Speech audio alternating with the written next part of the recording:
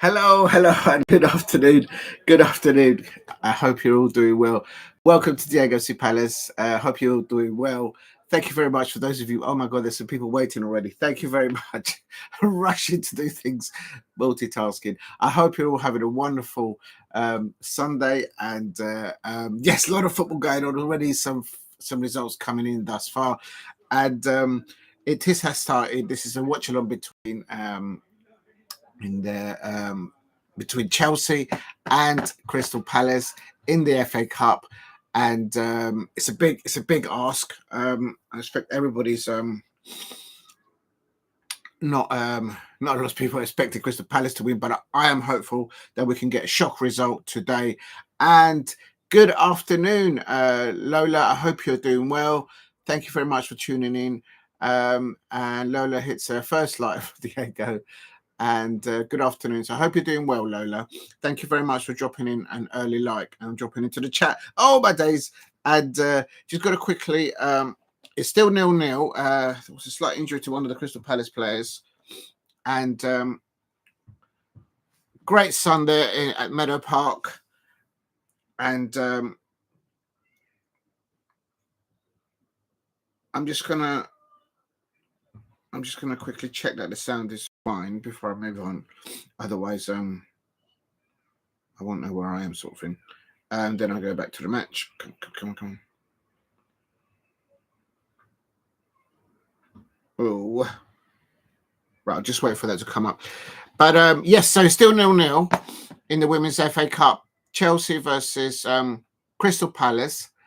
And earlier on, Manchester City beat Aston Villa. The first half ended 0-0. I was looking at that while I was getting ready. And very good performance from the Manchester City women's team. I can see here we've got... just waiting to get the sound going. Crystal Palace team, we've got Yañez in goal, Riley, Swaby, Gibbons, and Lily Woodham. Molly-Mae Sharpe makes a start today. Cato and Arthur. Annabel Blanchard there as well. And Larissa and Weerden up top. So looking forward to that. Let's see what else we've got. We've got the lineups for the other teams as well. Right, the sound sounds okay. So, oh, thank you very much, Lola. I'm just double checking it. Thank you. I appreciate that. Right, so then I can go to the match now. So how do I do this? Where was I? That's Chelsea versus Crystal Palace. Yes, it's still 0-0. Come on, Palace. Come on, Palace. You could do it. You can hear the away Crystal Palace fans. It's a lovely day out there. Couldn't make it today. So I'm doing a watch along to give the support. Please hit like and subscribe at Diego C Palace. Oh, thank you very much for getting me to 4 likes. If you can help me get to 5 likes, that would be amazing. And I just switched it off. Whoa. Why is the brightness so low? There we go. That's better. Oh. Let me just send them a listen. Quickly.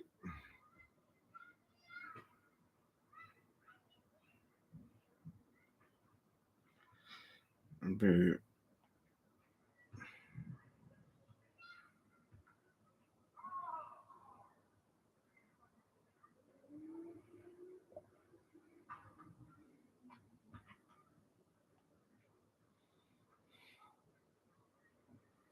There we go. Right, back to the match. Right, I am on 8 minutes 56. Remember, you can watch this live. You can watch the match live. I'm actually going to put it in the chat. So if anyone wants to see it live, they can. It's free. It's on Adobe. How do I do this? Okay, so I go here. Why won't it let me do it? It's just mad.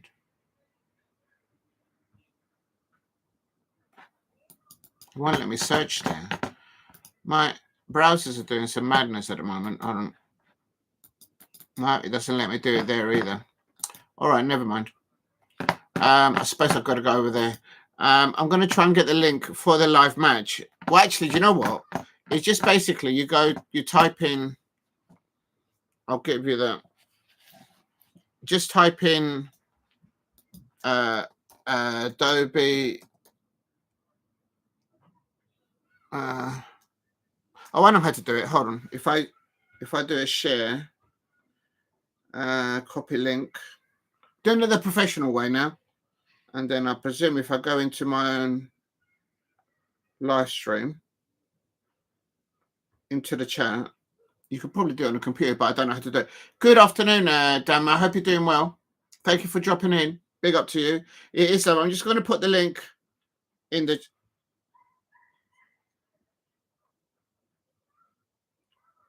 Has that gone through?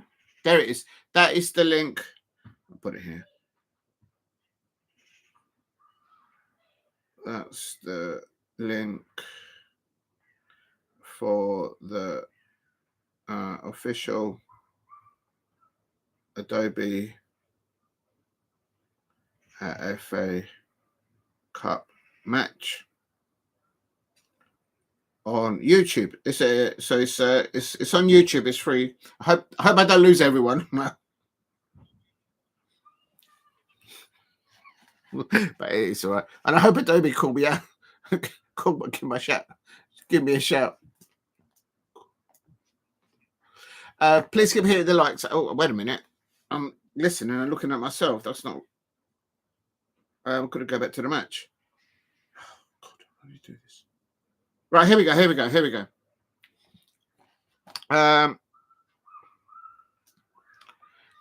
Good turnout there.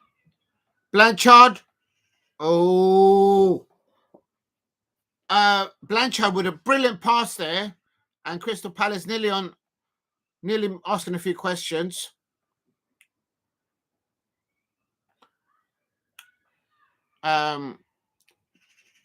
Thank you very much, Lola. Hope you're all right. And Damo, big up to you. Hope you're doing good.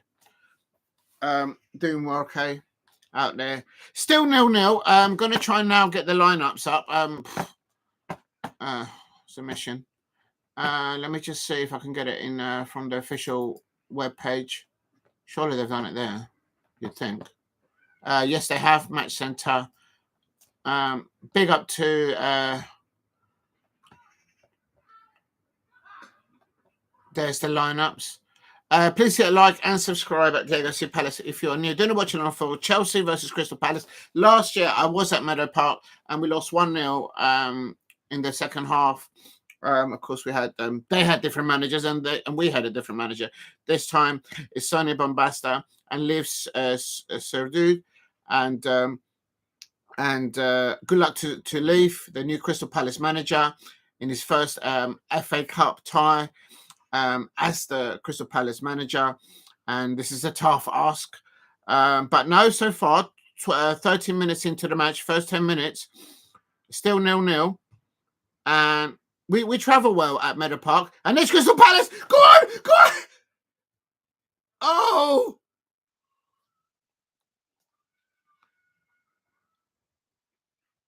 I'm going to try and get the lineups, if it lets me.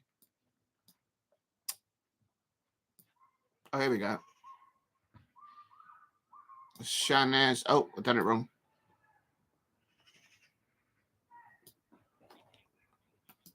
Why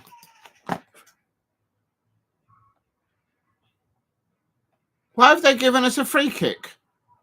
This referee's just given a free kick against Annabel Blanchard. Even the commentator's saying that they didn't see anything wrong. Don't know what this referee's on about. And a ball over the top. And it goes out for a Palace goal kick. Right, I'm going to quickly put the lineups, if I can, if it lets me, into the description first. Yes, it is letting me. And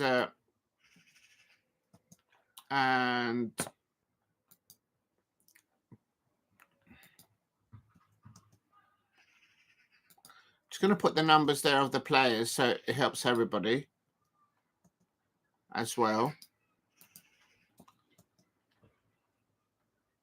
Oh, come on. I should have really done this before, but I just have been busy. And then you got Lily.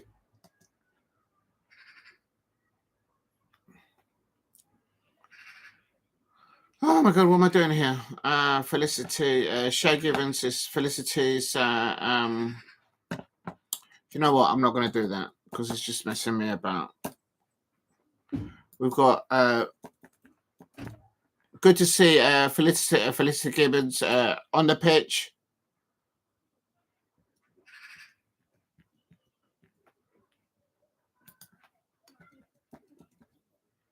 Annabel Blanchard is in there as well. I'm just trying to do the lineups, people. I'm just trying to type up the names. I just don't want to spell nobody's name incorrectly. So just bear with me.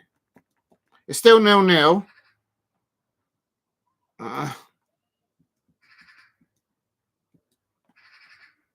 Got Annabel Blanchard, Chloe Arthur, Maika Cato, and Molly-Mae Sharpe there in the midfield. And up top, we've got Ashleigh Weerden, the Netherlands international, and Clarissa Laris. Big up to Clarissa Laris and to Allyson Swaby, who I did a selfie with them. They're big sport. Oh no! Oh my days! Oh my days! Oh my God! Reece James there. Oh my days! That's scary. Ball pinned across the penalty area, and James at the back. Oh my days! That was scary. Only side netting for Chelsea. Copy. Right, let me just save that. Otherwise, I lose that. I'm here for the jamming charts. Oh yeah, you see the jamming charts. As for you, oh good evening, good afternoon. I'm still on evening. My clock is completely gone. Good afternoon, Alicia. I hope you're doing well. You're here for the charts. I've put the link in the chat if you want to watch the live match or both things. I'm just putting the oh my days, this is madness. Shae Yañez, she's the goalkeeper. Good 17 minutes here for Crystal Palace. I'm not doing much of a commentary at the moment because I'm just trying to type in the names. Maybe I should just leave it till half time. Paige Riley. Oops. Oh, I just misspelled Riley's name. I think in future, if I haven't done that, there's a camera zooming into Sonia Bompastor, the Chelsea manager.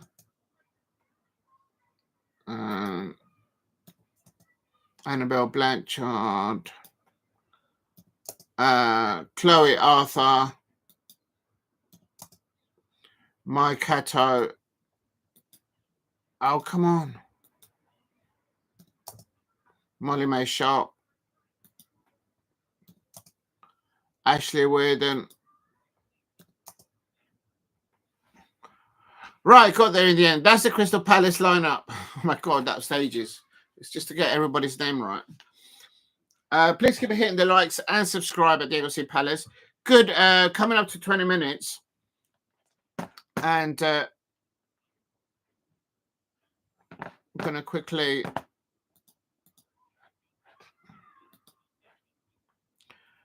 of course, with Chelsea, because of their experience of winning trophies, they are expected to get to the final with this competition, with the squad in depth that they've got.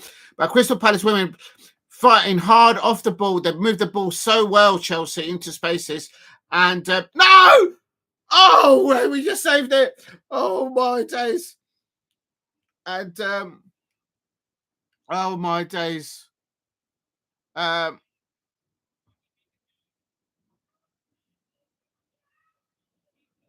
Oh, Felicity Gibbons and Shae Yañez for Crystal Palace saves the day. Again, they're absolutely brilliant.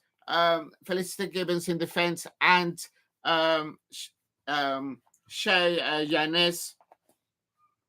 Well done, Shae Yañez. Come on, Palace. Where's my lucky scarf? Over there, touch the lucky scarf. I think what I might do. Why is it doing that? I'm going to put that there. And then what I'll do is I'll put you over there. Oh, my God. It's important that we get to. I've got to wear the lucky scarf. I've got to wear the lucky scarf. If I wear the lucky scarf, it will all happen. Come on, Palace. Come on. We can do this. You can do it. Big up to everyone. Hi, Diego, Lola, and Damp. What? In the chat. Thank you very much, Alicia. I hope you're well. And good afternoon, Lola. I hope you're also doing well. Let's have a look at your... Big up to Lola there, your guitar. On my days. Right. How do I go back to the thing? Damo, the levels between us and them. Yeah, they're very strong, very good in the build-up play. They pass the ball quickly. They're very hard to push off the ball. But the Crystal Palace are giving them as hard as they get, and that's why it's still 0-0. If we get half a chance or a chance on one-on-one on their goalkeeper, we've got to take those chances.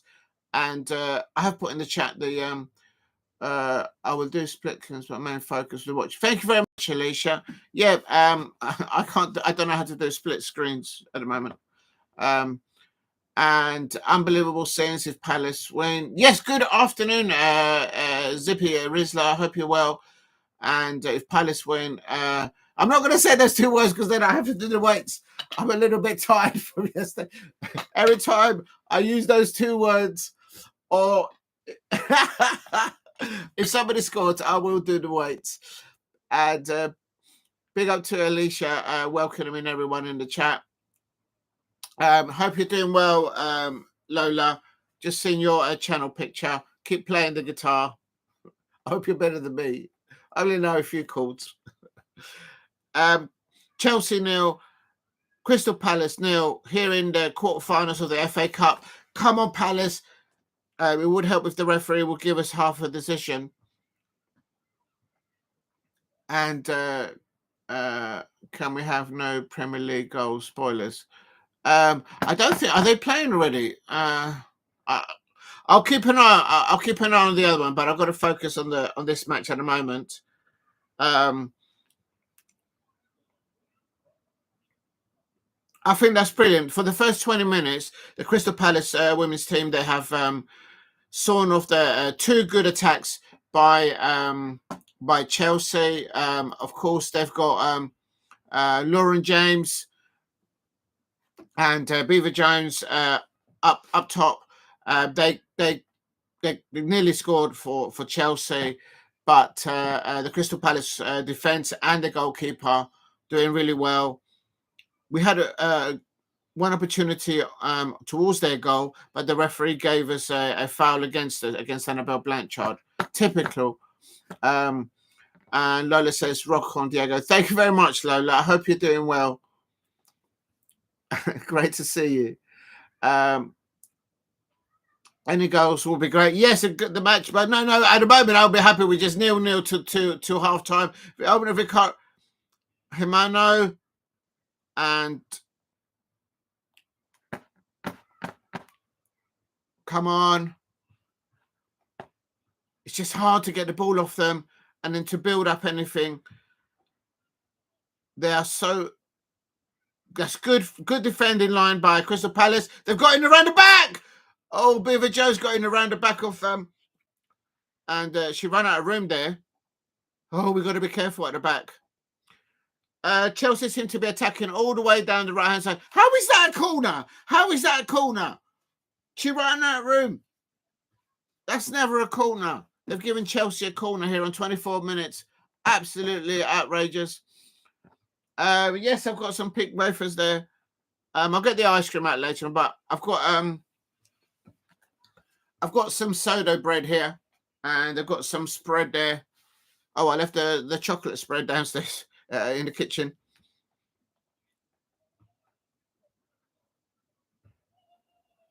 Thank you, Lola. Looks a good turnout for the Crystal Palace away fans. Big up to them. It's a regular Crystal Palace away fans. They're absolutely amazing out there.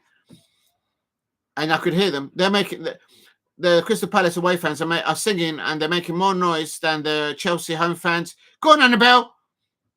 That's Annabel. Oh, this referee keeps giving fouls against Annabel Blanchard. Annabel Blanchard was brought up in Liverpool. For those of you who don't know, she's from the city of Liverpool. I'm not sure what club she supports. She's got the number 10, and there is a treatment now for one of the Chelsea players. And I don't know what's with this referee. I had my Sunday dinner. So you've had your dinners, Lola. Good. I'm happy that you've eaten. I've got a bit of soda bread and some hummus. I've had some breakfast as well. But I'm no doubt we'll get. All right, actually, while they're looking at this injury, I'm going to quickly do the Chelsea lineup, and I'm not going to do the substitutions.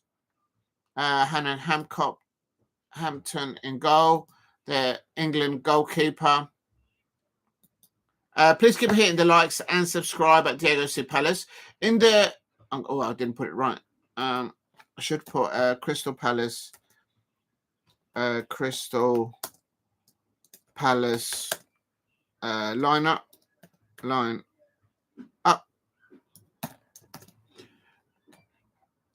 And then below, I'm going to put the lineup for versus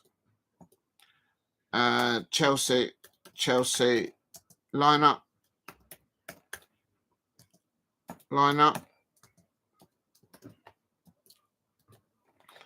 I'm just going to try and spell everyone's names correctly.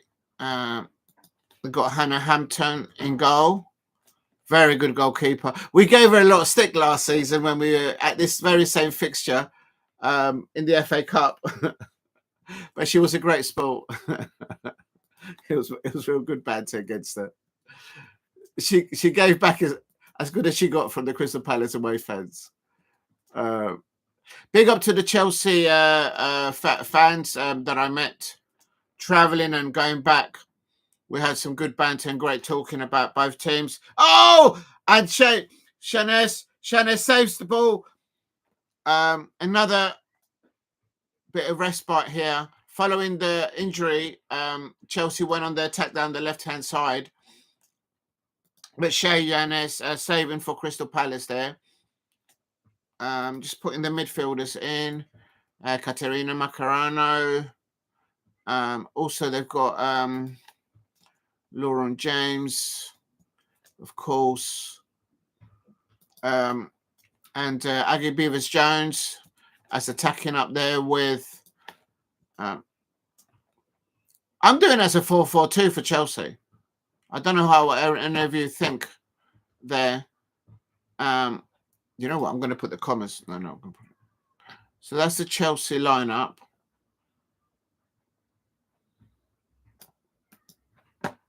Copy.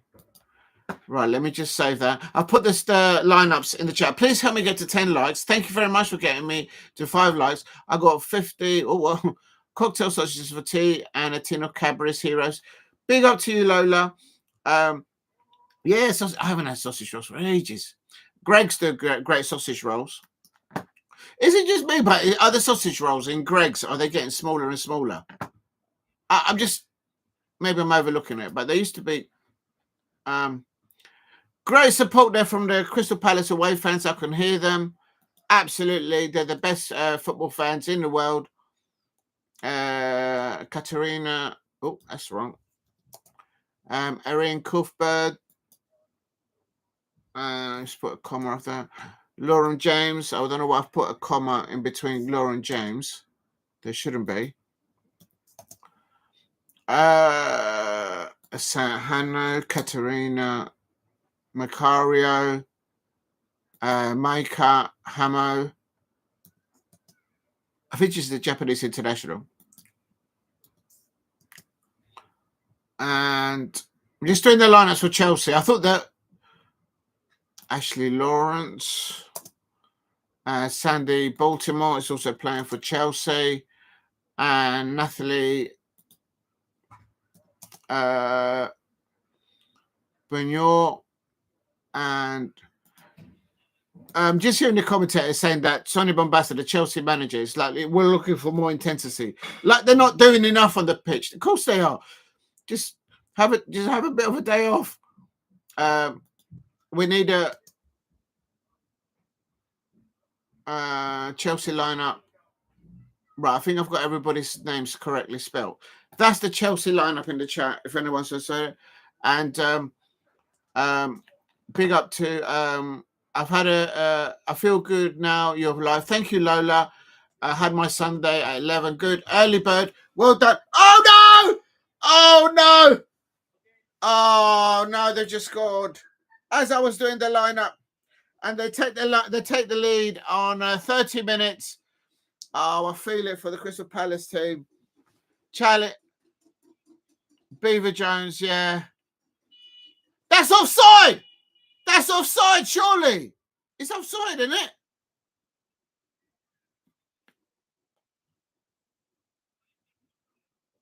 It is offside. It's offside. Yes! Yes, it's offside. The lino is doing it for us. Yes, it's offside. It's still Chelsea 0, Crystal Palace 0. I'm in South London and I could see that was offside. That was offside all day long and it took them forever. But big up to the lino on the side. I'm not sure about the referee, I have to say. But that is still 0-0. Come on, Palace. The lucky scarf is doing it. No, it's not me, it's actually. But anyway, it was way offside. Way offside. Big up to Lola's an early bird. Big up. I'm glad that you like the birds. Okay, let's leave it there. I got I've done the cocktails. I had a tin of Cadbury's Heroes. No! Defend! Push out! We just can't get hold of the ball. Get hold of the ball, please. And Cuthbert wide, and they're whipping in straight away. Crystal Palace. Annabel Blanchard going there, trying to stop the play from Chelsea. I fancy a tropical drink, Diego. Yeah, I fancy a little bit of orange juice, actually, as well. I can't deny. Cheers to everyone up there. Thank you for getting me to 6 likes. That's amazing. I haven't even reached half time, and I've got 6 likes. That's amazing. Thank you very much, everyone out there. And good afternoon, Alex Deason. I hope you're doing well. And this is Sunderland women got knocked out. Oh no, they're a good team. You know, we faced them at the last match of last season in the Barclays Championship, and we drew 1-1. But earlier on in the season, we also lost to them. So they're a very good side, the Sunderland team, women's team. And then FA Cup yesterday, it shows the gap. Yeah, there's a big gap. There's a big gap. And it's about getting an investment. It's about giving the facilities for the football clubs to have the investment to be put into the match. We're going to get a yellow card now. Vicario there. We had to hold her. We have to basically hold them, push them off the ball. But they push us off the ball.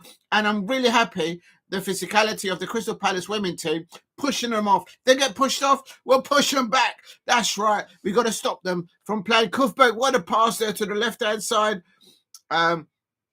It's a... Oh, no, there's James. No. Oh, my days.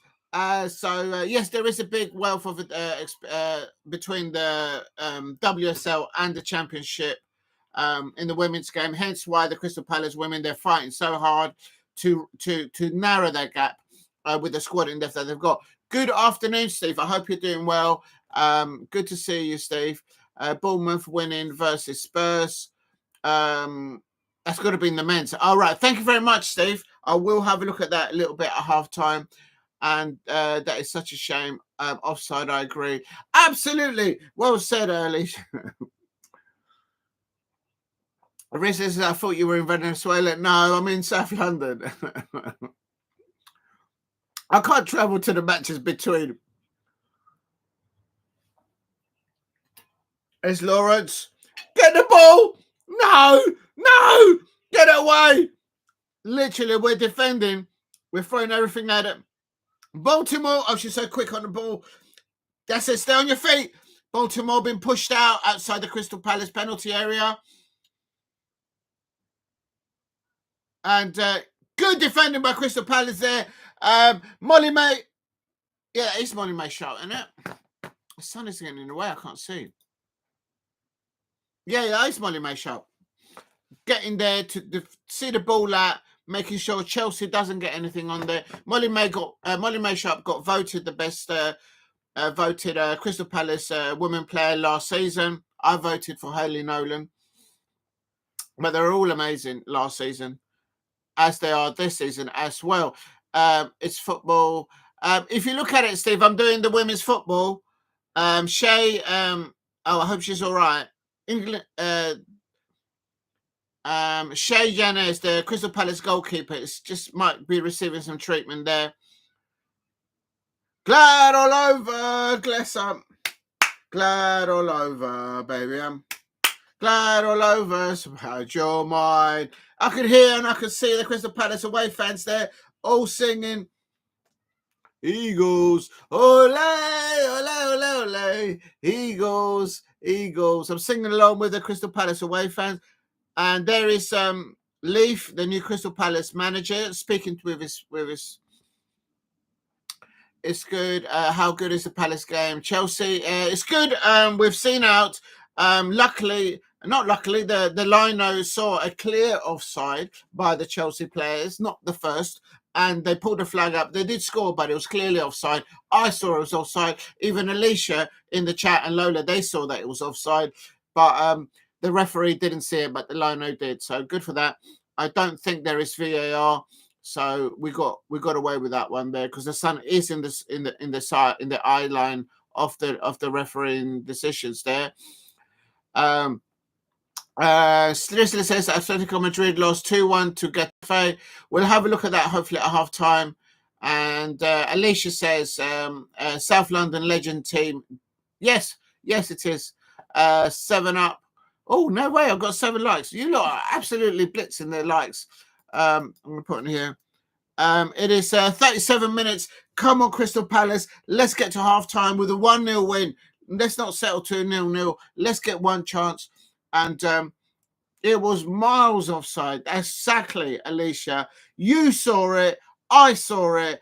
And the referee, I don't know what the referee was thinking or whatnot.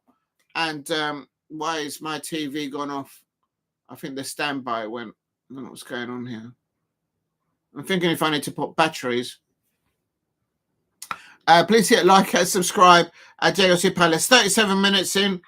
Remember, you can watch this match live.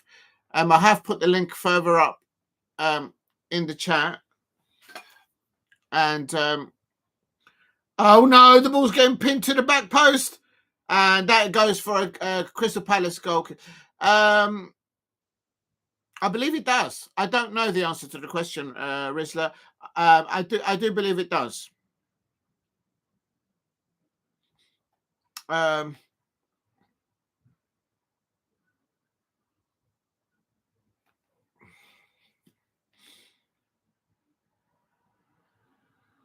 Yañez, I hope she's all right because she was holding her right leg. And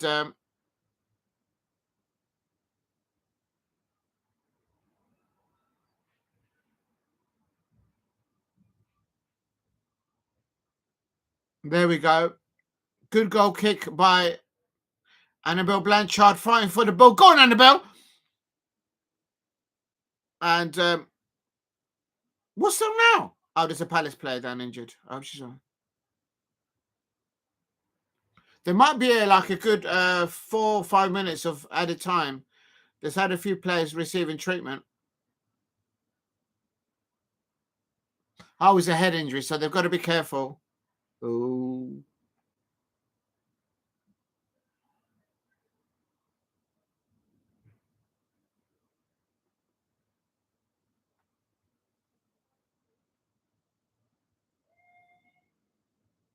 Hope she's okay. We're playing with a player down because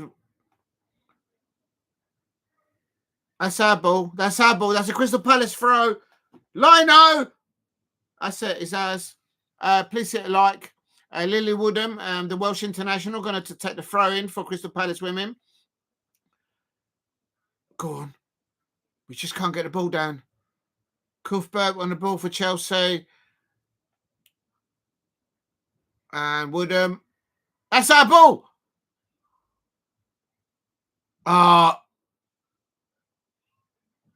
It was offside. It was offside. Yes, definitely, Lola. Annabel Blanchard is brilliant. She's an attacking midfielder. They've just given a foul against this. What is wrong with this referee? What is going on? What is going on with this referee? Just giving a foul against Gibbons. Never. It was never a yellow card. This referee's got a Chelsea season ticket for sure. Unbelievable. She didn't see the offside. It took the liner to see it. Aggie Beever-Jones, no! Get it away! Yes, Crystal Palace, get it away. That's right, we got the best team. Chelsea fans, move aside. Crystal Palace women's team are at Meadow Park, and they're going to prevail. They're going to win. What the great defending there by Crystal Palace. We need to get hold of the ball and come out of our half, I have to say. It might go to penalties. I hope not. I hope we have a return fixture at Selhurst Park. That would be brilliant. And no! Oh! Beever-Jones cuts the ball across the penalty area, but it goes out for a Crystal Palace. Goal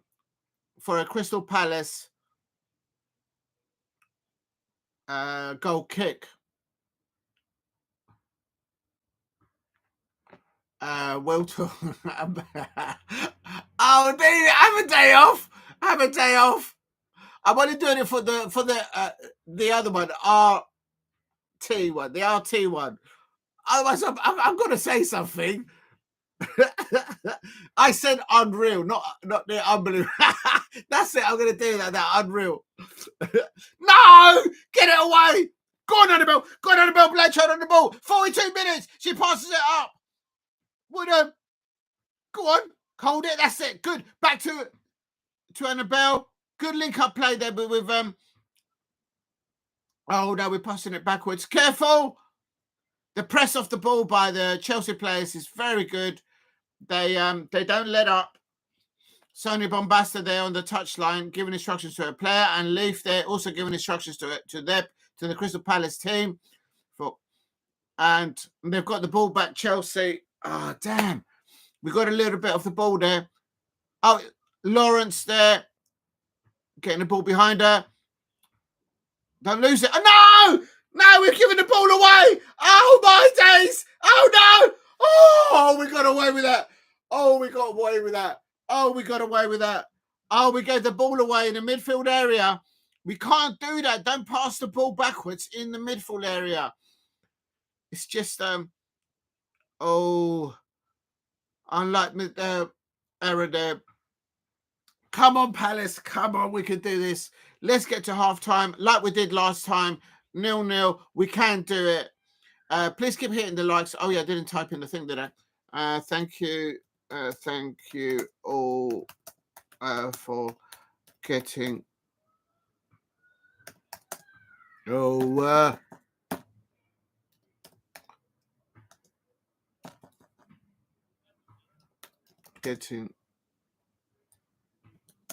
getting me to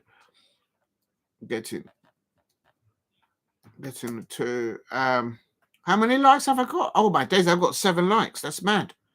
7 likes. Come on, Palace. You can hear the Crystal Palace away fans. We're the only ones making songs and noise. We've got the best fans in the whole of London. Please help me get to 10 likes. If you haven't subscribed, please subscribe at the AFC Palace. It's Chelsea 0, Crystal Palace 0. With weather in the storm, the Crystal Palace women team are fighting off the ball, trying to stop. Oh my days! Baltimore crossing the border for Chelsea, and Molly.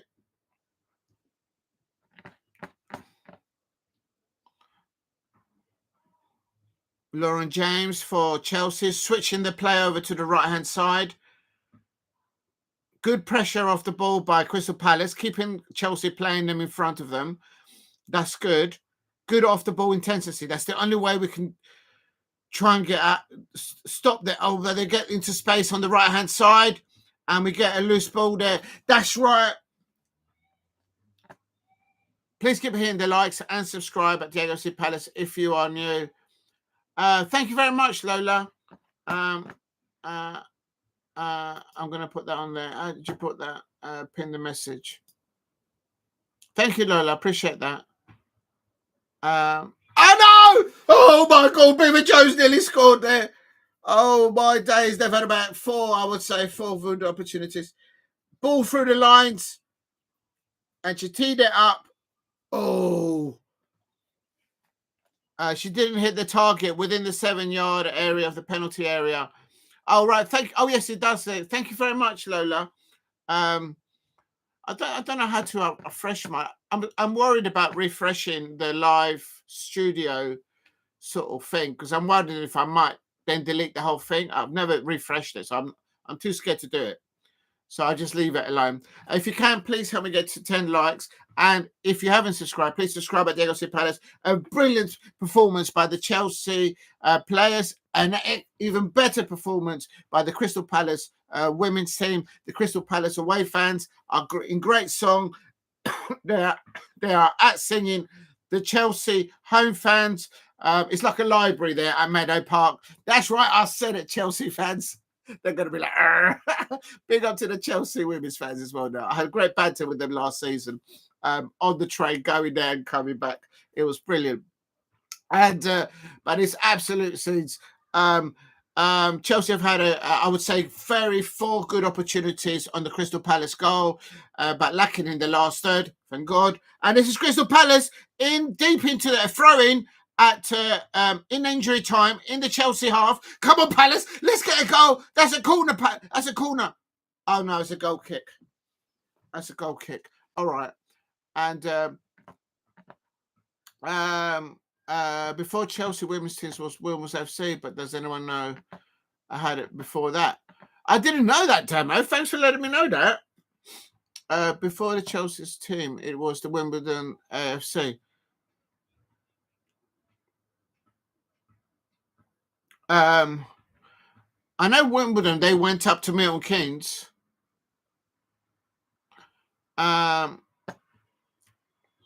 Don't know, Damo, but it looks interesting in that one. I wasn't aware of that fact that you put out. Yes! Oh, no! Crystal Palace whipping the ball across into the Chelsea penalty area. We're finishing strong. Come on, Palace. Oh, no, we just lost the ball there. Come on. Aggie Beever-Jones, someone close it down. Close it down. Stay on your feet. Stay on your feet. Don't let it cut in like that. Oh, my days. And a block. Yes. And we defend it. That's right. The Crystal Palace women are the best defenders in the world. That's why the Chelsea fans and the Chelsea players, they can't get past us. We are the best. We are Palace. We are Palace. Super Palace from Sunderland. That's right. The Crystal Palace women's team, we're giving as hard as we get. If they push us off the ball, we push them back off the ball. We're not taking it. They may have one of their players' transfer fee could actually purchase all of our squad, but we don't care. No, yes, what a save by Yañez. What a save there. What a save by Shae Yañez. Player of the match is Shae Yañez. Come on, we can do it. And Shae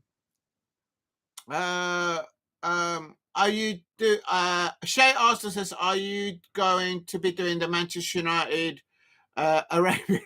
Yes, I am. I'm going to do it after this. That's what I've tried to do on the thumbnail. Good afternoon, Shae Arsenal. Thank you very much for dropping in. And Shae Arsenal says, remember to hit the like button and subscribe if you are new here, and get the likes up to 10 likes. Yes, Shae Arsenal. Thank you very much. How do I pin that? I can't remember. Replace pin comment. Big up to you, Shae Arsenal. I hope you're well. Thank you very much for dropping in. And Lola says, smash the likes for this watch along. Thank you. It's 8 likes. Thank you, Lola. No! Stop it! Stop it! We've got 5 minutes of added time. What's the referee waiting for? What's the referee waiting for? It's gone 5 minutes now. Referee? Is this referee got a Chelsea season ticket? I mean, what's going on here? This is their place to be. Thank you, Alicia.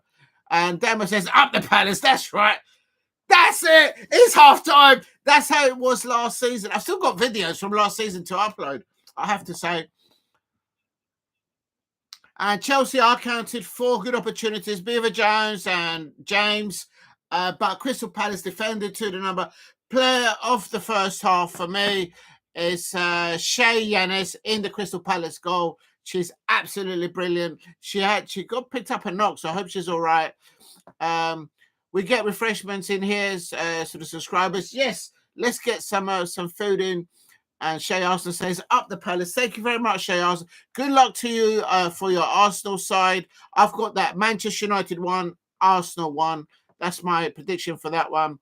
Rizla says, you're the dang. Big up to Rizla. Sorry for the spelling. No, you don't have to say apologies. I do spelling mistakes. Alicia, you never have to apologize. It's perfectly fine. You got 9 likes. You lot are amazing. You're all absolutely amazing. Thank you very much. Thank you very much for doing that. Don't worry about the spelling, Alicia. Never worry about that. Never in this chat. Never. I've got some. Right. So it's halftime refreshments for any of you out there. You're welcome to have a jelly baby. Oh, it's upside down. Sorry about that. Got the jelly baby upside down. There's some fruit pastels. They are vegan. This is not vegan because it's got custard in the middle of it. And there's some custard tarts. I'm going to go a little bit. Target is 20. Yes. Oh, my days. I don't think I've ever got 50. I know yesterday I got 15, 16. Yeah, if I can get 20, that would be amazing. Yes, absolutely. Thank you very much, Alicia, for suggesting that. I've got some humours here. Come on, Palace. Let's do this. If you're new to the channel, please subscribe. I want a whole plate. We're going to be fighting over the plate. I've got some hummus here. Some hummus here going. Right, while we're doing that, you know what? I'm going to make a mess here. I don't like making a mess. I don't know if you can see that. I've got some sourdough bread here, and I'm going to have a little bit of hummus. And because I've had my pepperoni, that's why the Crystal Palace women's team, they are 0-0 at the moment at half term. They've all had their breakfast, and we've got the pepperoni for the second half. Come on, Palace. We've got to get a win here. Damo says, Kingstonian. Oh, you're a legend. You've actually got the information. I'm going to copy this information. I'm going to put it in the description. Because this is now going back to the roots of the fabric of Chelsea. I've copied that information. And I'm going to go back to the one above. Thank you, Damo. Let me just. Oh, wait a minute. I'm trying to figure out how to copy and paste. I should be able to know how to do that. My days. It's half time at the moment. Chelsea 0, Crystal Palace.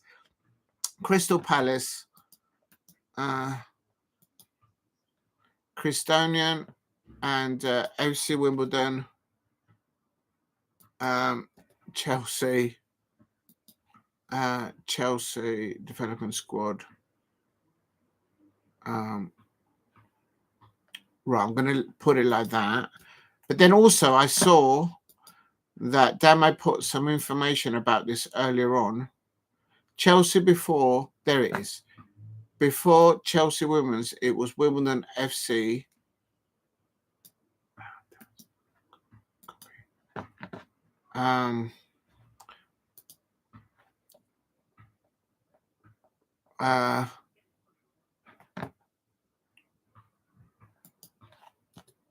You'll see it in the description now, Damo, or anybody in there. Before Chelsea Women's, it was Wimbledon's FC, but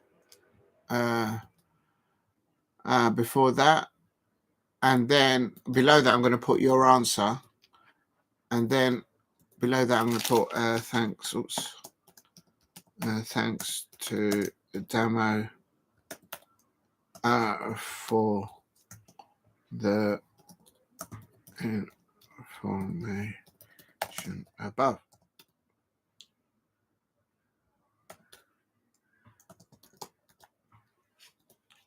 Oh. All right, there it is. There it is. It's saved. Thank you very much, Damo. So what we're saying here is that before Chelsea were Chelsea's women's team, it was actually a women's AFC. And then Damo's done the digging work, and it's got Kingstonian, yeah, because he's down in those neck of the woods. Yeah, I can see that. AFC Wimbledon. No, 1989 to 2017, it was Kingstonian, and then AFC Wimbledon between 2002 2020, and then Chelsea Women's development squad.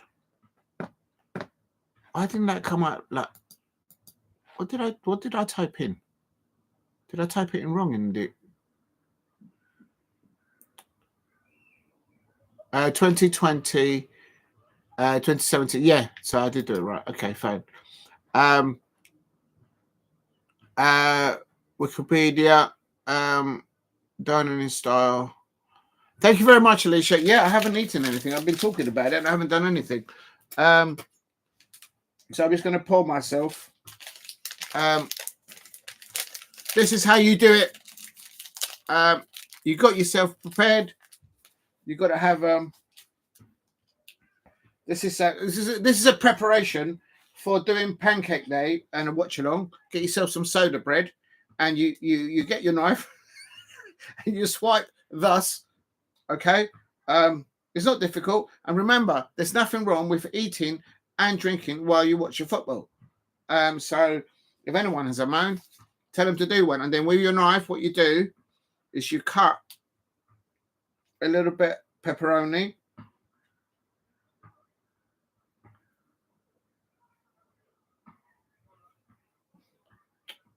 Has anyone got some salt?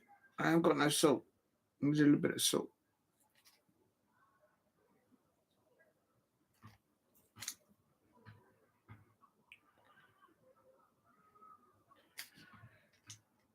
Ugh. There you go. That'll do for now. Oh, where do I put this before it goes mad? So that's what I've got. A little bit of humus. Get stuck in. He says you love the wallpaper. Thank you very much. Yeah, I like wallpaper. People don't like wallpaper these days.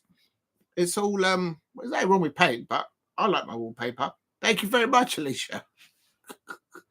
Remember to eat and to drink while you watch your football. There's absolutely nothing wrong with that. And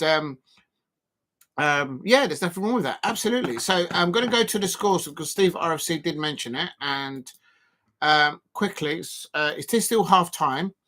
In the Premier League, actually, hold on a minute. Let me just make sure I've got the right.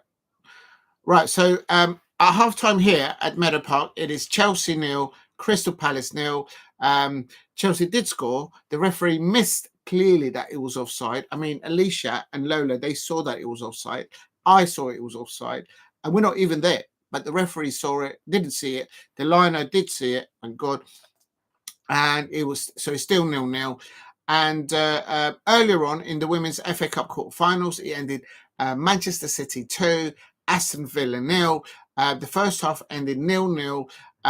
Great opportunities there for who's it that scored in the end? What have they done?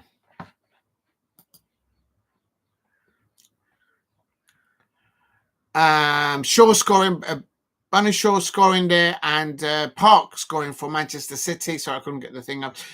Great. They've got an next Arsenal player, Viv Medema, and Manchester City, and she's back from her injury from the beginning of the season. She's back to full fitness.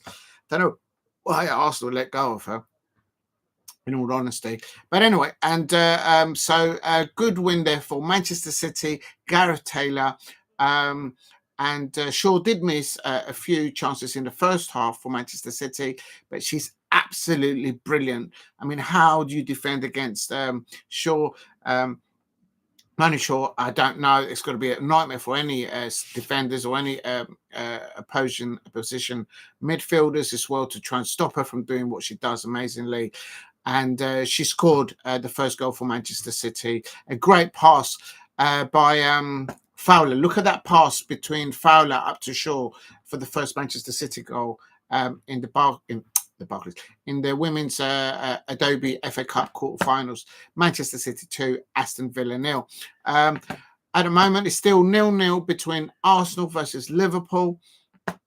And of course, as I said, here at Meadow Park, it is still Chelsea 0, Crystal Palace 0 in the FA Cup quarterfinals. Please, 100%. I have table salt. I have some salt somewhere. Does anyone know where I put the salt? I'm sure I've got some. Oh, we'll have to go to the kitchen. No, I will go to the kitchen and get some.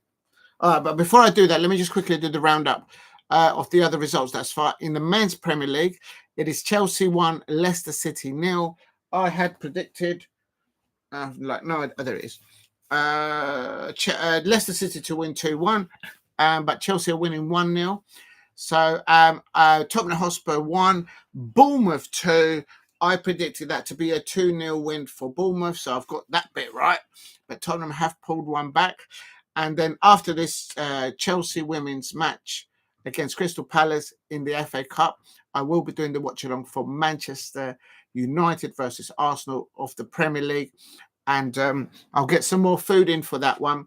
I might even bring some whiskey or something a little bit stronger to get us through the day, or a good Guinness or something like that. It's Wengler Baby Do playing. I don't understand that. Is that a player? I'm a bit confused. Big up to everybody in the chat. That looks shabby. Yeah, I'm going to go and get my sauce. So that's the half. That's the result. Celtic is 0-0 against Hibs, and Leeds United lost to Portsmouth in the Championship. Well, I didn't see that one coming, I have to say. Leeds are at the top of the... And clear offside.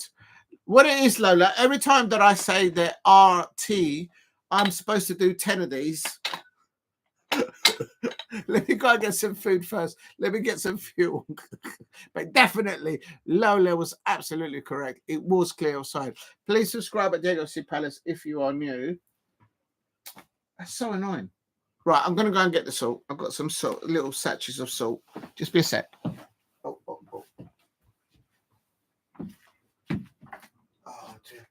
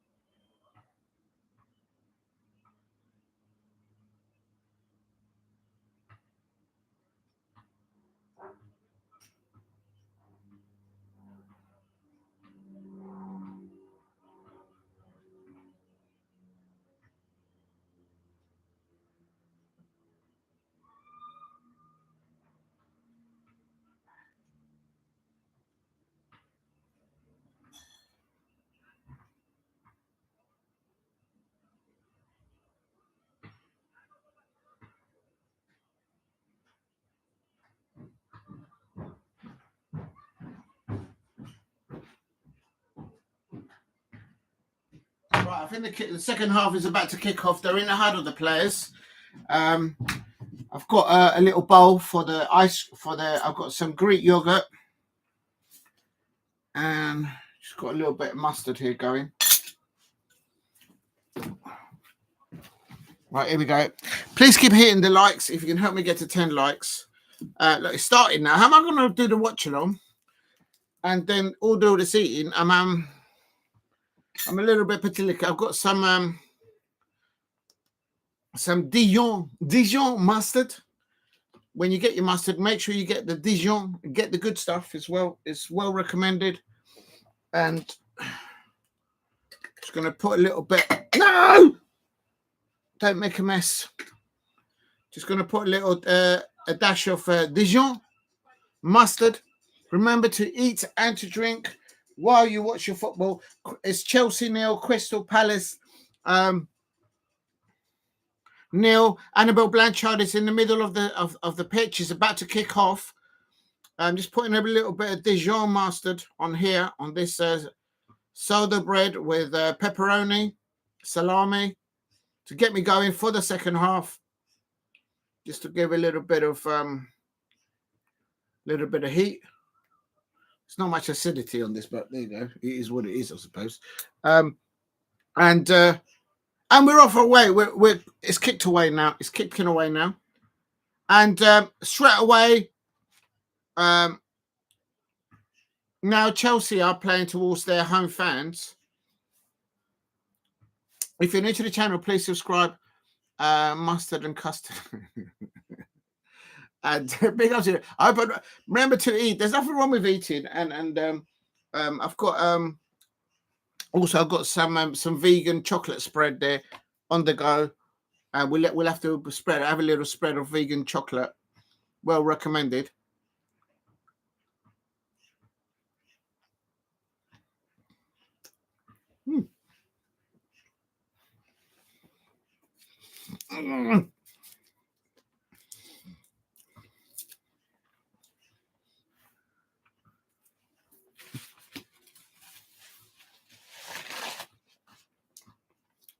I should really get one of those things that the babies wear. So there you go. And oh, this is not working out. Does anyone know how to do this? I need to get one of those things that the baby wears around the there you go. There you go. There you go. I'll be all right now. I went to the kitchen to get some salt. It's still Crystal Palace. I can't see any half-time substitutions. Just dropping a little bit of salt. Not too much. Don't affect the blood sugar levels. And I forgot to put the salt on it to give some energy for later. That's right. And as soon as goals go in, I will be doing the weights. Every time everyone scores, I have to do 10 of these on each arm. And I'm just going to quickly double check to see if there has been any substitutions at half-time. It is still 0-0 between Arsenal and Liverpool. They're a few minutes ahead of us. Just quickly having a look at the lineups here. Yes, there has been substitutions for Chelsea. They've got such a squad in there. They've got spoiled here. They've had 2 substitutions at half-time for Chelsea. And no! I thought I didn't recognise some of them. No, and good. Great save. Great goalkeeping by Shae Yañez. That's why she's player of the match. At half-time, Kaptein was substituting and Nuskin has come on. Oh, my God. Oh, my days. For Chelsea. They've got such a bib. Yes, Lola. Thank you very much. I've got to get that's a half-time substitution. So I'm just putting that in there so you lot can see. And then also Hamo's come off and Ritin and Canayard has come on. Oh, my God. What substitutions to be able to have. Sonia Bompastor, the Chelsea manager, it's not messing about. But Crystal Palace women's team, we will defend, we will prevail, and they will be victorious, and they will win today. Sonia Bompastor. Do you know what? I'm a little bit annoyed that the commentary has not said wants the name of the Crystal Palace manager, Leif. It's all about Sonia Bompastor, Sonia Bompastor, Sonia Bompastor. What about the Crystal Palace manager? Oh, he might be mentioned it was. Oh, nearly. Oh, my days. Oh, my days. What I like about the way Crystal Palace are defending, I hope I don't jinx it, is that in the penalty area, they are staying on their feet. They're closing down off the ball. Any potential it'd be nice if they could do it away from the penalty area, but they're not doing any rush challenges and tackles. So we're not giving away anything like penalties, anything like that. And in the midfield battles, that's it. Come on.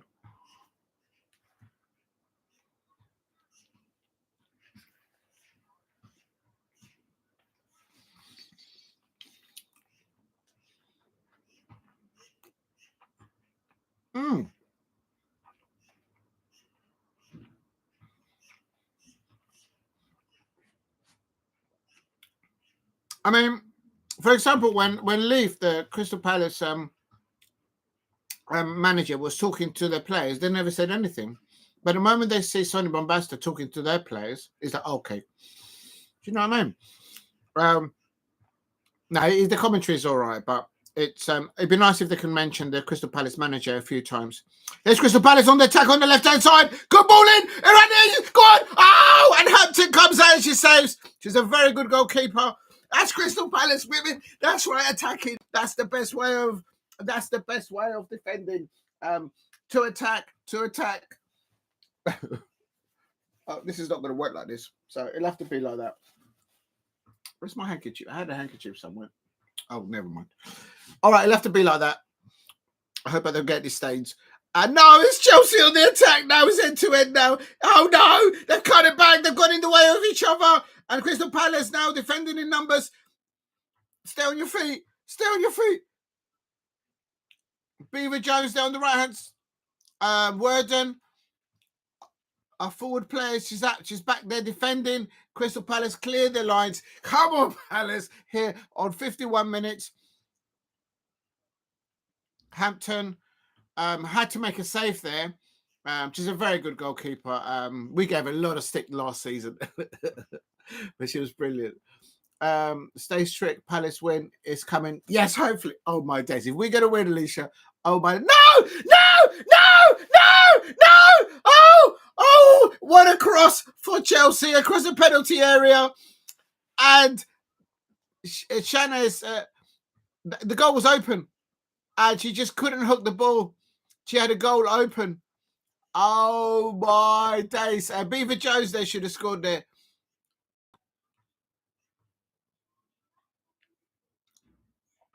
Couple of changes for Crystal Palace. See, again, did I mention the Crystal Palace manager?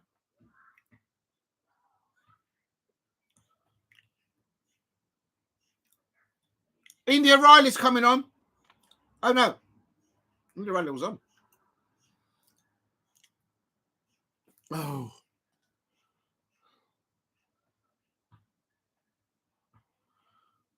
We've only got 1, 2, 3, 4. We've only got 1, 2, 3, 4, 5 substitutes. We've got 5 substitutes on the bench. Chelsea have got twice as many or more. What's going on here? What's happened here? Why has somebody got a yellow card now? Oh, Yañez, the Crystal Palace goalkeeper, has been given a yellow card for time wasting. Absolute rubbish. This referee, I'm telling you, this referee, I'm not happy with this referee.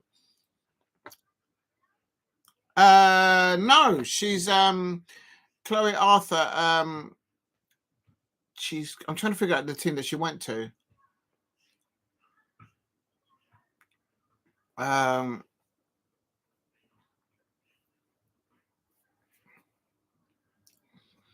think she got released before the beginning of the season. This is what I'm thinking. Why did they get rid of so many players? No! Get away! Oh, my days! Oh, my days. I'll find out for you, Alex Decent. Let me just find out. That's a good question. I do know the answer. I'm just going to find out.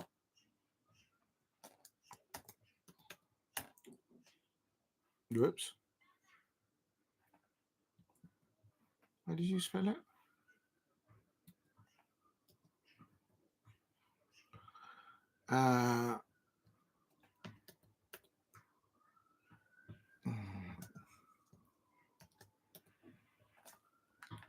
I know she's still with us, I think. She must be injured.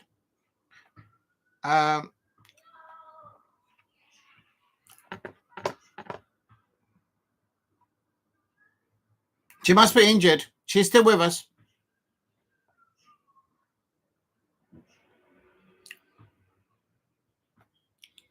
Oh my God, the Colombian, they brought on Ramirez, the Colombian international. She scored against us. Oh my days. Heart attack. No, Alex Thiessen, she's still with us. She must be injured. It's like we can do without injuries. Where is it? Oh, Hampton catches the ball, but the sun is in the eyes of Hampton. So that could help the Crystal Palace attack if we get a few attacks on them. Still 0-0 between Arsenal and Liverpool in the other quarterfinals in the FA Cup. You can see Leif there. Please keep hitting the likes and subscribe at Diego C. Palace. And remember, I have nothing to do with the football club at Crystal Palace. But if you want to know any information about how to go and watch the Crystal Palace women's team, definitely go to the official webpage. And they've got plenty of information there. Crystal Palace on the attack. Atkinson. Annabel Blanchard. Go on, Annabel. Go on, Annabel. Go on, Annabel. She's giving the ball away. Damn. Woodham was trying to get in around the back there. Big up to Alicia saying 5 stars. Thank you very much. Alex Thiessen, yes, she is still, Chloe Arthur's still with us. I got mixed up with somebody else. I do apologize.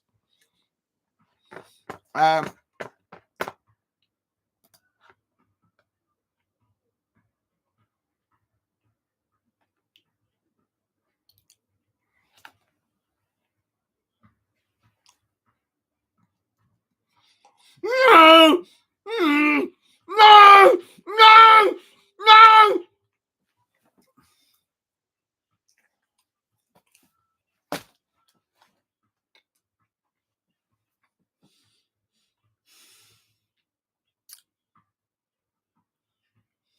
Oh, I feel for them.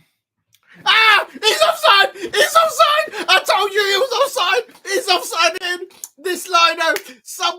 Somebody, please pour a drink to this lino. He's offside! He's offside! Listen, somebody please send a bottle of this to this lino. Real talk. I told you he was offside. I was just about to have a kitten. I was just about to go to plop.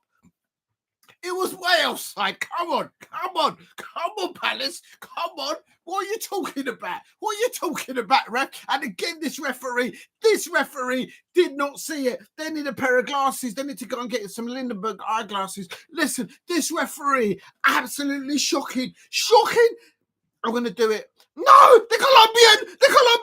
Yañez has stopped the Colombian international. La Colombiana. Ay, Dios mío, por favor. And he's offside again. Send them off.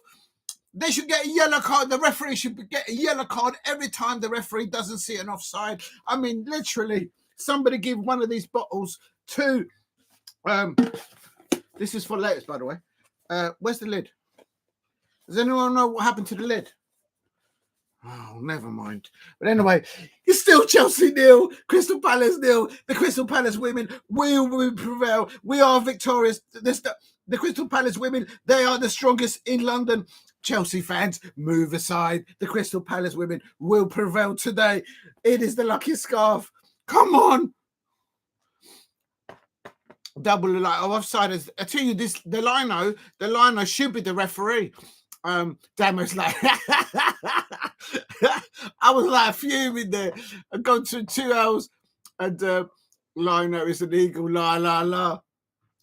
Can somebody just get him? Get the ball. Don't let it turn with the ball. Don't let it turn with the ball. No, no, no, no, no. Into the back post. And there's no one there from Chelsea. Oh, no. Oh, no. Oh, shit. No. Oh, he's going there. Get it away. Oh, my days. We can't get it out of that penalty area. Palace, don't do this to me. You're hurting my heart. You're hurting my heart. Oh, my days. How am I supposed to eat and drink and watch the football when they're breaking my heart like this? But they are absolutely defending like eagles. The eagles are flying here. We're defending against the lion of the Chelsea. This is the referee, Stephen Wonder. Listen, it's absolutely, I mean, it is sunny, that the sun is going down. The thing is, what it is, that the angle of this pitch, when the sun is going down in the horizon, it really hits in the eyes. Literally, the Crystal Palace away fans, they're all sitting like this the whole match. That's where it is. And if you weren't watching a football match, you'll get the sun lotion out, and you just lay back and get a suntan. The sun is that bright, and it just hits you in the face. So behind the goal where the Crystal Palace away fans are sitting, you can barely see because the sun is like really in your face. But that should be no excuse for this referee. They've given, and now there's a Crystal Palace player down injured, and she's going over not to see if she's all right. She's going over there to have a pop, and that's Annabel Blanchard. Is that? Eagles, ole, ole, ole, ole. Eagles, Eagles. We're on 60 minutes here, and Annabel Blanchard is, I think, receiving treatment there. You chuck the lid on the floor in front of you. I can't find it. I don't know. I think it's gone underneath the settee. I'm not going to get on all fours and start crawling around. Not with you lot looking. It's somewhere. It's rolled away somewhere.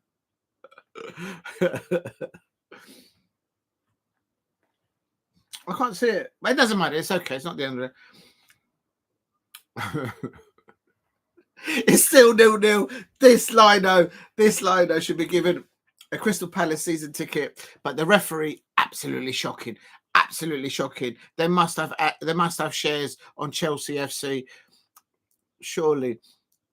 The Eagles will land a win. Alicia, the things that I would do for the Crystal Palace to win today, the things that I would do, believe me. But I'm not saying them. I'm not even trying to get you to start on it because I know you will get on with that. The things that I would do, believe me. But come on, Palace. Come on. It's the lucky scarf. Annabel Blanchard's okay. She's from Liverpool. And she's as strong as they come. She'll never give up playing for her fellow players on that pitch for Crystal Palace.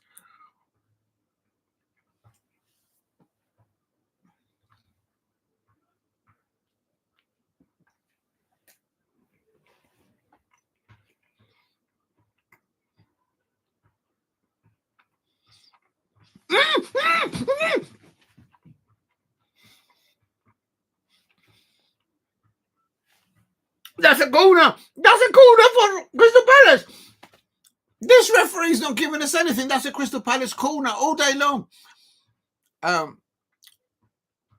If you bend down, I'll be the eagle eyes. Alicia, no, we're not past the watershed. All right, it is still. No, get out of it! Oh, well, great defending there. Woodham, Lily Woodham, the Welsh international, absolutely brilliant. She's absolutely. I think in the second half, I'm giving the Crystal Palace women. This is where the fitness level's now going to start kicking in, I expect, between the 65 minutes almost to 75 minutes. The intensity of the Chelsea domination of the build-up play is so quick. It's so finesse about it. They've got to keep the... And no! Oh, they've got to go. Lauren James. Lauren James crosses the ball in.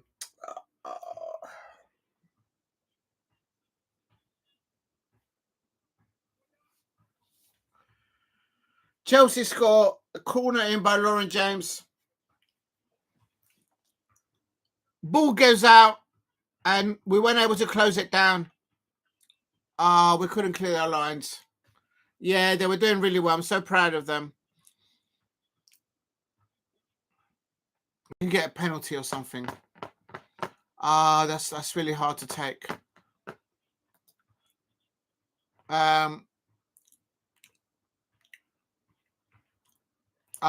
Dear. On 63 minutes, 64 minutes, Chelsea go ahead. Intensity from them. Crystal Palace now getting a bit of the ball, a little bit of respite now. And from a set piece, which will be annoying because we stopped them from scoring from open play. So there'll be disappointment with that. But the Crystal Palace women, they're looking forward. They're going to attack. Come on. Let's get the equaliser. Let's get the equaliser. Come on.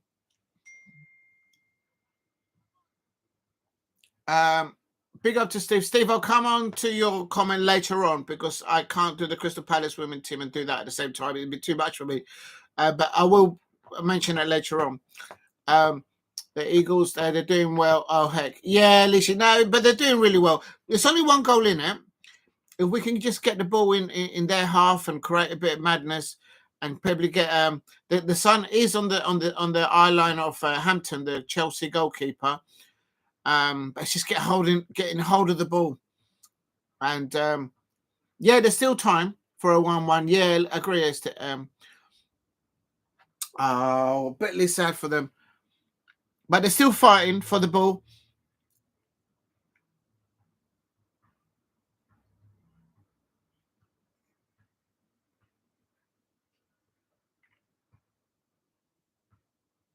Their players position themselves into spaces at least 10 to 15 yards every time. And oh my days. Oh no. I can't look. Oh my God. Cuthbert has just missed a chance. Oh, my head hurts. Oh, they should have had a second goal. Chelsea stepping up the gears now. It's great resolve by the Crystal Palace women's team. They're fighting a very, very, very good side, and they keep fighting on the pitch. They're on 66 minutes, and it's Chelsea 1, Crystal Palace 0. It's a bit disappointing, I think, because they critique themselves really well, the Crystal Palace women's team, and to concede a goal from a set piece after all that hard work that they did to stop Chelsea from scoring from open play, that will be it's just one of those. No, don't be sorry, Lola. It's okay. The Crystal Palace women, you'll see that they'll be fighting for it. But big up to you, though. But I appreciate your comment there, Lola. All right, I'm going back for the food. When feeling a bit sad, make sure that you eat and drink. Oh, no, here comes Chelsea again. We've got to make sure we don't concede another one. I feel it for them because they did so well to stop Chelsea. To try and stop Chelsea from scoring from open play, it's no small feat. So it's I'm absolutely proud of that performance. Up to 65 minutes, we're stopping them at the moment from scoring from an open play. If we can just get the ball in their half and maybe get them to do a mistake at the back. I think I should have got a sharper knife. I can't cut with this knife. This is a table knife.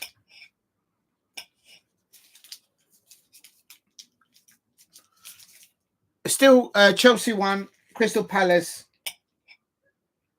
0. No! It's a Chelsea corner. If you're new to the channel, please subscribe at the AFC Palace. Help me get to 10 likes. I'm just having a little nibble because Chelsea have just scored. No doubt with a little bit of help from the referee. No, they didn't. That was a well goal by Chelsea. And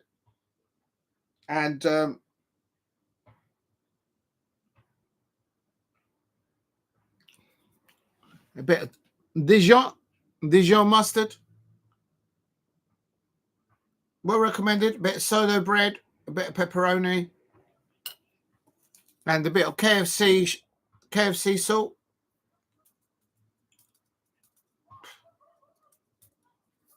That's a little bit too much salt on that, actually, I have to say. Come on, Palace, let's get an equaliser. We can do it. Remember to eat and to drink, but please also don't forget to subscribe at Diego C. Palace. That's kind of really important as well, please. A teeny weeny. And please subscribe at Diego C. Palace if you are new. I believe in your girls. I believe in them too, Lola. They are absolutely brilliant. The Chelsea women's team, the squad in depth, they're absolutely phenomenal. But the work rate, the desire, the team spirit that the Crystal Palace women players have are better than any other team out there in the world. Good evening, Nick. I hope you're well. I hope you're having a good afternoon. Thank you for dropping in.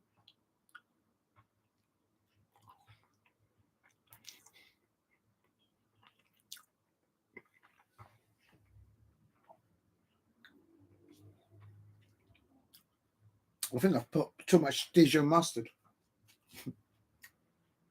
Well, you can never have enough Dijon mustard. Come on, Palace. 70 minutes.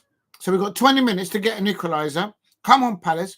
The referee's already given yellow cards to our players unnecessarily. Hampton is very quick with the ball, distributing. And Lauren James. Oh, my days. How do you stop Lauren James? Oh, my days. Good ball up to her by Hampton to Lauren James, and then she cuts in around the back. Good defending there by the Crystal Palace women team, and is out for a Chelsea corner.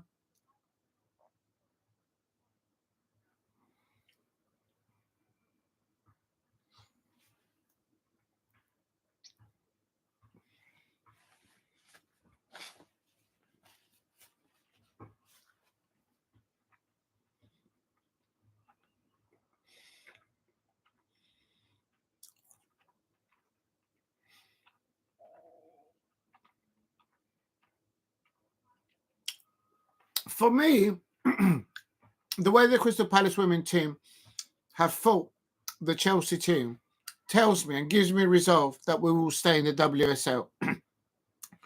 Because make no mistake about it, the only team in European football, in world football, in the women's game, that can come to the levels of what we're playing up against is Barcelona at the moment.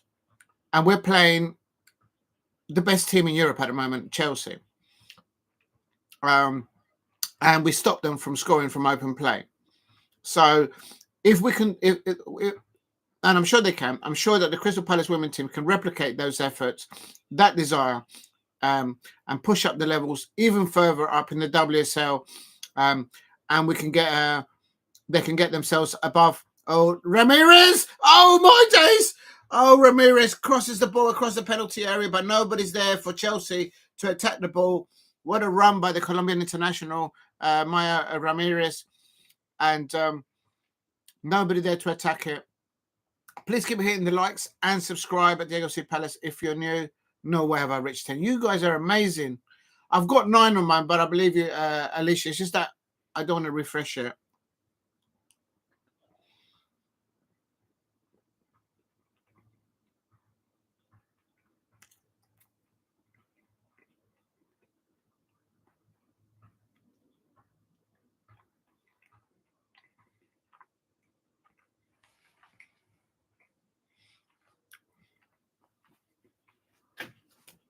We've got a good 16, 17 minutes still of normal time.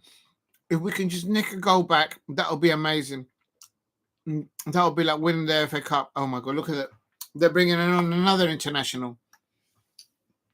The squad in depth that Chelsea have got, it's just absolutely phenomenal. But it's no fear. The Crystal Palace women team are not worried about that. They're out there.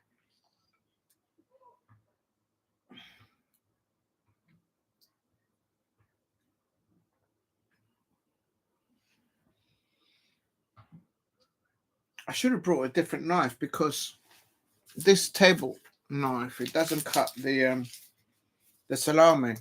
As Crystal Palace down injured, I hope she's all right. I can't see who it is. And the commentator's not saying who it is either. Or maybe I missed it.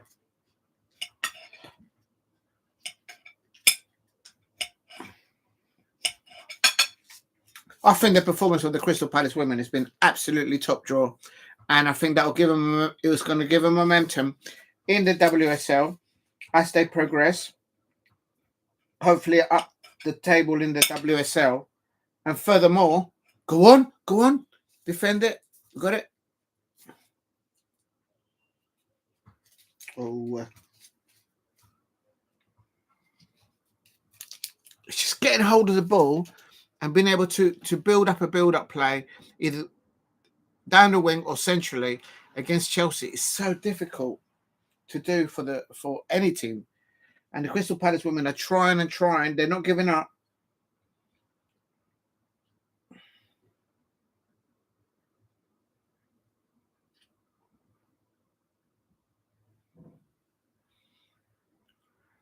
Oh no, Ruskin on the ball. She crosses it in. Oh my days. Oh, it's an offside. Gibbons there. I remember last season in the FA Cup tie, Gibbons was substituted. And we were still 0-0 in the second half. And then as she was going around the goal, we unfortunately conceded. It was so sad. Gibbons is absolutely brilliant. Please keep hitting the likes and remember to eat and to drink. And if you haven't subscribed at Diego C. Palace, please subscribe at Diego C. Palace. Chelsea 1, Crystal Palace 0. Absolutely. Oh, this referee's giving a yellow card to Lily Woodham, the Welsh international Crystal Palace player. Absolutely shocking. This referee is handing out yellow cards to the Crystal Palace players like she's at the casino and she's like playing and she's dealing the cards. She's handing the cards out. Absolutely shocking. There's absolutely no need for that. No need for that. She's got it. This referee's got it against the Crystal Palace players. Unbelievable. Good clearance there by Crystal Palace down the line. Oh, nearly hit the cameraman. Nearly took out the cameraman. I agree, they've been brilliant. Yes, they have. Remember, Alicia, this is the top team in Europe right now, Chelsea. The only team that can eclipse them, it's really Barcelona, and we've stopped them from scoring from open play.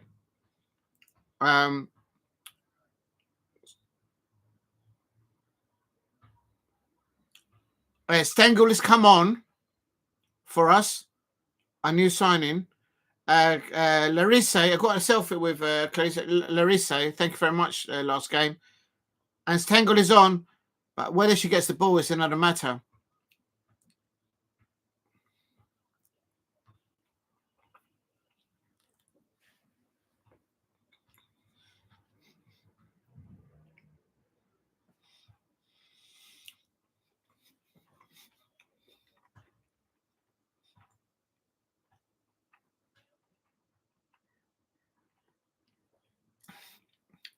Big up to Steve. He's talking about Chelsea.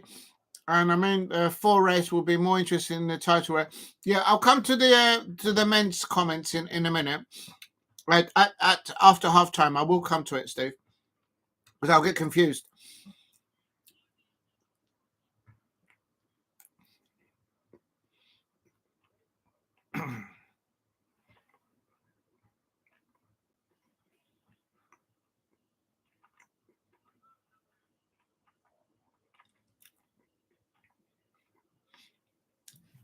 Oh, apparently there's been a goal in the Arsenal-Liverpool game. An own goal. I'm just going to have a look. Please hit like and subscribe at Diego C. Palace. It is still Chelsea 1, Crystal Palace 0 in the women's FA Cup tie here. No, there hasn't been a goal. I don't know what the commentator was talking about. I've just checked it, and it's still 0-0 between Arsenal and Liverpool. This referee is just given a yellow card to Lily Woodham of Crystal Palace. Absolutely shocking. Absolutely shocking. No! Oh, my days. Baltimore! Oh, my days. And we cleared the ball off the line, literally. Baltimore's been absolutely so dangerous down that left-hand side for Chelsea. You can hear the Crystal Palace away fans singing, "You're mine." It's still Arsenal 0, Liverpool 0. And here, Molly-Mae Sharpe on the ball.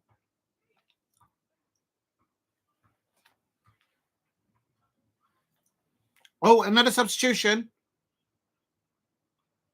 Yes, Elise Hughes is coming on. Go on, Elise Hughes. Welsh international, the best striker in the world. Elise Hughes is coming on. We need a goal. This is our plan B. We got it. Leif, big up to Leif there. The new Crystal Palace manager there is giving instructions to the Crystal Palace players as Hughes comes on, and the fourth official didn't want to. And Lily Woodham has come on, gone off. So that means they're going to have to reshape the positioning of the players, because Lily Woodham plays on the left-hand side in defence. Well, she's been she can play as a winger as well. Liverpool have scored. Liverpool have scored with their interim manager. They have scored. Liverpool are ahead of Arsenal in the FA Cup. Arsenal fans, why did you sell Viv Medema? Why did you get rid of her? I don't understand that. She's doing absolutely brilliant for Manchester City earlier on today. And come on, Palace, get the ball to Elise Hughes and we will get an equaliser. Liverpool won. Yes, Alex Deason, absolutely. Thank you for mentioning it. Yes, I've just seen it ping up there. And it is instructions to get equaliser Ed Woodward style. Yeah, equaliser. If that sounded anything like it, you know what I'm talking about. The equaliser back in the day. Come on, Alicia Sidakova. Brilliant. Please hit like and subscribe at Diego C. Palace if you are new. Aggie, they've been brilliant. If you can help, apparently it's already on 10 likes, but it's just on my studio. It only says 9. But thank you for getting me to 10. And if not, please help me get to 10 likes. If you're new to the channel, please subscribe at Diego C. Palace. 81 minutes, Chelsea 1, Crystal Palace 0. Elise Hughes has just come on for the last 10 minutes. We're probably going to have about 4 or 3 minutes of added time for slight injuries and substitutions and whatnot. And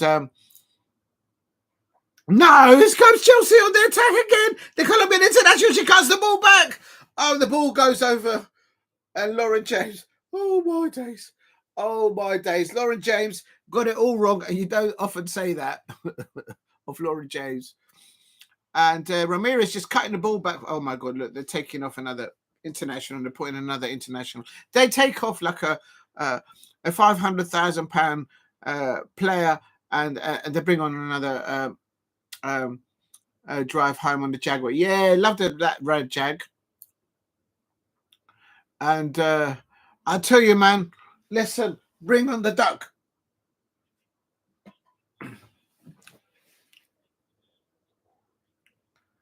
James is off and Charles is on. Lauren James is off. I'm glad to see that. I can't deny. I'm actually so proud of this performance of the Crystal Palace women. And we get half a chance. If we get the ball, I want to see Elise Hughes 1-on-1 against Hampton. And I know Elise Hughes will score all day long. All day long. Hampton is a good England international goalkeeper as well. But come on, get the ball away. No, just clear the ball. It's so difficult. Throw in for Chelsea halfway down the Crystal Palace half. Gorgeous. Do you like my duck?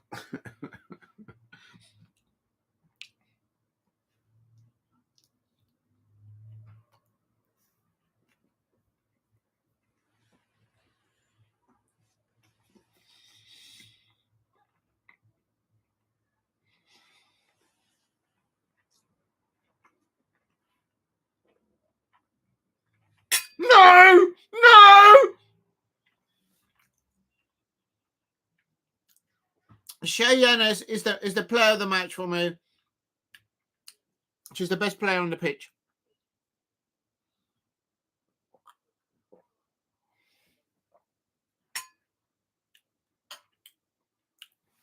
Please.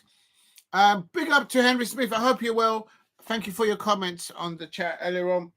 I'm having a soda bread with the pepperoni. Nothing wrong with a little bit of hot pepperoni. We've all seen the adverts. So soda bread with pepperoni, with hummus, with some Dijon mustard. I don't know if you can see it, and some KFC salt. I hope that's okay. Come on, Palace, get on the ball. Let's get into there, half, and let's get an equaliser. You can do it. Coming into the last 5 minutes of normal time available, but Chelsea still attacking on the right-hand side. Liz Hughes there now playing deep as well. Big up to Henry Smith, says that England scored a try. Oh, England! Who is England playing in the rugby? Are they playing Wales or Scotland? Or who are they playing? I'm going to have to have a look at that. Baltimore. Oh, no. That's a goal kick for Crystal Palace. Come on, Palace. Get the ball over to the other half and let's get one ball over the top. Oh, they're playing Italy. Thank you, Henry Smith. Oh, they should win that, shouldn't they? I don't think I've ever heard of Italy ever beaten England. Alicia, yes, make sure that you eat well as well, Alicia. Steve RSC, Celtic have scored again. Did tricks defenders easily, but poor finishing off target. So Celtic, I'll come to the results on the men's in a minute because this is going to come to an end, and then I've got to jump over to the to the Manchester United versus Liverpool. No, Arsenal. What am I talking about?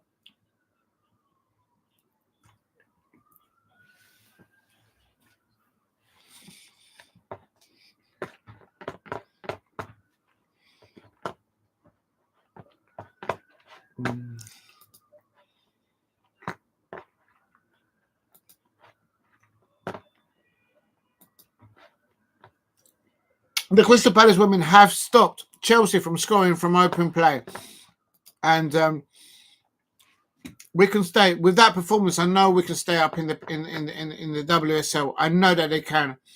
It's just so difficult. This is the squad in depth that Chelsea have is they're up there with Barcelona. Nobody can touch those two teams. Maybe, perhaps, Bayern Munich, perhaps even Real Madrid, and perhaps even Manchester City. But in squad in depth, Chelsea and Barcelona are just levels above everyone at the moment in the women's game. Right, let me just quickly get onto this one. So I've got to go there. It is it's 16:30. So I'm going to change the title now on the to get the more viewers, because this is going to finish in a few minutes, to Manchester United versus I'm just going to swap over the title. Copy. Why does it always do that? Oh, I'll see. Right, Manchester United versus Arsenal men's Premier League.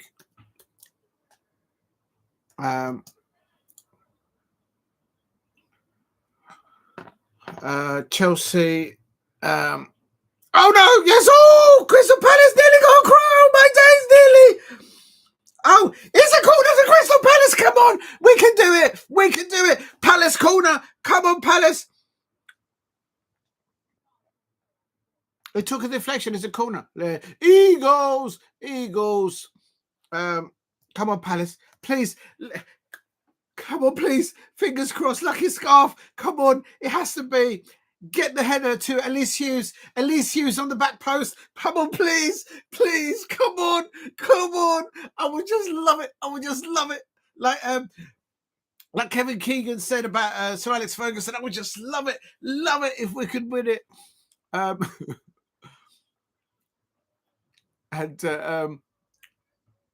Whoa! Yes, Elise Hughes! Yes, Gibbons! Oh, it's a goal kick now. Molly-Mae Sharpe nearly. Wait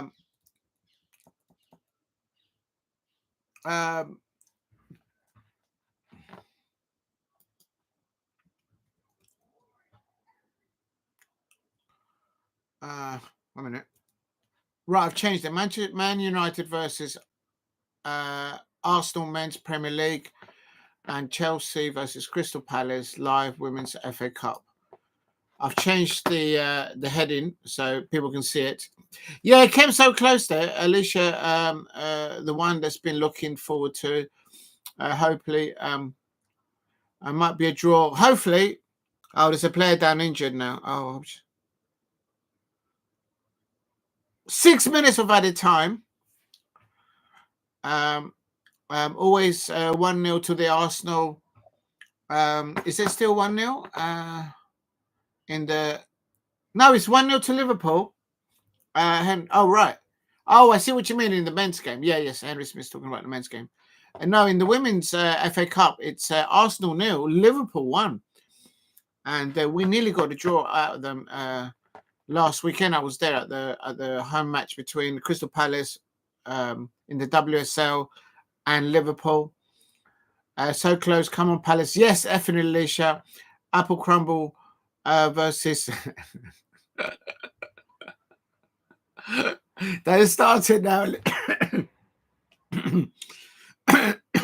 You know what? They could do with a result. I mean, bish, bash, bosh. They need a result over there, don't they? Oh, please don't stop that.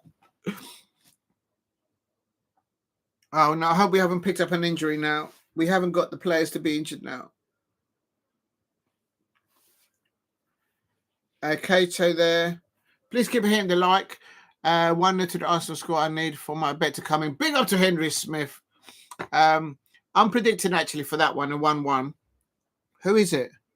Oh, is it Gibbons? Oh no. She's back on her feet, but she's wobbling. Oh no, she's all right. Can she run it off? Oh no, she's in pain there. We don't have any substitutes left now, so we're gonna have to sit. We have to play the rest of the match. We don't have any substitutes. So we got unbelievable. Oh no. It's a squad in there. We haven't got this. We've used up all our substitutes. And we're playing now against Chelsea with a player down.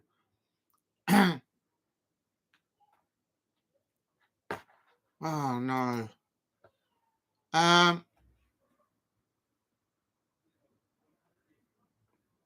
If we can get a goal back with a player down, because we don't have any substitutions,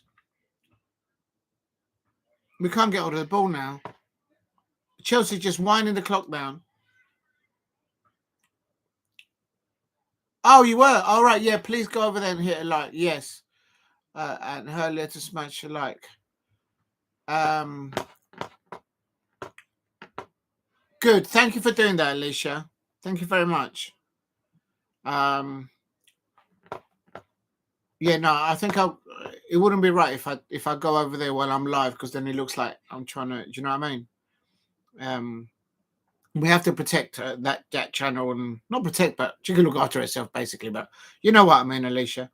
No, the ball's going in for Chelsea for their second goal, but it goes out for a Crystal Palace corner. I was on with smashed a like.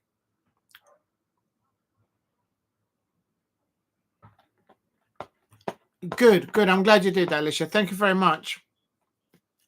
Please hit a like and subscribe while you are new here at the AFC Palace, it is Chelsea 1, Crystal Palace 0. I will be starting the watch along for the Premier League men, which is Manchester United versus Arsenal. I'll do their lineups in a minute. I'm just waiting for this match to finish. But I'm absolutely proud of the performance of the Crystal Palace women players. They've stopped Chelsea from scoring from open play. They could only score from a corner against us. And Felicity Gibbons, she's gone off injured. She went off injured last time this year. It's like always happens to her at Meadow Park. She must be heartbroken. But she absolutely left everything on the pitch. But she's come off with an injury. But we don't have a substitution. And now we have a player down as well, injured. Can we get a free kick for Crystal Palace? Why isn't there a yellow card on that foul by the Chelsea player? Referee.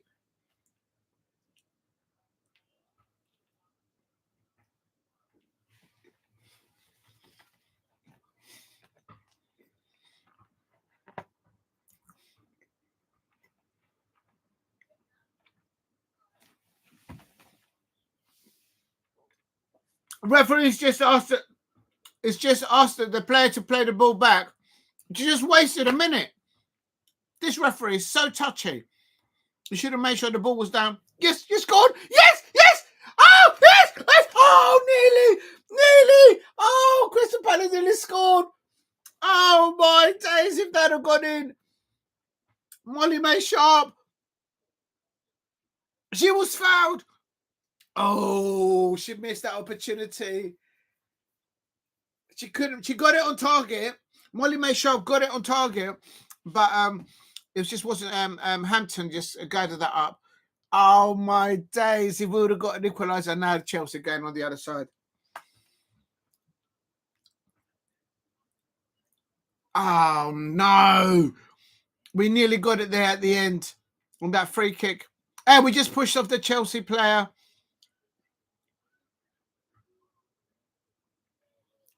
Yeah, it's just a shame, Rizla, but they've played really well, the Crystal Palace team.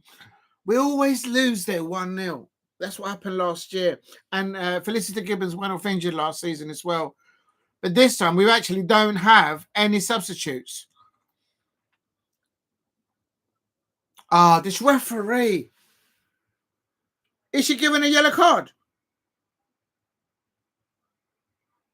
This referee just keeps giving us yellow cards. Molly-Mae Sharpe nearly getting an equaliser there in the last minute. And now this referee is giving a free kick in a dangerous area to Chelsea in the last few minutes. Absolutely. Come on, Molly, heads up. Yeah. At least, how is this referee giving a yellow card to Elise Hughes? Absolutely shocking. Absolutely shocking. Apparently it's because maybe he kicked the ball away. There it is. That's the full time. I'm absolutely proud of the Crystal Palace women's team. Absolutely brilliant. They stopped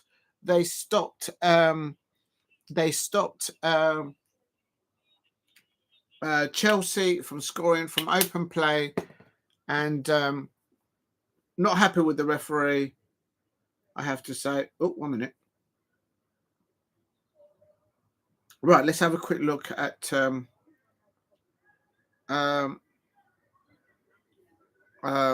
1 minute.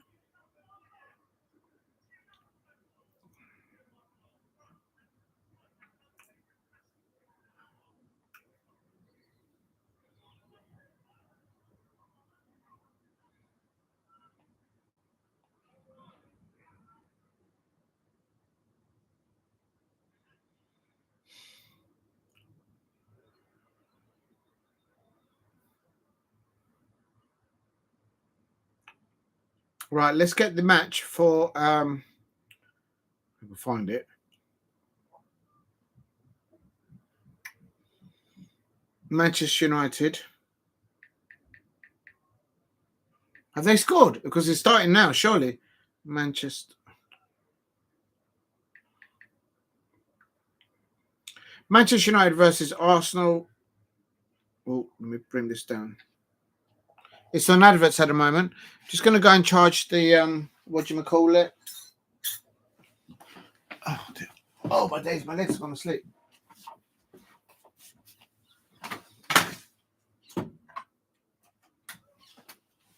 Oh.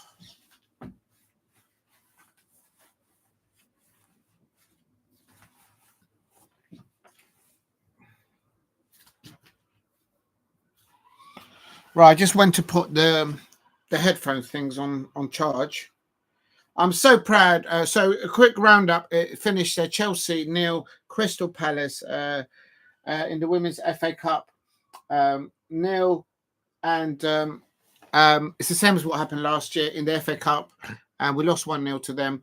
I'm absolutely unlucky, but I'm so proud. I'm really proud of them. Yeah, Lola's proud of the performance. Yeah, I'm proud of the performance. I'm giving a round of applause. They stopped none other than Chelsea FC women's team from scoring from open play, and they threw substitutes at us after time, and they could not score from open play. They were only able to score finally from a corner. We were just defending in numbers, and there was a loose ball there, and it is what it is. But I think that will give Leif, the new Crystal Palace manager, confidence together to work with his coaching staff and the rest of the Crystal Palace women's team to move on, push on forward to climb up that WSL, because I am in no doubt that they can and they will. So yeah, really proud of the performance. Only 1-0. We're out of the FA Cup, but now we can now focus on the in the WSL. And it's when I hope we haven't picked up any more injuries. And Lola says, thanks for your support. And yeah, I'll big up to you, Lola. Thank you very much for pointing that. I think most of the time I've been eating. There's nothing wrong with eating while you're watching football. If you know, you know. Right, let's go into the Premier League. It has started, and it is still 0-0. Manchester United versus Arsenal. I do apologise. I just realised I haven't done the lineups for this team. So I'm just going to quickly go and get it for all of you. All right, so then let me just let's update this. So full time, Chelsea 1-0, Crystal Palace. Although Chelsea won, I bet you Sonia Bompastor, the Chelsea manager, is not going to be happy because of the way they couldn't score from open play against us. And that's women's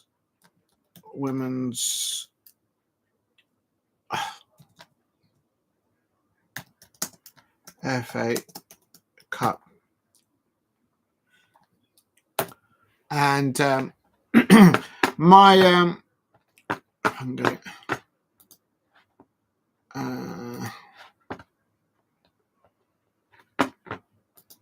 and we nearly nicked it. We nearly got an equaliser right at the end there. That's a tough one.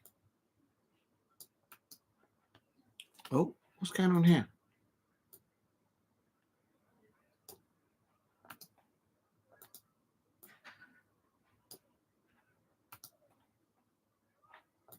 It's not letting me do anything at the moment. Oh, there. There. My player of the match is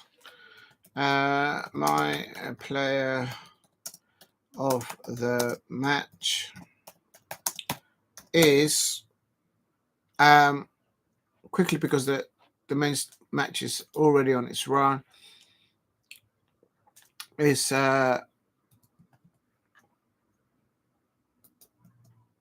my player of the match was Shae Yañez, absolutely brilliant. And yeah, so that's my player. Yeah, I'm excited for the next game, Lola. Thank you very much for hanging on. And Annabel, you liked Annabel. Actually, let me just look at your channel.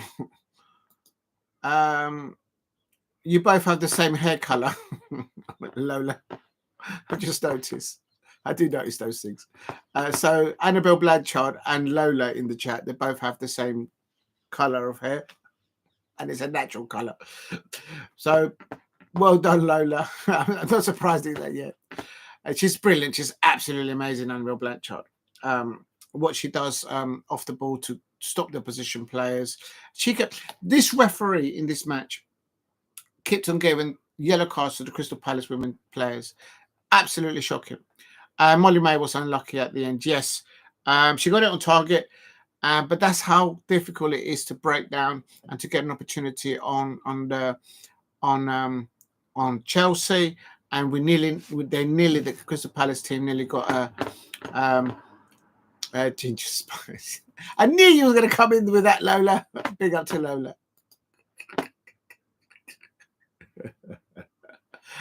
Oh my days!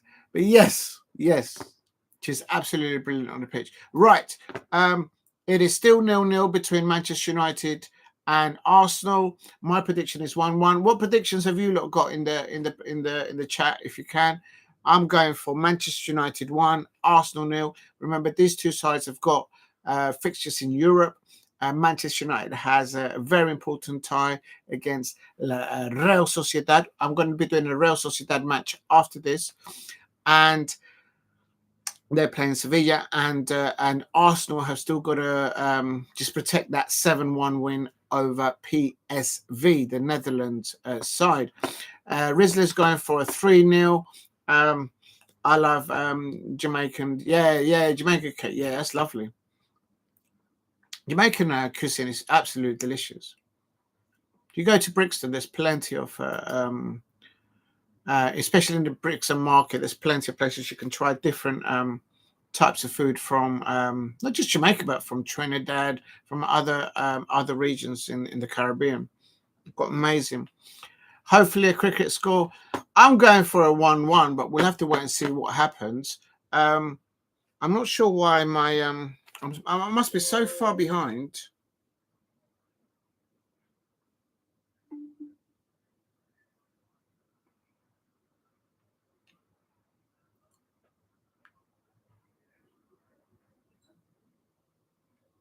Because like it's on 8 minutes. I don't understand why I'm still on adverts.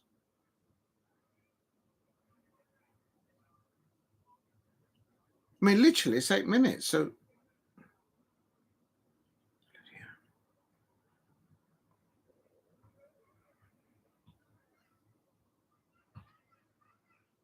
here we go. I'm trying to get the lineups so we can put it on the chat. I can see Declan Rice there. I'm on 6 minutes, 12 minutes, 6 minutes, 12 seconds, 16 seconds. Just bear with me. I'm going to try and find the lineups, and then I'll plonk it on the chat. Find it. Oh. I hope one for your predictions. Hopefully, Lola. I never seem to.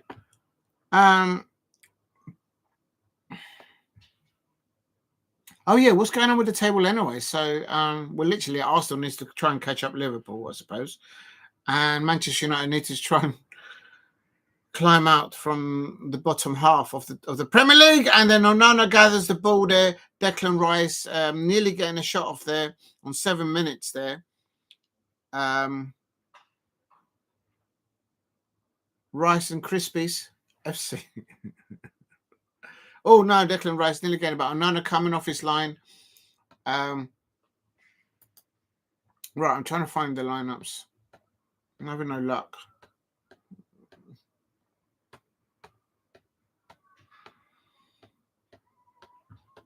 Where are you, man? Oh, there's been a protest. Manchester United fans have had a protest outside Old Trafford. Looks like big numbers there. I can't see anyone that I recognise.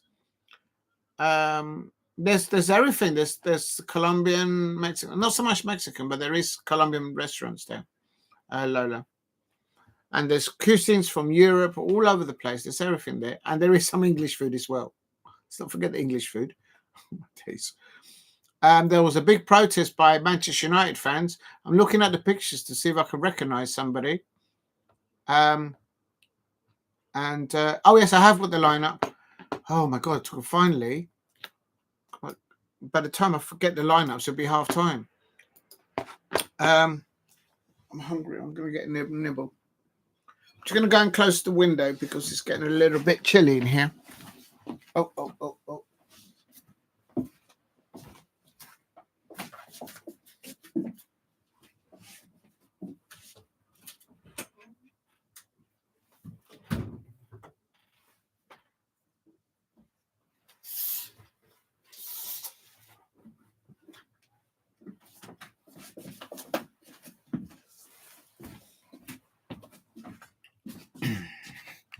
What I tend to do is when the sun is out, I let the sun come into the house, and then but if you leave the windows open when the sun starts to go down the horizon, apparently next week it's gonna snow. Oh my God, Alicia, I'm looking here on the sites here on the internet because there's been protests about Manchester United fans there, and I'm just keeping an eye out to see if I see somebody that you and I recognise. Can you imagine the scenes? But right, so I just had the lineup and I've literally lost it again.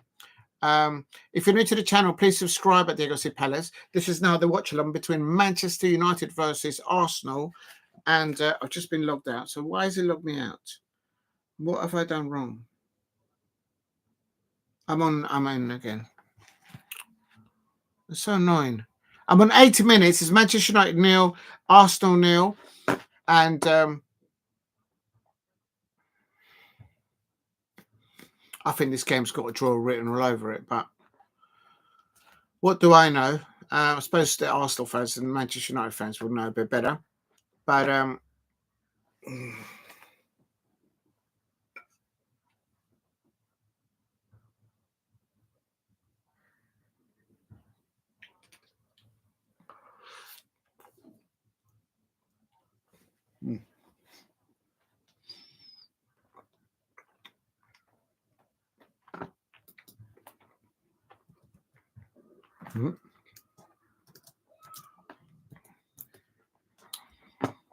right, Manchester United. This is their lineup. I'm not getting any luck there, so I'm just going to have to go old-fashioned. I'm going to have to use the headphones and get on with it. Please hit like and subscribe at Diego C. Palace if you're new. Here we go. Timber there on the ball. Timber! Ericsson! Dalot!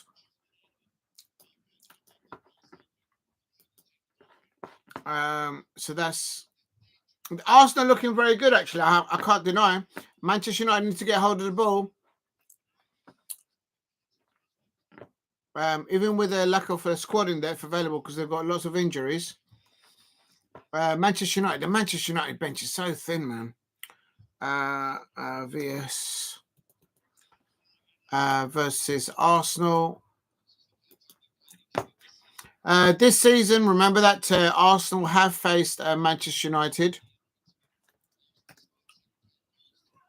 And Timber and Saliba does like a goal against oh, I mean, have I done that right? Odegaard on the ball for Arsenal now. Martinelli there. Oh, Martinelli's on the bench for Arsenal. So he's coming back from his injury. Bruno Fernandes! Oh, is it going to be Ganacho?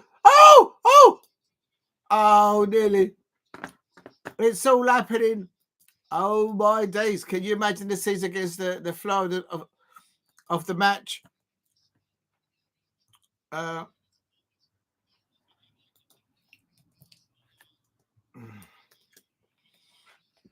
That's I think the best thing for Manchester United is the best of the defence.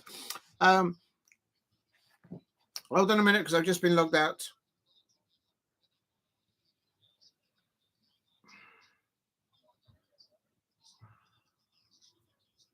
Why is it giving on now? There we go. Oh, that's got to be wrong. I can't be still on 8 minutes.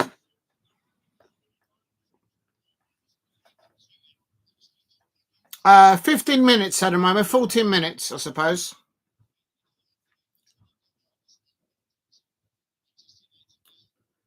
Manchester United 0. Rice on the ball. There it is. There we are. Timber Boots, where's Lukaku when you need him? Timber! Is it raining? No, it's not raining now, but I prefer winter. Oh, Alicia likes the winter. I do, but I get ladybirds on my curtains. You get ladybirds.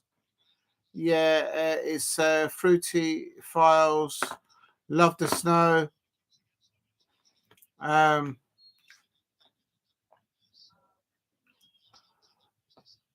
Bruno reminds me of a younger Freddie Mercury, says Alicia. Please keep hitting the like and subscribe at DLC Palace. I think that's a bit of an insult on Freddie Mercury, I have to say. I don't mind. Odegaard on the ball. Right, I'll put the lineups in the description. I'll put them on the... I will put them in the... I'm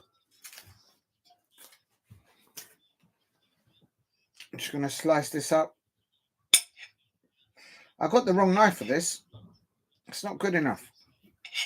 Oh, then I just went to the kitchen. I might go and put the kettle on.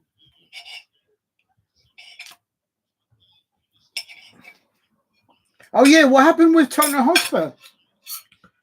I've got to go and have a look at that. Let me just serve this up.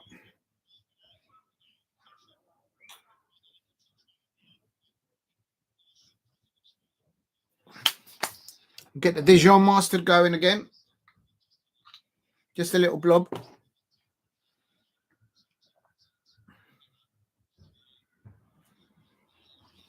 I think the thing to do is maybe get the food prepared before I actually start doing the watch along.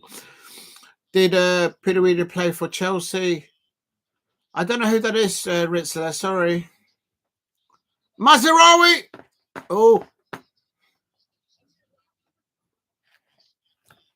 Still 0-0.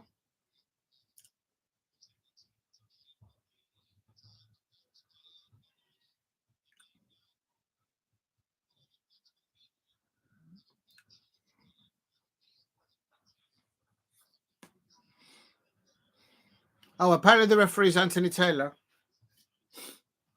Right, let's get some salt going on there.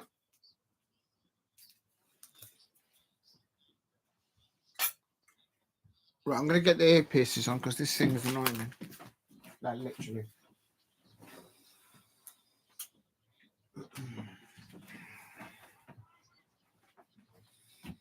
Right, please keep hitting the likes and subscribe at Diego C. Palace. If you can help me get to 15 likes, that would be amazing. Just going to get this one going now. It's only Spurs. Yeah, it's only Spurs, Alicia says. Right, I'm on 18 minutes, but I expect you guys might be a little bit ahead of me. But it's okay. If you see something happening, put it in the chat. I'm fine. Manchester United 0, Arsenal 0, 18 minutes and a half. I'm just going to get the lineups here. No yellow cards, no substitutions thus far.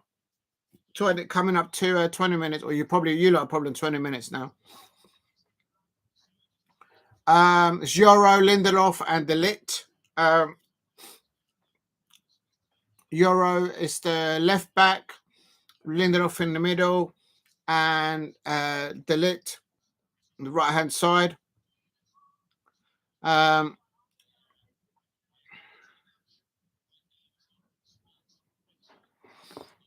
Benteke is the Bentley. Was it? Big old Teresa there. I'm not sure what's happened to Benteke. I think he's retired, or I don't know where he's playing. Mazarawi. Oh, Partey. Manchester United letting Arsenal play in front of them. And the danger with that is that they will pick a pass through. And that's not advisable, I think.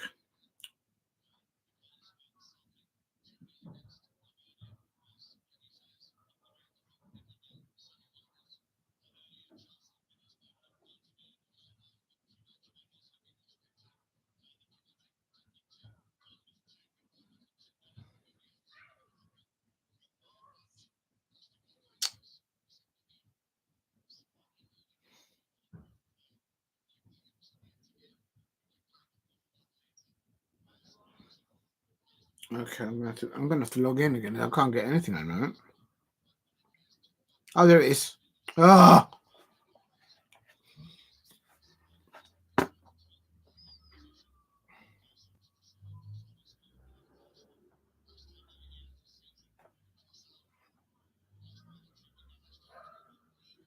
Go on the ball.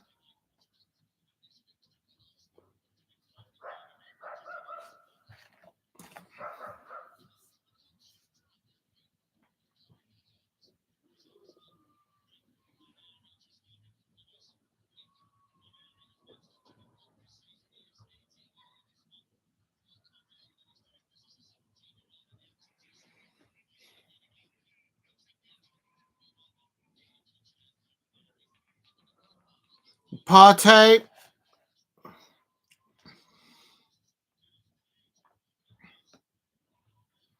Swaneri. It's Odegaard. Odegaard on the ball.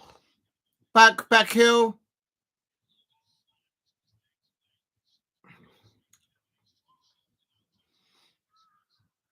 Manchester United keep on just letting Arsenal play around in front of them.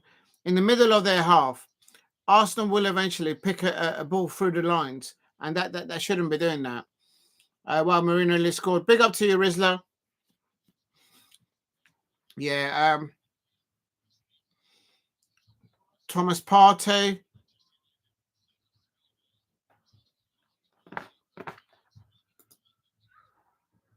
I'm on 22.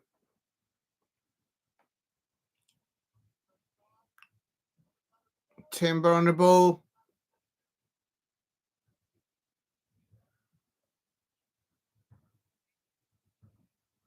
And Odegaard.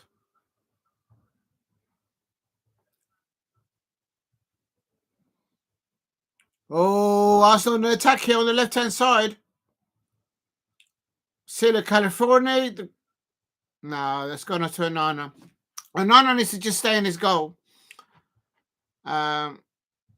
Maybe I jinxed it. All right, so quickly, while they do this goal kick, what happened with the other... I have no idea because I was doing the Crystal Palace. We finished Tottenham 2, Bournemouth 2. So Tottenham picking up a point. And earlier on, we finished Chelsea 1, Leicester City 0. So only Tottenham in the bottom half picking up a point there. Please keep hitting the likes and subscribe at the AFC Palace. Manchester United 0, Arsenal 0. And now Manchester United with their attack now. Bruno on the ball. Xerxes. And Eriksson. Garnacho on the right-hand side. Garnacho cutting in. Garnacho on the ball. In the penalty area, but no, he gets blocked out there. A ball whipped in to the back post, but it's too high for Xerxes. And there's no start for Marcus Rush for Rasmus Højlund. You should go Palace training ground and film the players playing. It's too far away. For me, it's too awkward to get there. I don't think you'd get permission. I don't think you can just go up there and start filming them. I don't know anyone who's been there, so I've never been there. Please keep hitting the likes and subscribe at the AFC Palace if you are new. It is Manchester United 0, Arsenal 0. And 2 players have gone down injured. There's 2 injuries. 2 players have gone down injured. Don't know. Marino's down. Mikel Merino's down injured.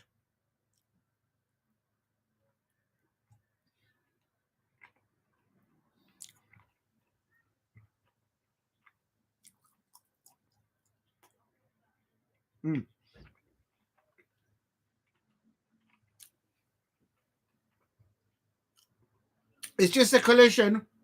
De Ligt and Merino, not Mikel Merino.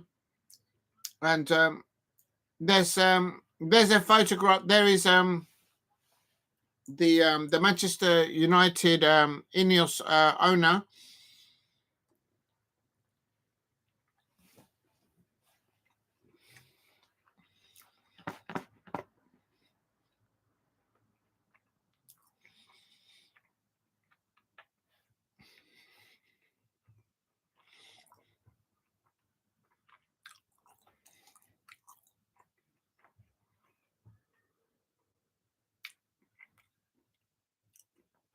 Please help me get to 10 likes or 15 likes. And here's Arsenal on the attack. Arsenal on the attack. 25 minutes into the penalty area of Manchester United. And it's Knackerland. He keys it out. And Partey kicks it. But it gets blocked there by Ericsson. Yeah, Jose. Big up to Alicia. Jose. What? What was Jose? Mikel Arteta there with his arms like this. Do you think his arms are cold? His hands are cold? Mikel Arteta is like this on his touchline. What's going on? Are his hands cold or something? Is he trying to tell us something? Please hit like and subscribe at Diego C. Palace if you are new. It is Manchester United 0, Arsenal 0. Arsenal really had more of the attacking play. Mikel Merino on his Diego's a special one with 8. You get me in trouble, Alicia.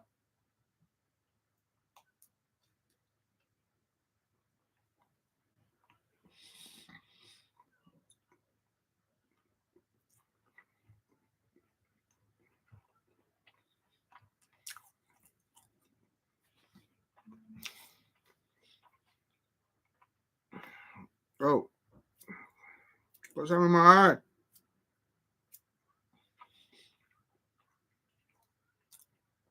I'm on 27 minutes, and it's Manchester United 0, Arsenal 0. We've got a corner, a second corner for Arsenal. We know how dangerous Arsenal are on corners.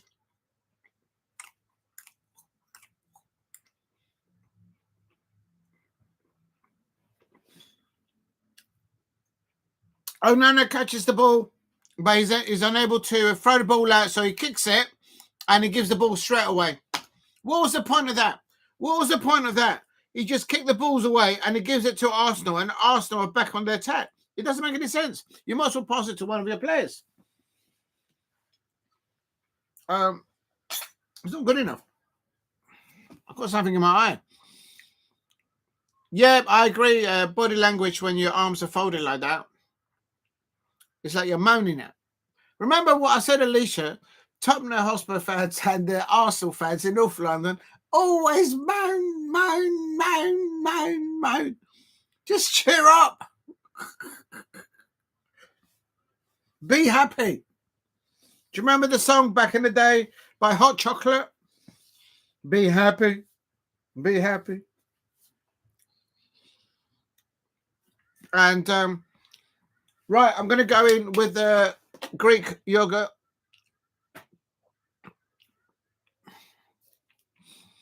I'm actually going to put the lid on this mustard.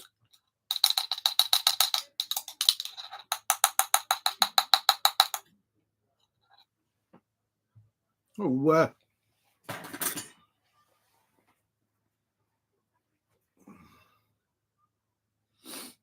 please keep hitting the likes and subscribe at Diego C. Palace if you are new.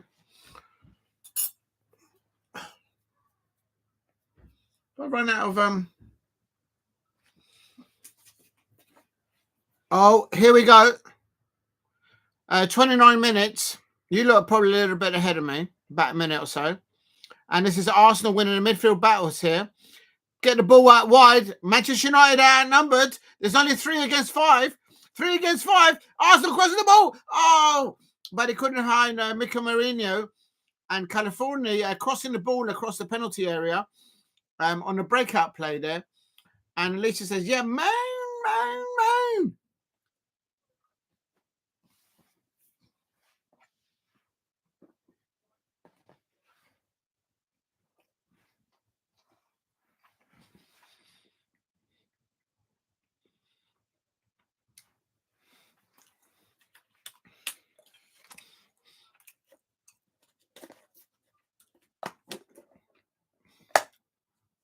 I think this match needs a go. I found the lid. I knew I had a lid somewhere. Right, I'm going in with the yogurt.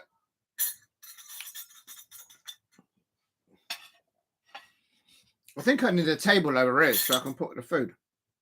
Remember to eat and to drink while you watch your football. Please subscribe at Diego C. Palace if you are new. It's very important as well. But Manchester United 0, Arsenal 0. Trossard, Rice, Madigo. Oh, Arsenal! Oh my days! And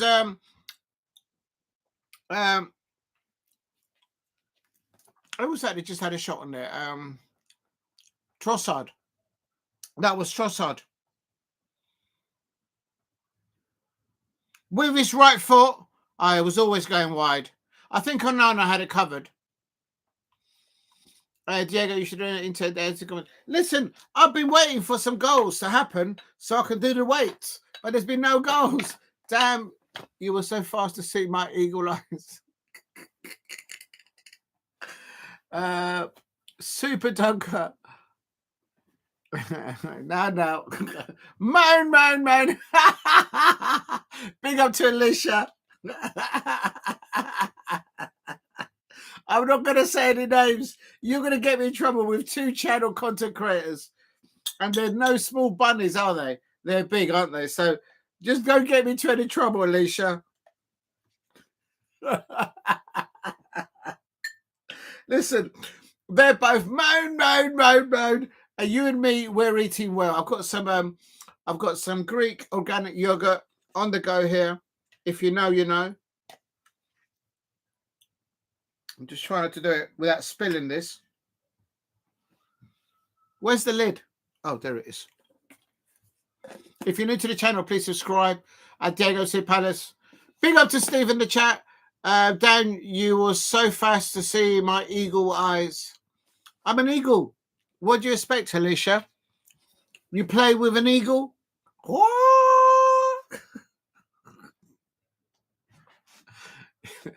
You're going to lose. LG lost her round. Listen, Manchester United fans, they've got problems with mice, and the Arsenal fans, do they have problem with the with? Stop it, Alicia, you're going to get me into trouble.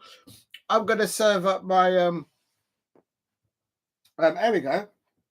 Oh, Trossard! Oh, Onana catches the ball then. Please keep hitting the likes and subscribe at Diego C. Palace. I'm going in for the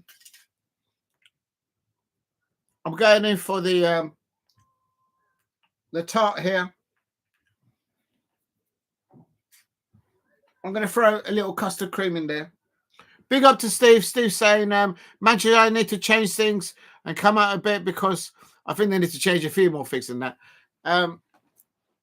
And Steve says the change of things come out. It's only a matter of time. Arsenal are going to score if it keeps on happening. I agree with you, Steve. Manchester United just letting them play the ball in front. Maybe they're trying to predict for a counter. Alicia says LG loves a rat army. And imagine if Manchester United score after being Arsenal. Yeah, it could be. It could happen, Steve. I've got some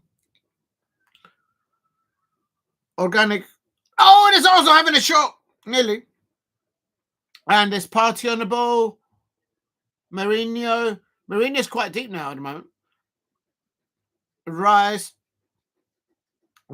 back into the midfield area. Odegaard on the ball. Odegaard keeps on drifting with the ball. He keeps on losing the ball sometimes. Rice thinks it, and Onana doesn't know whether to come or to go. He stays in his goal. Manchester United happy to sit back and make themselves hard to break down. Yeah, but there's a danger with that with Arsenal. Even with their injured players not available, you do that at your peril. They will find angles in the line. And it's also, the pressure keeps on building. Still daylight there, I can see at Old Trafford, but the sun is going down. Oh, I forgot the... Please keep hitting the likes, even when injured players score 7 VSP. Yeah, but PSV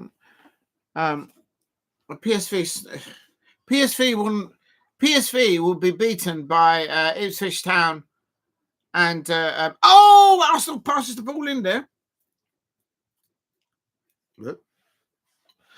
and that's a foul on Xerxes. Surely, referee, the Manchester United fans are going to be absolutely incandescent. That was a foul, surely, on Xerxes, and the referee was having none of it. None of it. Ball over the top to relieve a bit of pressure on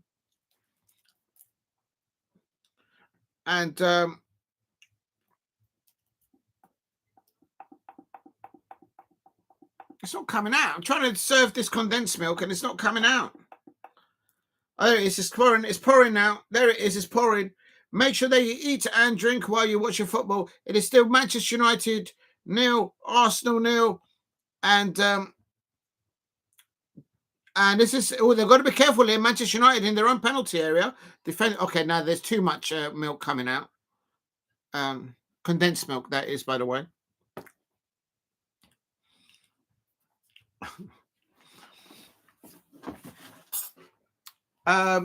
Is that a blackcurrant tart? Yes, it is. Homemade. And I've got your got the strawberry. This is Lola, because Lola wanted strawberry. So I've got a strawberry little. There you go. We haven't even reached Pancake Day. Please hit a like. Help me get to 15 likes. It is Manchester United 0, Arsenal 0. They've both got very important European fixtures at the weekend. So we'll have to wait and see what happens. Make sure that you eat and enjoy your food. And a bit of condensed milk with Greek organic yogurt. A bit of strawberry... what do you call it? Strawberry... timber on the ball. Odegaard whips the ball into the penalty area. And the ball's now out of the right-hand side. Manchester United. And it's a goal kick now for Onana. Homemade, wow, impressed. Yeah. Yeah, always cook your own food, man.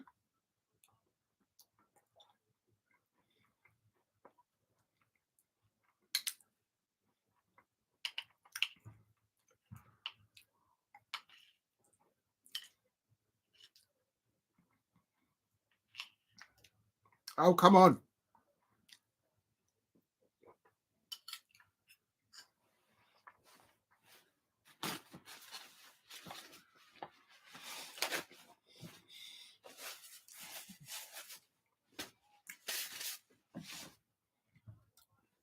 I need goals. So that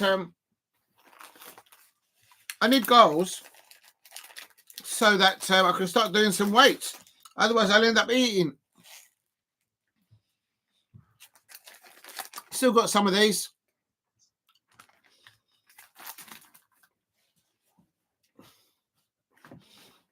Oh. Please keep hitting the likes and subscribe. Yeah, you like the strawberry juice, yeah. I find it too sweet for me, but it's nice to have a little spoil yourself. Please help me get to 10 likes if you can. What's that? Bring in a Roland Rat. Oh, Alicia, I remember you used to put that back in the day. Oh, my days. Martinelli's there on the bench there for Arsenal. Please keep hitting the likes and subscribe at Diego C. Palace if you are new. Still Manchester United nil, Arsenal nil. My prediction was 1-1. Arsenal have had the most attacking play. Lewis Skelly's on the bench. There is Sterling on the bench. And it's my favourite. Oh, you like strawberry? Yeah, I like the strawberry milkshake from McDonald's. I haven't had one for a long time, I have to say. Mourinho on the ball. That's a foul, surely. The referee's not having any of it. He let the play go forward. The home fans are not happy. Mind you, I don't think there are many Manchester United fans out there that are happy at the moment. I'm not saying anything. I'm just saying. So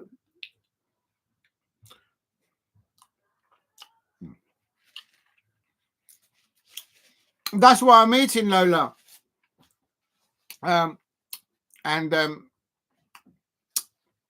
If you're new to the channel, please subscribe at Diego C. Palace. Trossard on the ball. I'm on 41 minutes, people. Timber on the ball. Timber on the ball. Partey on the ball. Partey on the ball. Odegaard on the ball. Odegaard on the ball. back to Partey. Odegaard on the ball. Odegaard seems to drift in and out with the ball, and then he doesn't know what to do with it. Oh, he's passed it to Rice in the midfield. Manchester United watching them play the ball in front of him. The Woodward gets whipped into the penalty area, and Lindelof gets the ball away, and that's a foul on the referee. Xerxes just been chopped up. His head it's been hit. That's a head injury. Bruno's telling the referee that it was an elbow to the face. Look at that. That's an elbow. That's an elbow. If you lead with your arm like that, that's going to be a head injury. That's an elbow. Should Thomas Partey be getting a yellow card? Should he be sent off? At least a yellow card. Bruno Fernandes is asking the referee, how comes that's not a yellow card? That's an elbow to the face.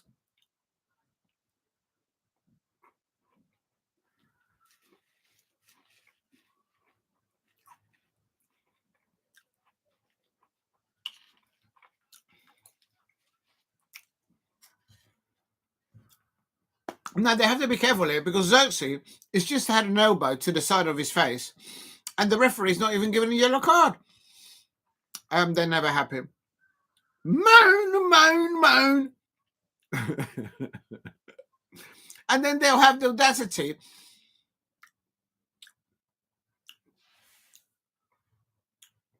There's no wonder that Manchester United are trying to get Jean-Philippe Mateta. But, I mean, I saw it last night. 40 million. They're having a laugh. Having a laugh. Get out of my pub. Get out of here. Lola saying that Bruno is the biggest moaner. Oh, don't let any Manchester United fans hear that.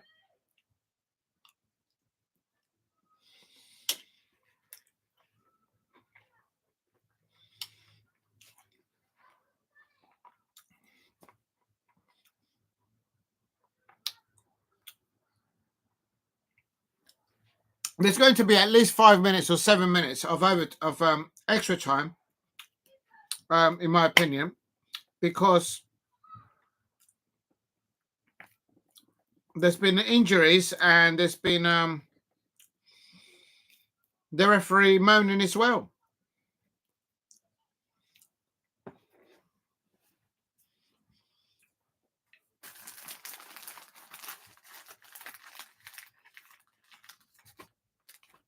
Xerxes just putting his ear back into his head. He's just had an earphone. Is that his little toe? What are we talking about? His little toe. 40 minutes. Yeah, for his little toe. That's it. Yeah. No, you know what, Damo? It's not actually his toe. 40 million wouldn't pay for his toenail. That's right. His toenail. Jean-Philippe Mateta's toenail is worth 40 million. What about the rest of him? And all that jazz. Manchester United fans, stop it. Stop it. Stop window shopping outside Selhurst Park. Oh, here comes Manchester United. Oh, that's a foul. Surely someone's going to get a red card. Oh, my God, Garnacho. Finally, this referee finds his cards.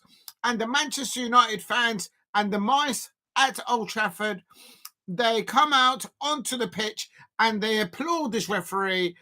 At the end, Odegaard chopping up Garnacho.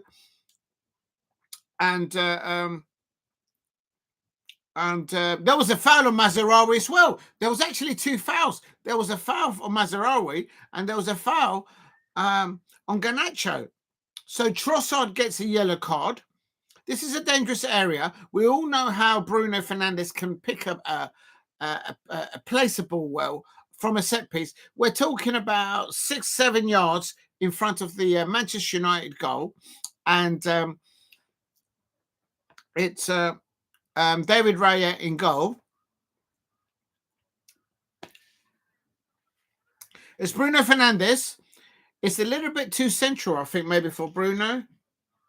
And it's on the right-hand side. I think he favours it when he's on the left-hand side of the penalty area. But he's on the right-hand side because Bruno Fernandes, he hits it with his right foot. And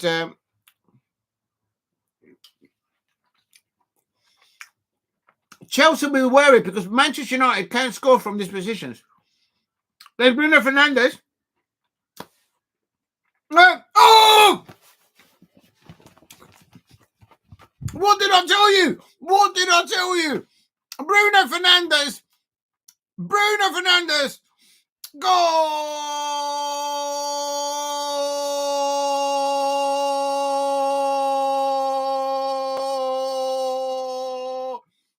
Bruno Fernandes goal on 47 minutes or 45 minutes on extra time. And I told you, all they got Manchester United on attacking. Oh, that's a terrible goalkeeper. That ball is about 5 yards inside the goal. And David Raya should have got that.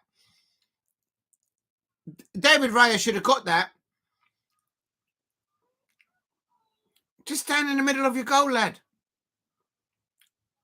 David Raya, absolutely nowhere near it.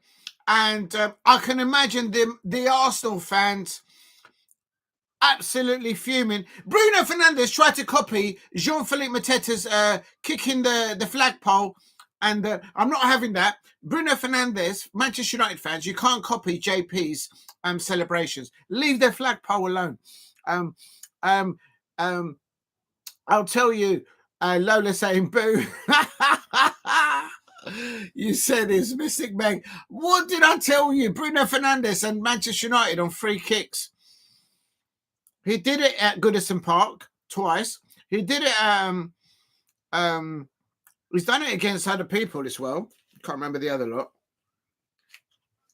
Absolutely. And Steve RFC in the chat said it earlier on. Imagine if Manchester United go leading against all the attacking play made and created by Arsenal. And it is absolutely shocking that Manchester United won, Arsenal 0. And after all that possessional play by the Arsenal and nothing to show for it, absolutely nothing to show for it, this will give good momentum for, remember they've rested Marcus Rashford. They've still got Obi Kanobi on the bench for Manchester United, the youngster. And now Manchester United, so you said it, Mr. Please keep hitting the likes and subscribe at Diego C. Palace if you are new. I'm going in with a pink waiver.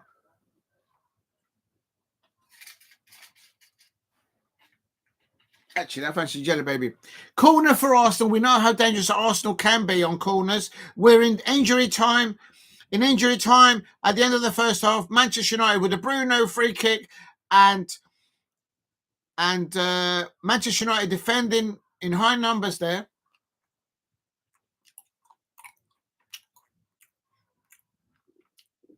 And that is half time now.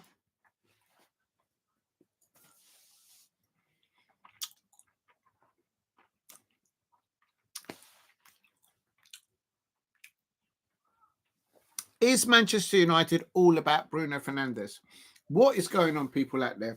And I can just imagine the the Arsenal fans going into emergency meetings out there on YouTube.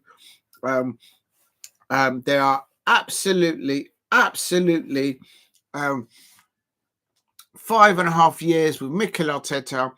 All those probably actually, I think they have spent over £1 billion in net spend with Mikel Arteta, and this has to be one of the least well equipped squad in depth Manchester United side after the season that they've had, and Arsenal go to Old Trafford and they can't score. A lot of the Manchester United, a lot of the Arsenal fans, not this season, not last season, but 3 seasons ago, were shouting for a striker. Halfway there, you just need Arsenal goal for the... Well, yeah. Oh, yeah, big up to Alicia. You've got good memory. I forgot all about it. Yeah, I did say it would be a 1-1. It's... I think we should... if they... It was Steve in the chat. He said, imagine if Manchester United score a goal. Remember, he put that comment earlier on saying, well, my bet going to go down the river. I'll never bet on the Arsenal. I bet you Arsenal fans will tell you that right now. Bruno Fernandes goal. It's now half. We put the A. Half time. Manchester United 1-0. I nearly put Crystal. We will never be losing to Manchester United at Old Trafford. We'll always get to. I mean, look, my Crystal Palace went to Old Trafford and it was a walk in the park.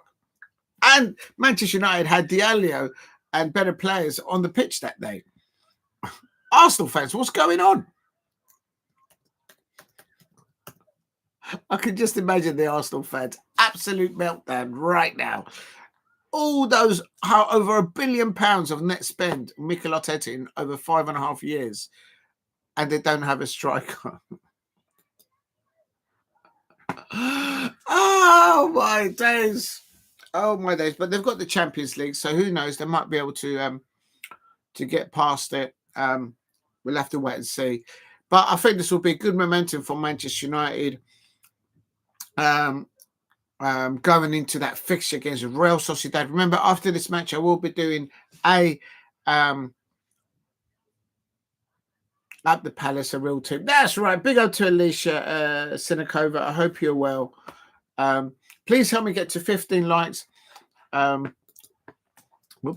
Please help me get to 15 likes. Right, let's just have a look at this because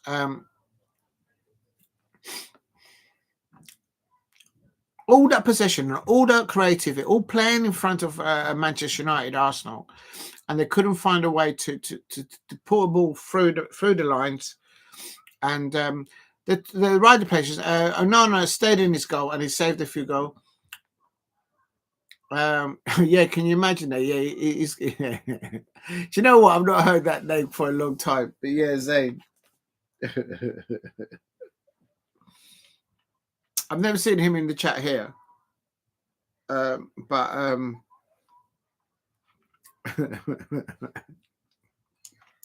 Zayn is in the mud. Right, I'm going into the pink wafer with condensed milk, Greek yogurt, and a blackcurrant tart. That's the edible tart, by the way.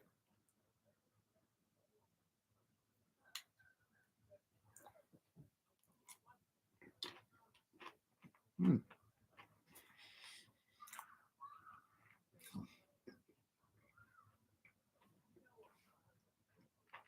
Mm.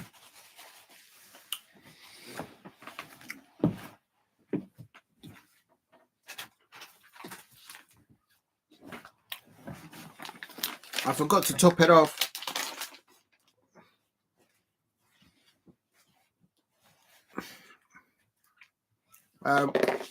Trossard had a few opportunities on goal.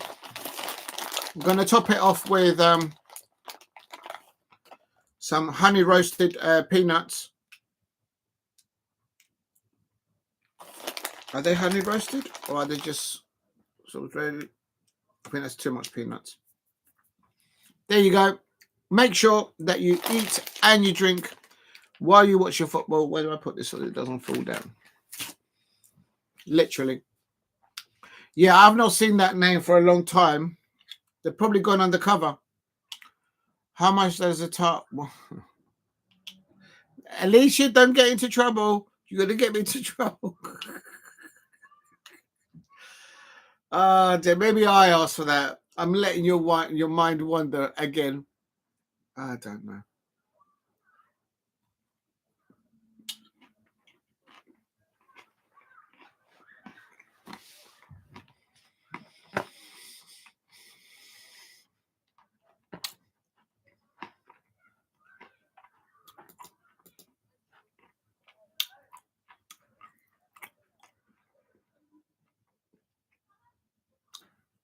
I mean, literally, Liverpool fans will be cheering that. Dare I say it? But are the Liverpool fans out there cheering on that Manchester United goal? Have you ever heard a Liverpool fan cheer on a Manchester United goal? Probably never. Are the Liverpool fans and the Manchester United fans all in the same corner? Absolutely shocking that Arsenal are not going to be in contention with the Premier League. And okay, they're going to get past PSV, but I believe that they're either going to have Atletico Madrid or Real Madrid next. And if they can't score from open play against Manchester United, and look how the difficulties that Ruben Amorim has with Manchester United, how do you think they're going to score against Real Madrid or Atletico Madrid? They're going to get chopped up. Looking into YouTube now and the YouTube world at the moment, the Arsenal fans are absolutely going nuts. They're absolutely losing it. On the ropes. Yep, they're up against the ropes, Alicia. They're like this. Do you know when the boxers are up against the ropes? Remember when Tyson Fury was up against the ropes like this? When Wilder was hitting him and all that, and then they went back. That's how it is. Unbelievable. Please hit a like. Oh yeah, I didn't do the weights, did I? I'm good. I'm glad that no one is paying attention. Right, so for that one goal, I'm supposed to do 10 on each arm, but I'm going to warm them up like this. 1, 2. Right, so because of that Bruno goal, I've got to do 10 of these. 1 on each arm and then 10 with both arms. And because I'm getting in shape, I'm getting ready to get to that Wembley final. And we've already got rid of, well, we don't have to worry about Manchester United or Arsenal in the FA Cup. But we have to worry about City now. So it is what it is. If you know, you know. So that's 10 on those. Now I'm going to do 10 on this one. I can't do it with this on now. Oh, it hurts. Oh, I think that's a little bit too loose. I don't know why these things keep coming off. So because of that Bruno go, I've got to do 10 on each arm. We let you off. We talk.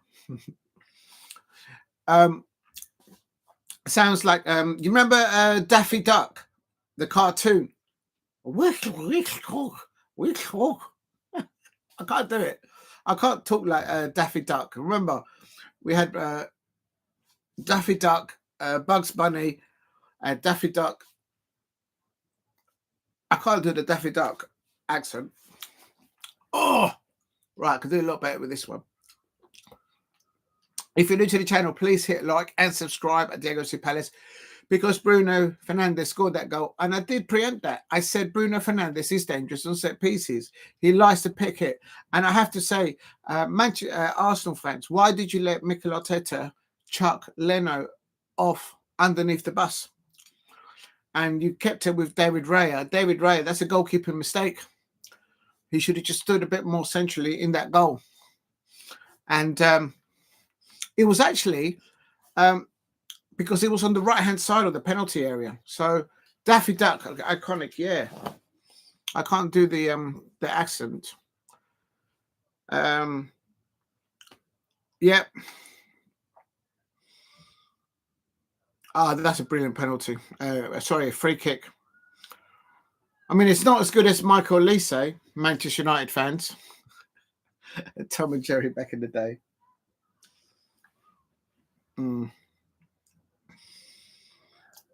Was that Bruno Fernandes free kick better than Michael Olise's? The thing is, this is bragging rights between Arsenal fans and Manchester United fans. And can you imagine the receipts that Manchester United fans will be handing out to Arsenal fans?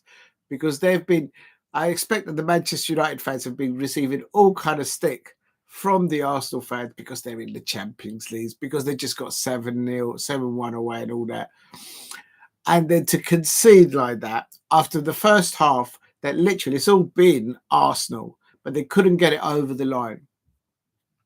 And then in a moment of eloquent finesse, set piece, free kick by Bruno Fernandes. Not as good as Michael Olise's free kicks, may I add. He absolutely done it.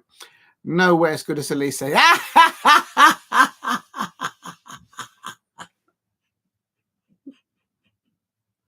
Right, I know whose corner you're in, Alicia. I know whose corner you're in. It's all right. You've just broken my heart there. I know you just broken my heart. You go and be in the corner of Bish Bash Bosh. Yeah, it's all right. It's fine. I'll hold you to that moment. I'm going to hold that moment right here, right now, Alicia. It's all out. The whole world can see it now. You're taking side with Bish Bash Bosh.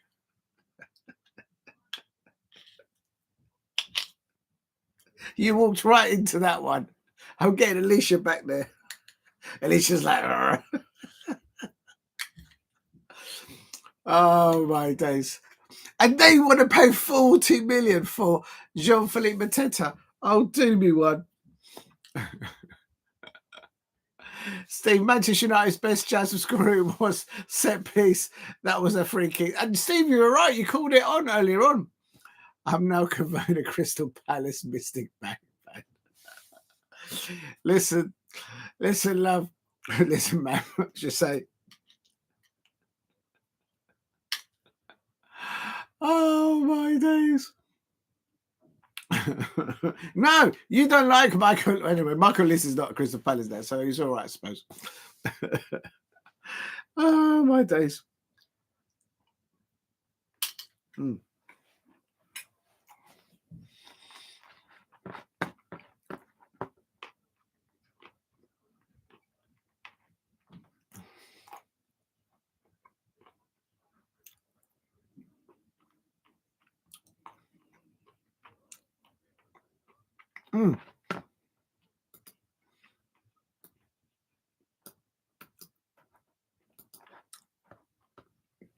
Excuse me.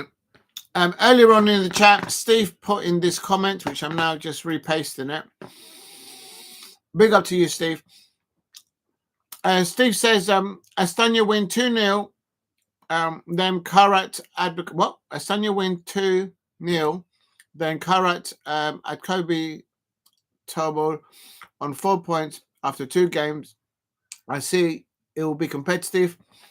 Astana is a much better football club than Kairat all day long. I'm telling you, Steve, You've got it wrong there. You got it right in all the other places. But Astana is a better football club. That's why they're 2-0 up. Big up to Steve Harris. He's going to go. Steve's going to get mad. The Steve Harris also said earlier on, so I missed saying it, with Chelsea winning top 4 race, it's going to be interesting more than top 4. No, it's going to be top 5. 5 clubs will qualify for the Champions League this season. And if Chelsea win the Europa League, as an example, the Conference League, and say then it could mean there could be more positions for Europe, all the way down to 8th or 9th. And if they finish top 4, if you see my drift. And then I meant to 4 race would be more interesting with the title race that's gone. Yeah, the title's gone, man. It's for Liverpool to lose. Big up to Steve at RSC. So I'm going back down to the bottom of the chat. Steve says Arsenal got Chelsea. Arsenal got Chelsea next week. Oh, yes, they do. It's just that my Crystal Palace match against Newcastle United got postponed because of the League Cup final. Anyway, Arsenal got Chelsea. Oh, are they back on the pitch now? Oh, shit, I forgot. Yes, they are on the pitch again. Sorry, people, I forgot. It's still Manchester United 1, Arsenal 0. And then Steve RSC says international break soon. Next week, last games will need one together once every 4 months, but I don't. 3 international breaks around a month, September, October, November. Yeah, that's absolute mad. Did you have a prediction for this game? Yes, Shae Arsenal. I did it yesterday. You remember yesterday when you put it in the chat? I did do my predictions, and I predicted it 1-1. Manchester United 1. Manchester United 1-1. My prediction was Manchester United 1, Arsenal 1. Oh, here we go. And so Garnacho, they're nearly. That was my prediction. Big up to Shae Arsenal. I hope you're good. Stay strong. I think your side should have capitalised with all those opportunities. That possessional play in the first half, but it just didn't happen for you lot.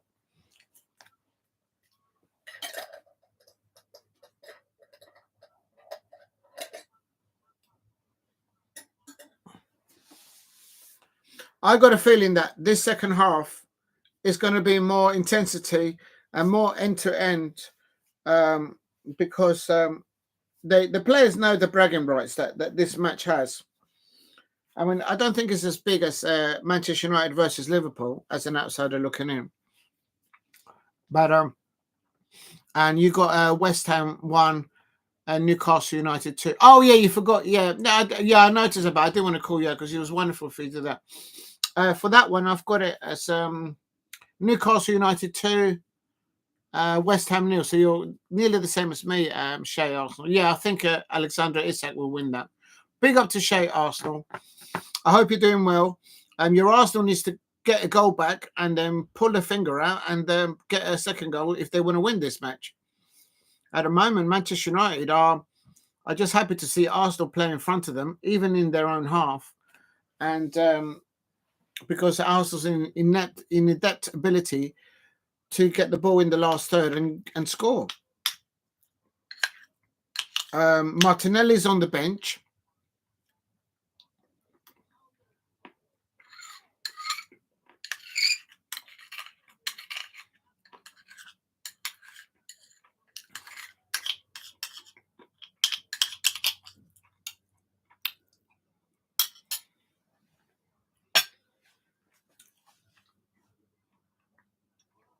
Big up to Lola says another 8-2. Oh, is that what happened before between Manchester United and Arsenal? I thought that was Liverpool. I'm getting confused. We need to bring on Gabriel on. I think you're right, Shae Arsenal, but I think the fact that he's on the bench, I think that's telling me two things. I think Mikel Arteta he's never been interested. I know this might hurt Arsenal fans, but in all honesty, I don't think Mikel Arteta ever had an intention of winning the Premier League. All he ever cares about is making sure that your Arsenal is in the Champions League the next season and the next season. But winning the Premier League title has never been what he's wanted to do with the squad that he so-called has a process on. It hasn't worked. And I do realise that he hasn't got the ability to do it. That's why he jumped ship and he went to Nottingham Forest. So Shae Arsenal, I think what's happening with Gabriel Martinelli is that he's keeping him not for the fixture against PSV, because you should be fine with that, but he's trying to save him for that game against Real Madrid or Atletico Madrid in the next round of the Champions League. Oh, Arsenal! And Odegaard just goes over the crossbar. I think Onana had it covered. Onana was diving, and I think he had it covered. There's Onana with that right arm of him. He was doing this. I think he had it covered. Help me get to 15 likes if you can. Years ago, Wenger. Yeah, absolutely. Oh, it was 1-2. Well, I can't remember what happened yesterday, let alone years ago. If you know, you know. Please keep hitting the likes and subscribe at Diego C. Palace if you are new.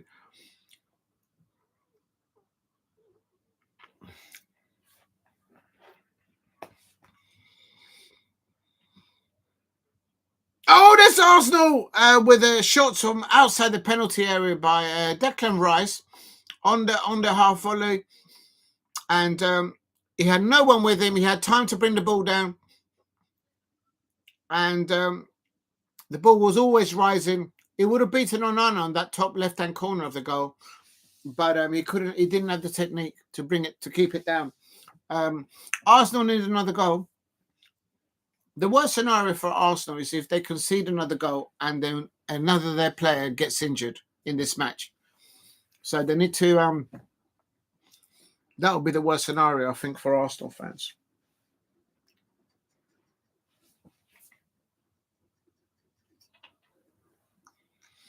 Oh! Arsenal whipped the ball in. I'm on 52 minutes. The corner to Arsenal.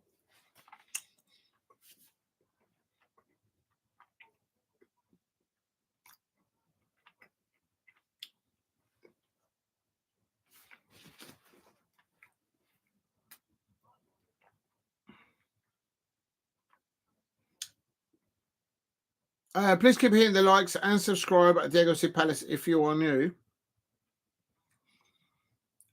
And this, the ball goes over. Oh, was that a foul there? Ball gets cleared away by Manchester United.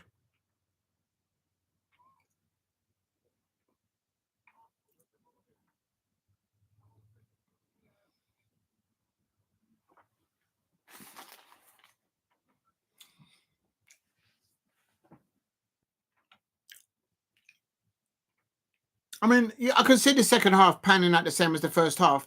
Manchester United letting Arsenal play in front of them and just wait for that moment where they can do another Bruno set piece. That's a very well taken free kick. Manchester United on the attack to the back post. Oh, how did he not score? Oh my days! Mazraoui and David Raya finally does his job properly. After they threw Leno underneath the bus. And what a breakaway down the left-hand side by Manchester United, and then puts the ball over to the right-hand side. Mazraoui does get the half volley, and no, he was on target, and David Raya did save it. Mazraoui was on target, and David Raya saved it. So Ribsy and Miss Jones, yeah, back in the day. Big up to Lola. Cool, you got some memories. I never could actually figure out who she fancied most or not. Rigsby, Miss Jones. Do you remember back in the day?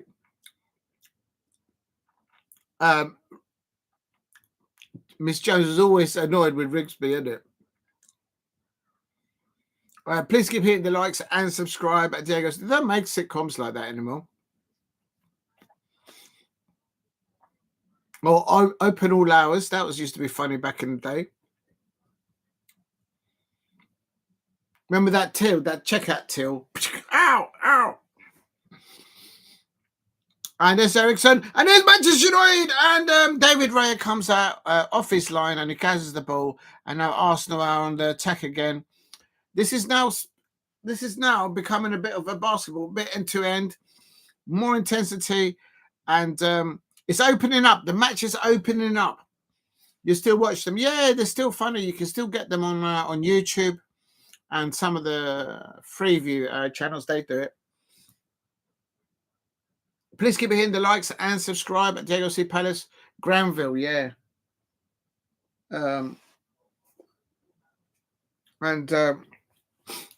Yeah, David Jameson, he's a very good actor. Any role that he played, you can believe the character.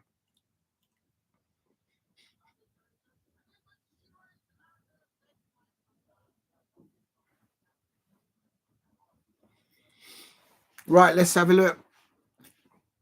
Arsenal attack here. I'm on 55 minutes. Odegaard on the ball.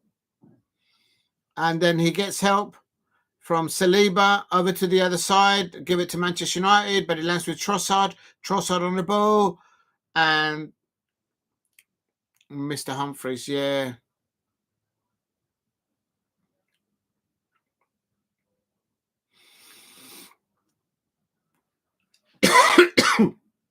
Odegaard.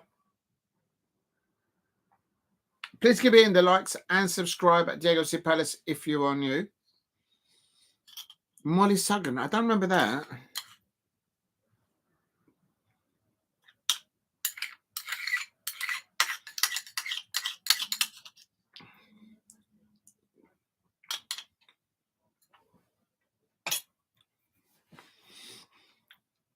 I don't remember Molly.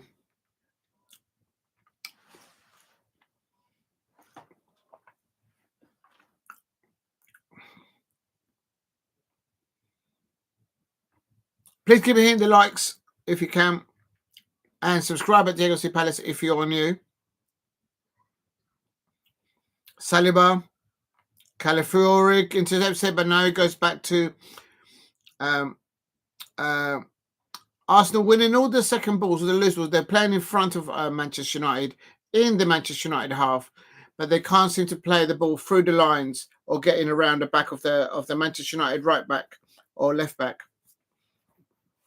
Garnacho there, well defended. Good defender there by Garnacho. There's Casemiro there. Casemiro getting stuck in there. I think she was in Open All Hours. Molly Suggan. Yeah, it kind of rings the bell, yeah. I remember there was the nurse in Open in All Hours. I can't remember her name. I don't think it was her, though. Purple hair. Oh, no, purple hair character. That's in Are You Being Served? Are you free, Mr. Humphries? Do you remember that? Open All Hours. Or was that? And she always used to talk about her cat. Why ask for the new Spurs? I think they're actually worse, Damo, because at least Tottenham Hotspur have got a stadium that's been paid off under budget. Oh, Garnacho a back heel! Oh my God, Sergio nearly scored with a back heel there. He nearly nutmegged David Raya there. Oh, what a pass there! They didn't play. The Manchester United didn't play like this against my Palace. I was at Old Trafford that day. Do you see that little Ole there, little back heel there by Xerxes? Little back heel there, nearly caught out David Raya. I tell you something, Manchester United are on the way to the Europa League final. And purple hair, yeah, that's right. Are you being served? That's right, says Lola. And are you free, Lola? I mean, in the survey. Oh, never mind. I'm going to get in trouble now. That's what they used to say. Are you free, Mr. Humphrey? Are you free, Miss? And there is Arsenal. Oh, and they cleared a ball, a dangerous ball. They've been cut across there by Martinelli. Do you see the difference of bringing Martinelli? Somebody in the chat said bring on Martinelli, but I thought they were trying to save him. Please keep hitting the likes and subscribe at Diego C. Palace if you are new. Going to have a little bit more hummus. I'm not really hungry, to be honest. I actually would like a hot drink. I might go. I tell you what, at the end of this match, I'm going to go and get a hot drink, and then I'll carry on with the Real Sociedad and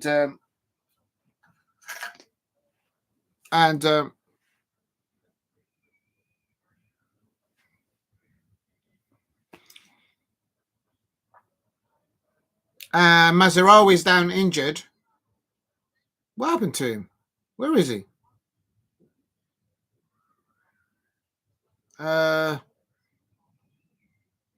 I don't think anyone tackled Mazraoui. I think he tackled himself because he went over to the ball, and I don't think that was a foul on Mazraoui. Dave said, "I don't charge." Lola, I know I should have said that. Oh dear. Right, where's no goals? I need to see more goals so I can do some more exercises. All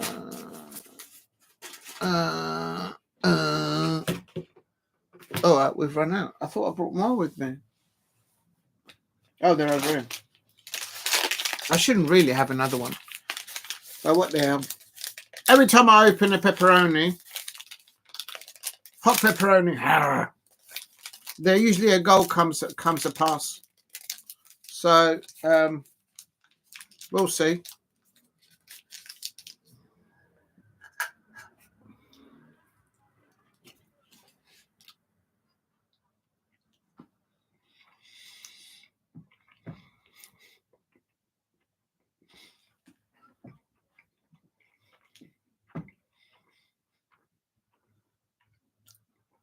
Manchester United 1, Arsenal 0. If there is an equaliser by Arsenal, I think the game will open up even further. Or perhaps they might just think, you know what, we've got a European game in a few days. Let's just chill out. But at the moment, Arsenal are going to be with their tails up trying to get that equaliser. Thomas Partey. The home crowd are booing Thomas Partey because he elbowed Xerxes in the first half.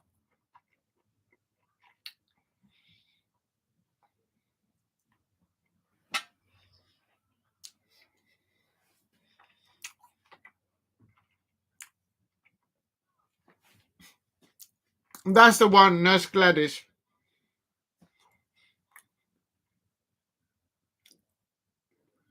Yeah, very well scripted sitcom, that. Martinelli. Or maybe I don't watch TV no more because obviously I'm doing YouTubing now. Yeah, now I remember. Yeah, I knew you'd know, Lola. Did she used to have purple hair, though? I don't think she did. It was only the character in Are You Been Served? Miss Felton or something? I can't remember her name. Mikel Arteta there is trying to land planes again on his touchline. He's trying to pretend to be Pep Guardiola. The only thing he's done is spent this as much money as Pep Guardiola, but he hasn't won any trophies with all the money spent. I just wonder what Arsenal fans think about that. Can you imagine the actual person at Arsenal, the football club, and they've spent all those hundreds, not millions, hundreds and hundreds of millions. It's actually, I think, going just over £1 billion of net spend that they've spent on Mikel Arteta while the manager there. And he hasn't won any silverware. with all the with over £1 billion of spending. No wonder that the Arsenal fans are going into meltdown. Yeah, with Molly, yeah.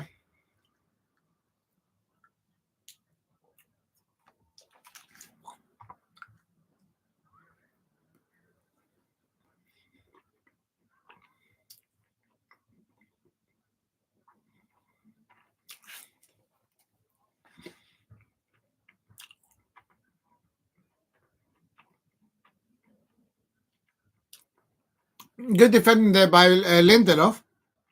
Manchester United fans threw him underneath the bus because obviously he missed that penalty.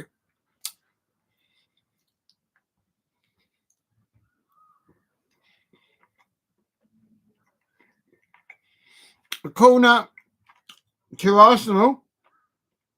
65 minutes. There's still plenty of football. 25 minutes. Oh! No, that's not going to harm. Arsenal fans, you're not going to score against Manchester United from outside the penalty area. You need to catch them on the counter. You need to, if you can, play through the lines. But Manchester United are very well defended there in the middle of the park. Who they've got in the pivot? Because they keep changing it. Bruno Fernandes and Casemiro. It's the second match in a row that Ruben Amorim has played Bruno Fernandes and Casemiro. He played those two against Real Sociedad. And he's seen something there that gives him something to build around. Of course, Kobe Mainoo is out. I think he's out injured. And there's all this talk about him wanting to leave Manchester United or not being paid well enough or something. Big up to Rizla.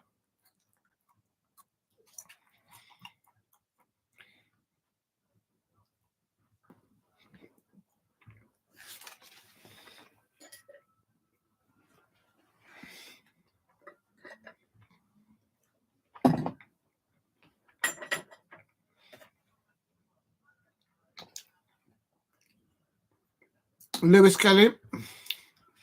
Please keep hitting the likes and subscribe at Diego C. Palace. Lewis Kelly did come on for Calafiori, and Martinelli did come on for Maneri around 58 minutes, if you didn't know. And at halftime, Euro came off and Heaven came on for Manchester United. Let's get the weights out. I've already had the weights out when Bruno Fernandes. I'm eating at the moment.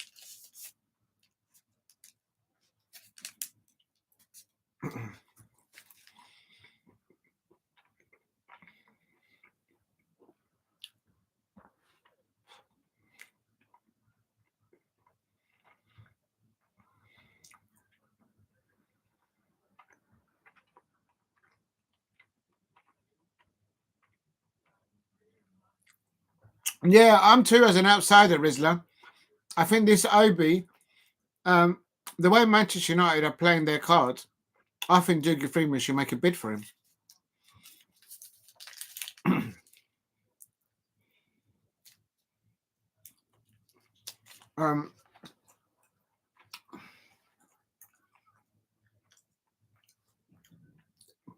I think towards the end of the season, that youngster, Chido Obi, might be unlocked by Ruben Amorim, and the beginning of next season, he might have a mad season with Manchester United.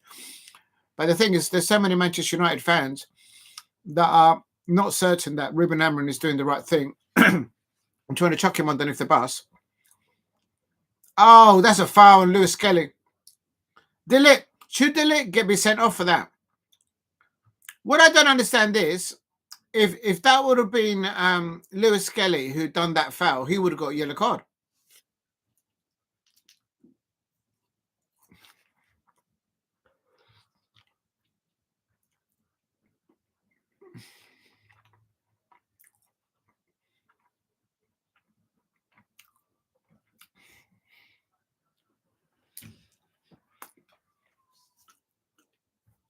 I think it was a foul.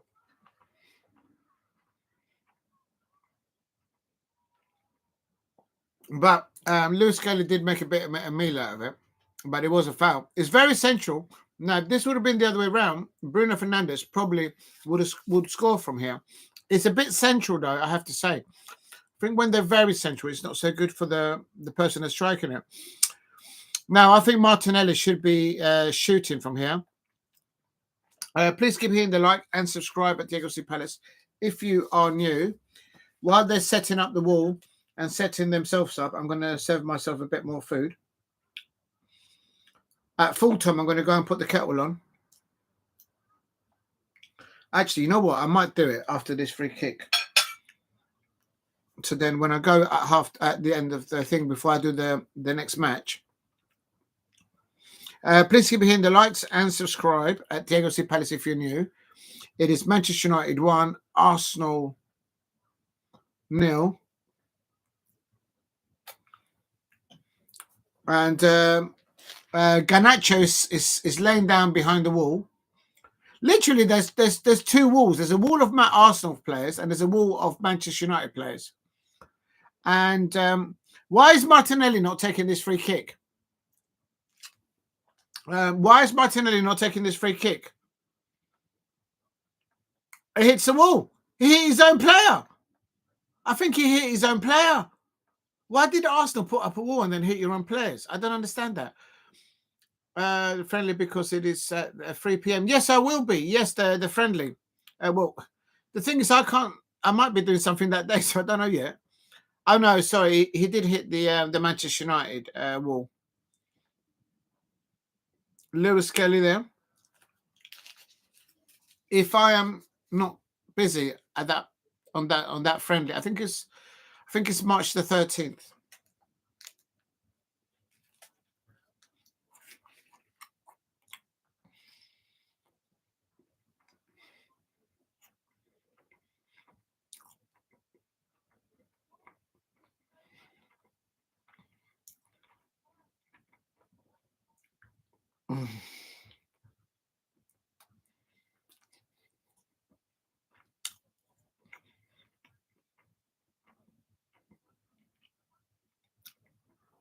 Please keep hitting the likes and subscribe at Diego C. Palace. Arsenal got a free kick here on 71 minutes and a half. Arsenal need a goal, and they've got Raheem Sterling on the bench. He's actually been sitting on the bench so long that his beard is actually growing.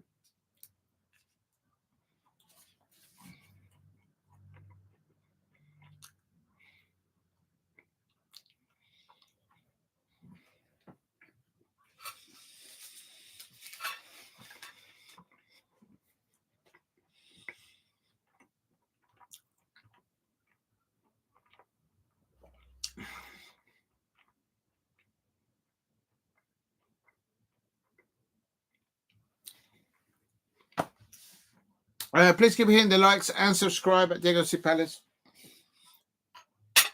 Martinelli on the ball on the right-hand side. Why did Martinelli take that free kick?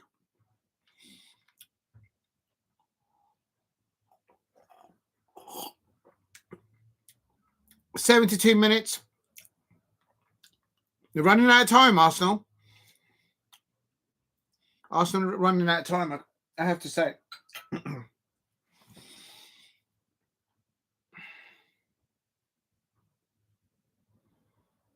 I'm trying to look on the benches. What else? Martinelli, Sterling, Shevchenko, Jorginho's is available for Mikel. No, as the ball goes in. Oh, and it's defended well by Manchester United on 73 minutes. That's it. Just get the ball out. They're trying to get the ball out of their own half, but David Raya is way out of his goal.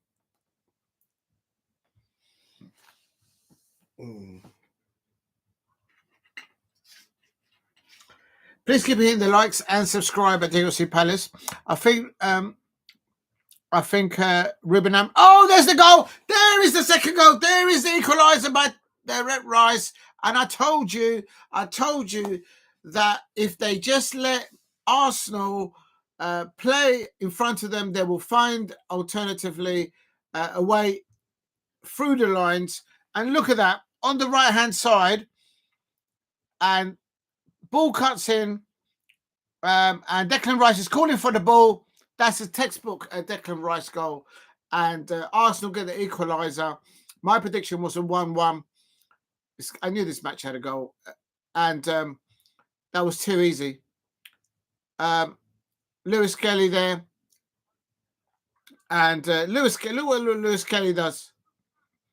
And Declan Rice was just crying for the ball. Onana was nowhere near it. And then Mikel Arteta there thinks he's won the World Cup. And Declan Rice goes over to the corner flagpole, and the Manchester United fans there are not happy with him. I don't know if you can call it as best fans.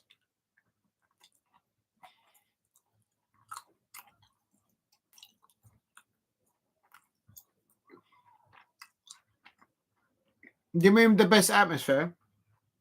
It was at Timber. I do apologise. Thanks. Yeah, I was just looking at it. I was thinking, I'm not sure that.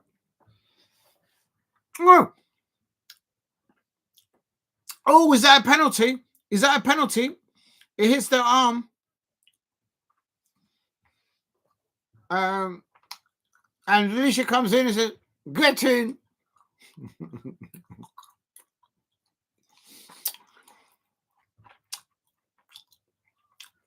Alicia, I'm going to tell Bish Bash Bosh.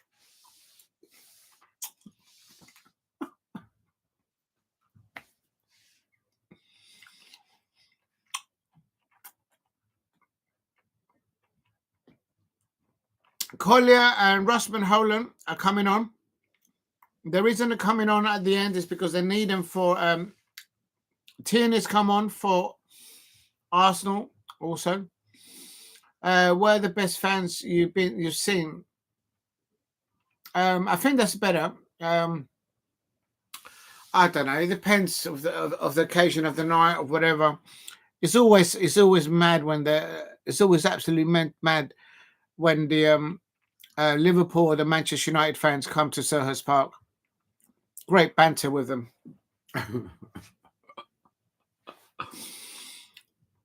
So I'll say those two.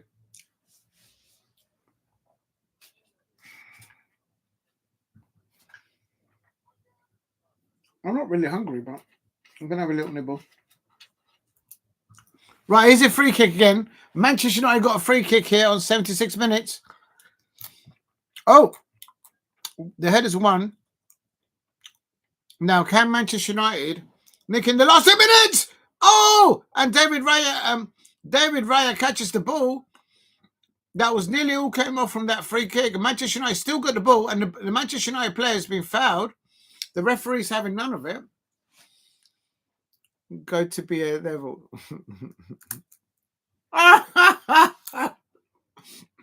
Alicia, I'm going to take a photo of this. And just whoop.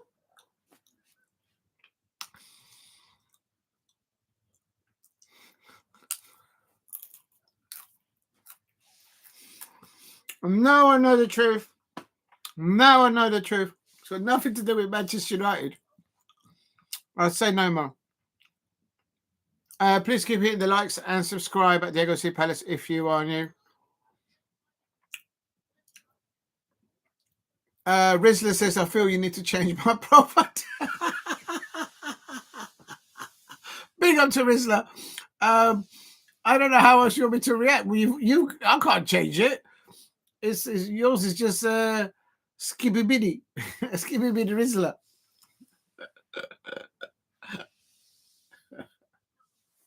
I can't believe I've been saying Rizzler all this time.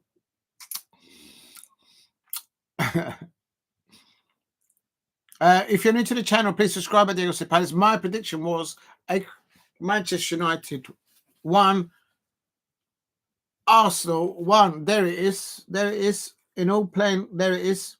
1-1. And I wrote that 2 nights ago. And that's exactly what's going on. Oh, Arsenal nearly getting there. It's skibidi-bidi-bidi. I know, I can see that. Yeah, but look how long the skibidi-bidi-bidi-bidi. What's all that about skibidi-bidi-bidi? Fucking hell. Oh, my God. That hurts. My head hurts just thinking about that. Is that from Australia? Skibbity. Hey, Skippy.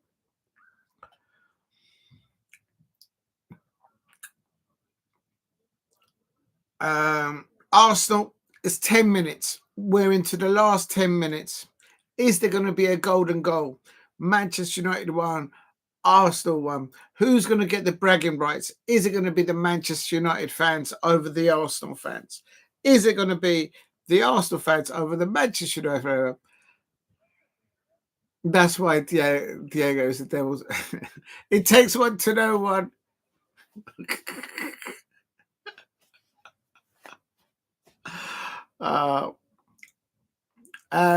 Diego, no swearing, please. Big up to Rizla. You're telling me not to swear, and your name is Rizla. Please keep hitting the likes and subscribe at Diego C. Palace. Manchester United won, Arsenal won. Oh my days. Speaky bump time. Yes, absolutely.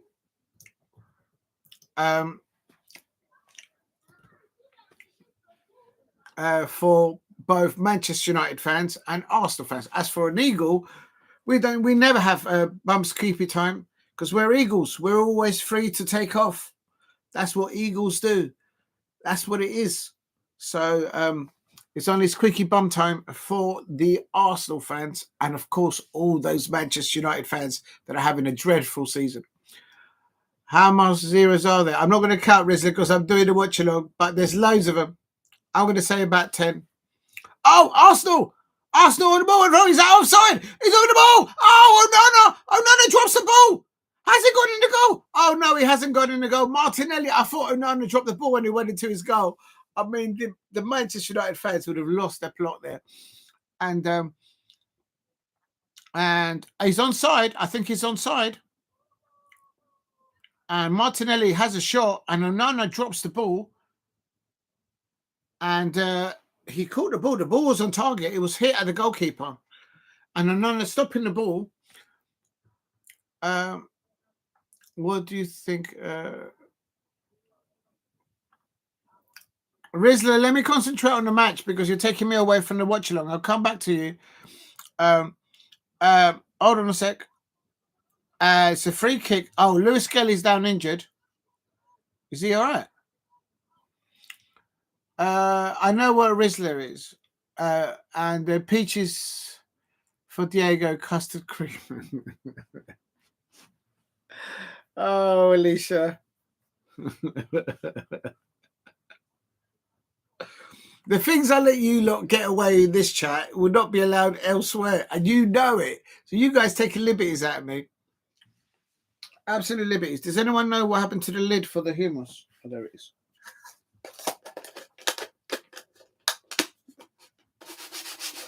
We're going to need to take that down to the refrigerator. If you're new to the channel, please subscribe at Diego C. Palace if you are new. Manchester United won, Arsenal won.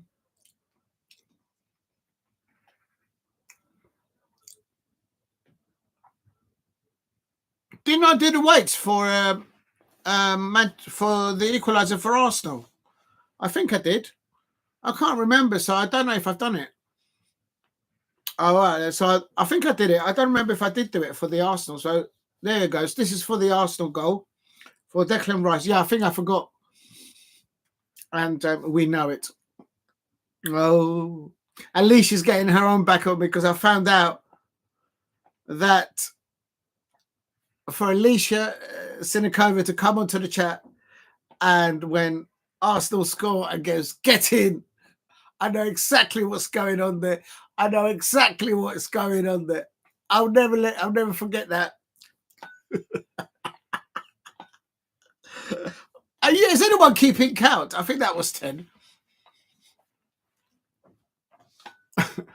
Well, you didn't. Oh dear. If you're new to the channel, please subscribe at Diego C. Palace. Every time somebody scores a goal of football. Oh, there is! And that is a penalty. Is that a penalty for Manchester United? No, it's not. That's a great tackle there by I don't know who it was for Arsenal. And Manchester United were nearly 1-1 there with David Raya. And now the ball's over to the other side. The ball gets whipped into the... And it's end-to-end. Trossard misses another opportunity. Trossard, for your prediction. Alicia was always... Alicia... And Rushman Holland, just shoot. Why is he trying to pass the ball and place the ball? The moment you're 1-on-1 against the keeper, just shoot. He's taking too many touches. He's not in confidence. Marcus Rashford.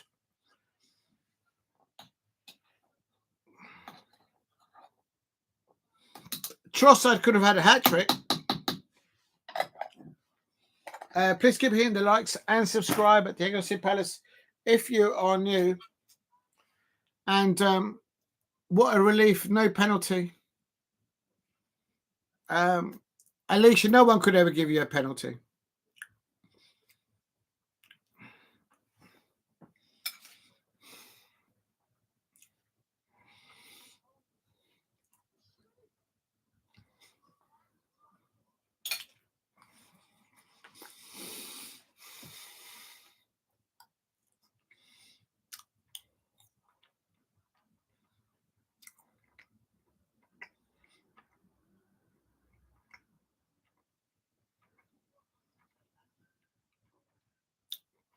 If you're new to the channel, please hit a like and subscribe at Diego C. Palace. Coming into the last few minutes of the 90 minutes.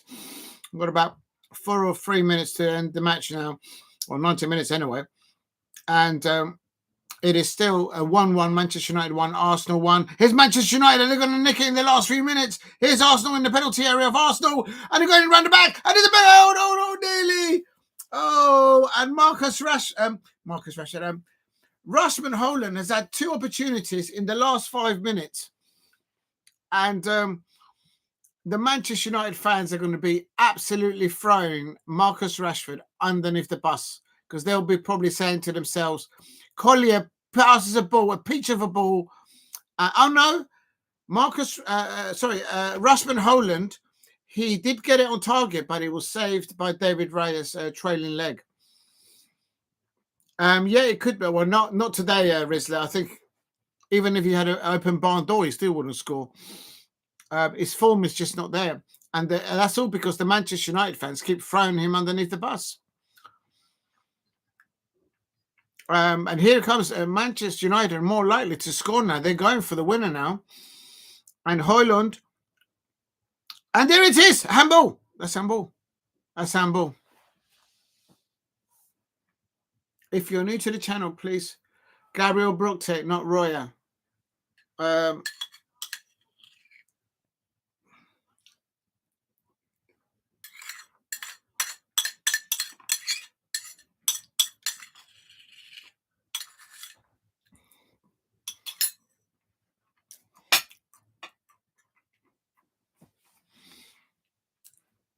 Who's going to have the last chance in this match?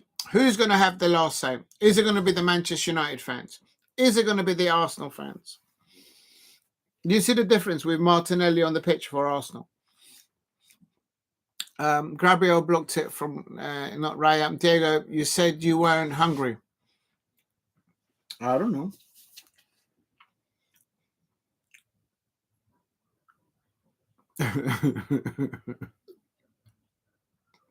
I can see Rizzler's not watching the football. Please give a hit the likes and subscribe at Diego C. Palace. Manchester United 1, Arsenal 1. And Manchester United look more likely to score in the last few minutes in this match. We are coming into the last few minutes of this match. Rushman Holland should have had 2 goals in the last 10 minutes of this match. And now they've lost the ball, Manchester United, and Arsenal coming away with the ball. And Martinelli gets the ball back. Very good defender, this young man, Heaven.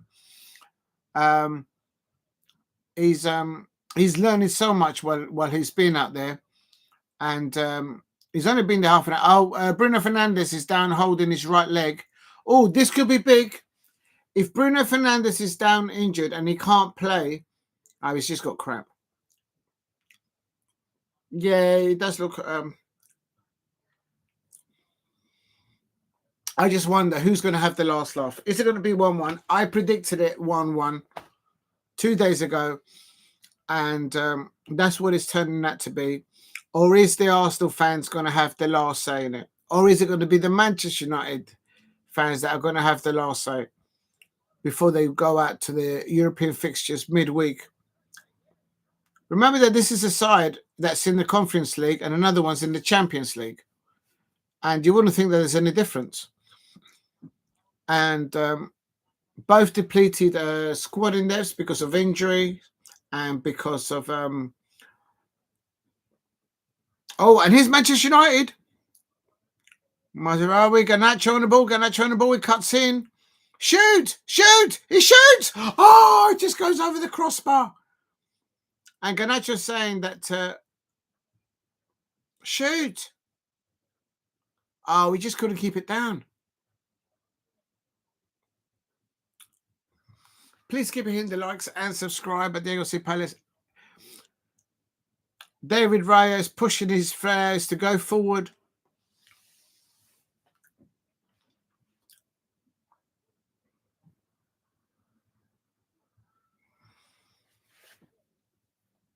Who's going to score the winning goal? Or is it going to be a draw?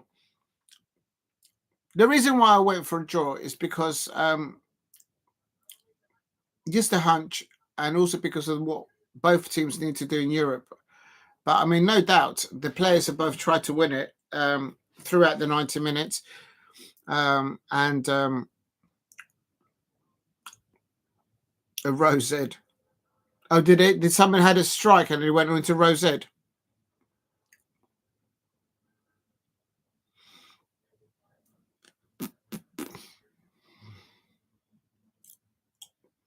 I think both sets of fan base will take that because of the dreadful season that they've had in the Premier League, both teams, even though Arsenal was second, but they just, you can see Mikel, and this is Arsenal! Oh, Onana saves it! Oh, he missed! Oh, my days! Oh, my days! Did you see that miss by Martinelli? Did you see that? Did you see that, Arsenal fans? Oh, my days! How did he miss? It would have been harder to miss than to score. Oh, you would have put good money on Martinelli scoring there. Onana was beaten. He was on the floor. Onana was flat out on his penalty area. Diego, you would have scored that. Alicia, you would have scored that all day long, Alicia. And and you would have broken Bish Bash Bosh's heart if you had scored that. May I just add that? It's offside. If somebody scored, no way. Please keep hitting the likes and subscribe at the AFC Palace. 4 minutes of added time to be played. And Raya kicks the ball out. And who's going to score the winning goal? Is it going to be Arsenal? Is it going to be Manchester United fans? Are the Manchester United fans going to be victorious tonight? Are they going to take all the banter right? And the ball comes in for Manchester United. He gets in around the back. And it's Manchester United. Oh, it's in. It's in. Oh, it's off the line. They've cleared it off the line. Is it off the line or off the side? Off the line.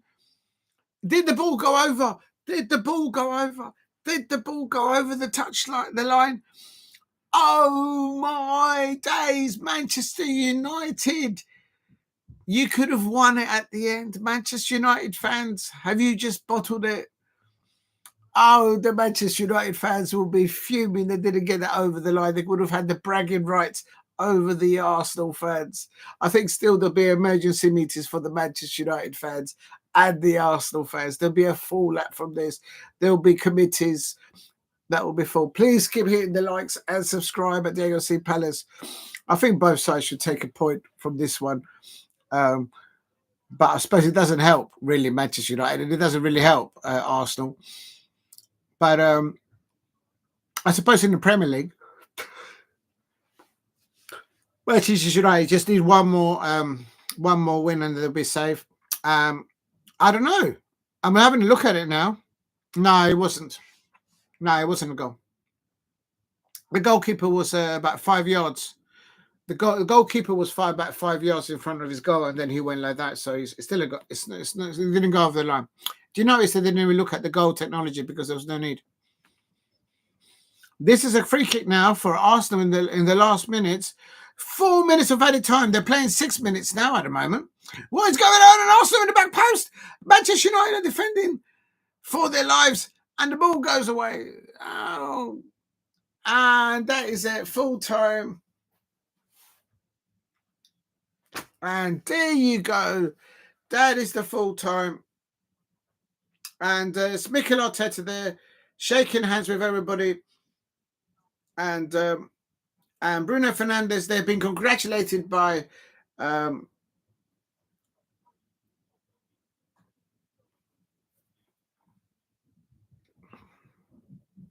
well. Great prediction, spot on.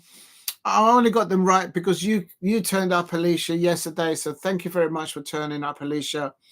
Brings back the memories. Oh dear. You and I we're gonna get banned from you know where. Oh my days. Give me strength. Right. Let me quickly type into the chat. Full time. I think that's why I went for a 1-1. Full time Manchester United. No further injuries, I don't think, for either sides, which I think is what they wanted for the rest of their season campaigns in Europe and in domestic in the Premier League. But I have to say, Arsenal fans, you should have that first half before Manchester United scored that first goal. At the end of the first half, in injury time, Arsenal, you should have been like 2 goals up. So that's did full time Manchester United, Arsenal 1. And I also say great predictions, but no meltdown. It was a treat. Yeah, I'll be back soon. Need to change the phone. Change the phone. Charge the phone. Yeah, I need to go and put the kettle on. So me too. I'm going to be back in about 10 minutes. For big up to Alicia. You and I are on the same timetable. Yeah. So I'm going to put in here. Back in 15 minutes.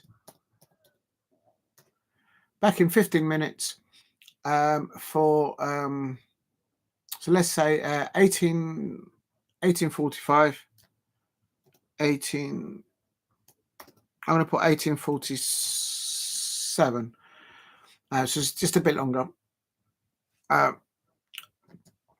For the Real Sociedad versus Sevilla.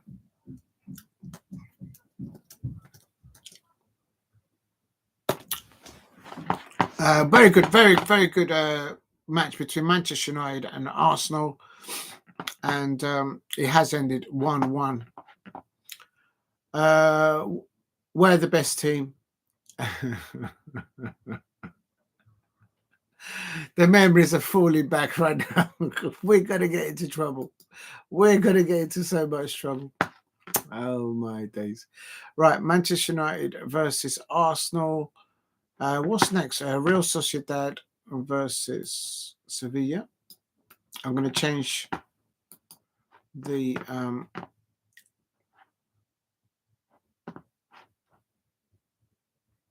come on, I'm missing my break here. Real Sociedad versus Sevilla.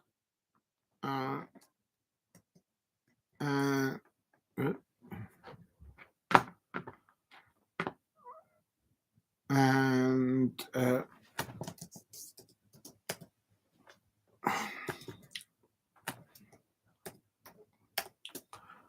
I can't see it. Manchester United versus Arsenal.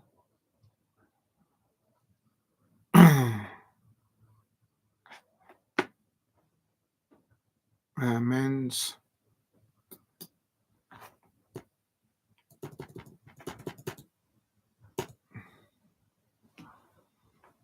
And Chelsea Crystal Palace FA Cup. I'll take that off in a moment.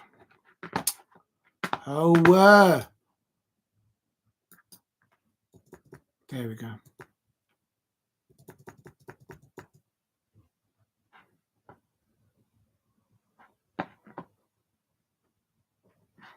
No, I've got to take that off now. Right, Real Sociedad versus Sevilla and Manchester United. No, let me just put here live. Oh, I'm missing the 50 minutes. Like literally, I'm going to waste 50 minutes just typing this title. Live. Watch a lot.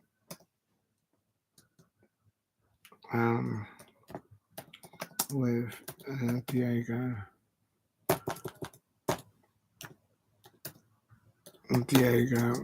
Oh,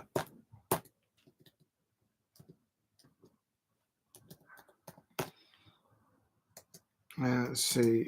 Palace.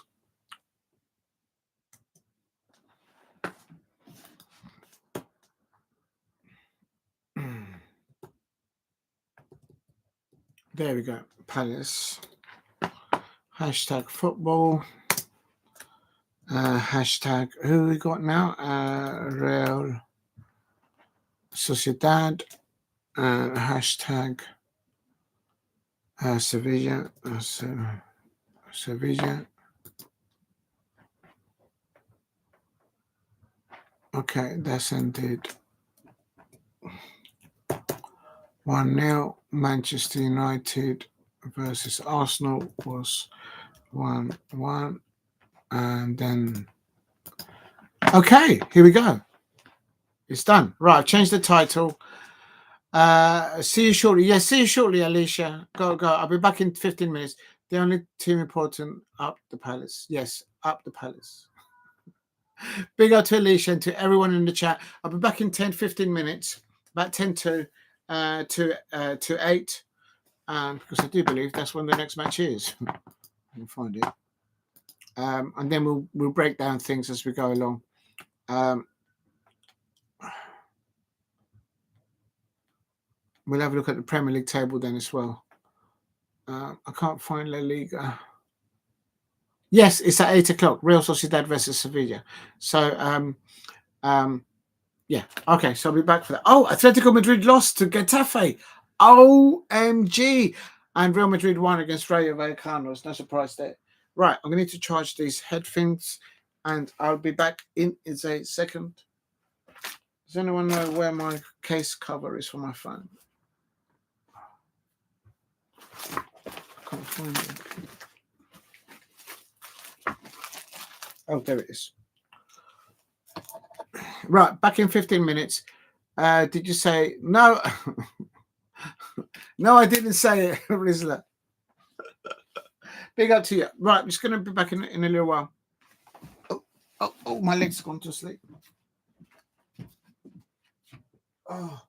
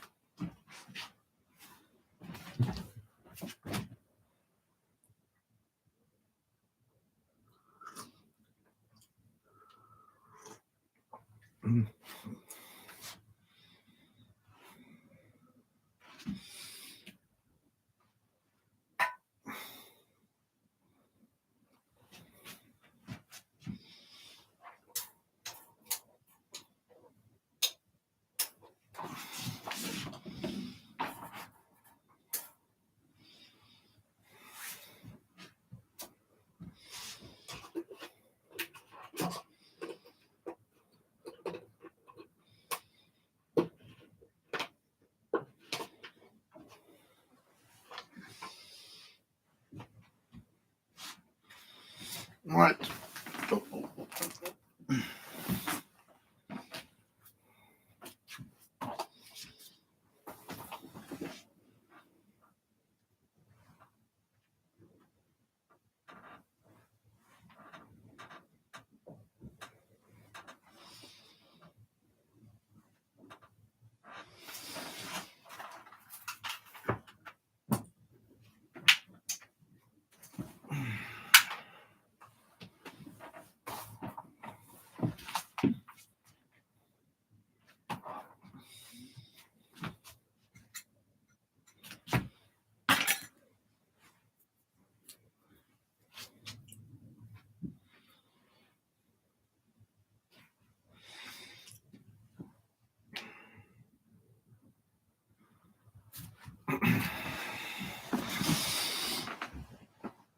Right, here we go.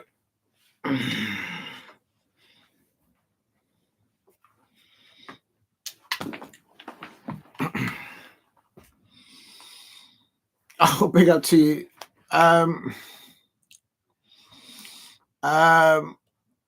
What's that? Right, let's just check. Let's try and get the Real Sociedad match up and running. Oh.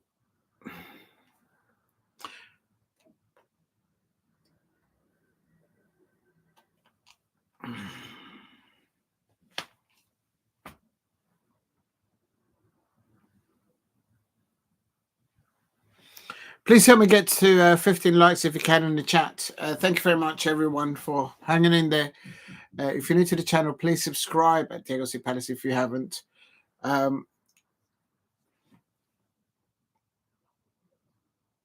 let's have a look and see what else we've got here. Let's try and get the Royal Sociedad. If I can't get it, then I might just knock it on the head. But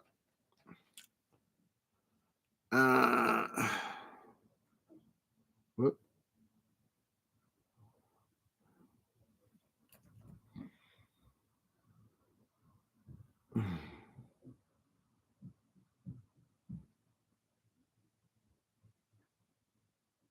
Let's log into there.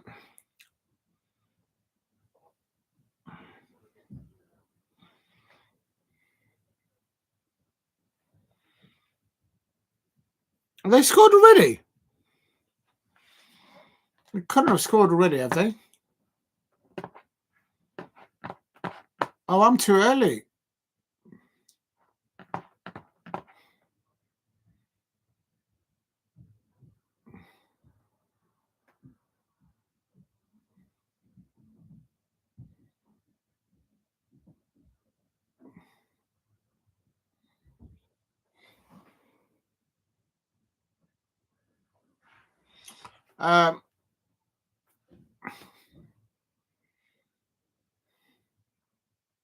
Oh no, it's only in an hour's time. Oh my days. I thought it was 8 o'clock. No, it's only 7 o'clock. So the Real Sociedad, it's in about an hour's time. What I might do, I didn't realize, I thought it was 8 o'clock now, but it's only 7 o'clock. Right, so then that gives me a bit of a break, actually. I need a break. Let's just have a quick look on how things are.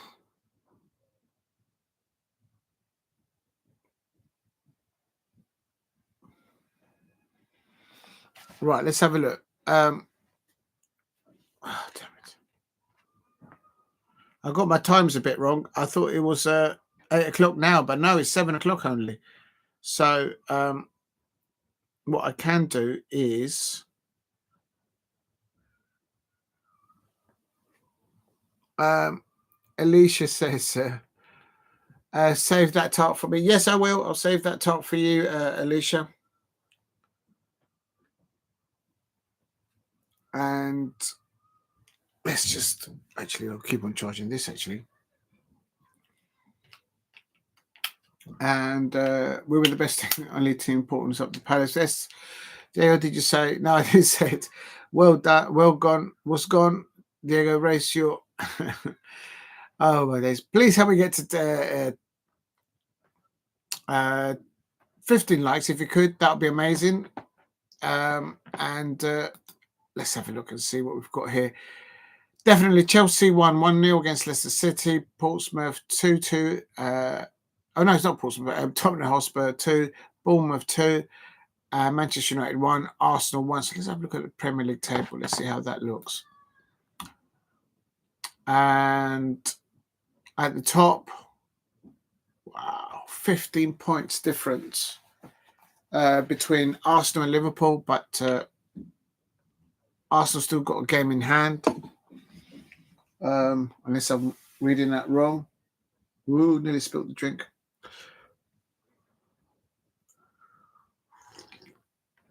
Got a cup of char.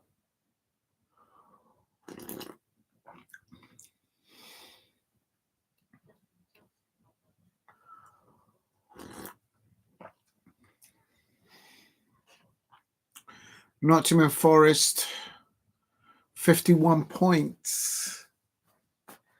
With that win over City. City drop into 5th place. Chelsea clamber back into 4th place. Massive 3 points for them. Back-to-back wins. So the panic is over at Chelsea now, I suppose. Brighton and have won 4 on a bounce. No, unbelievable. That's mad. Crystal Palace are up into 11th place with 39, 3 wins on a bounce. And get a couple more wins. And if the results go our way, we could be top 8. Who knows? Please keep hitting the likes and subscribe at Diego C Palace if you are new.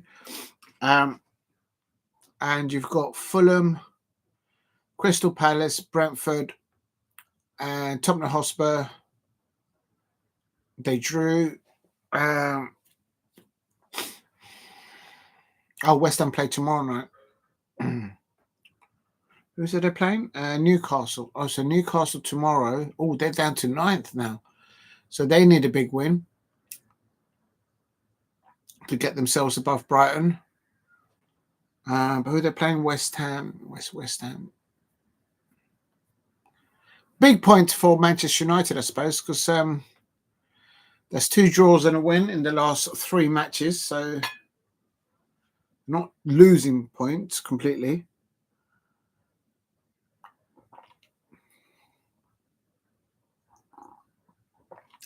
They're on the same goal points as Tottenham Hotspur.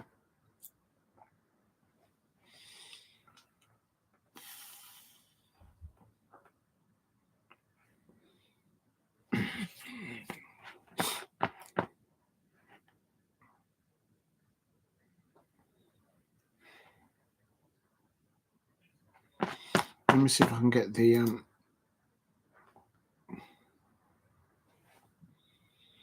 did I get the lineups for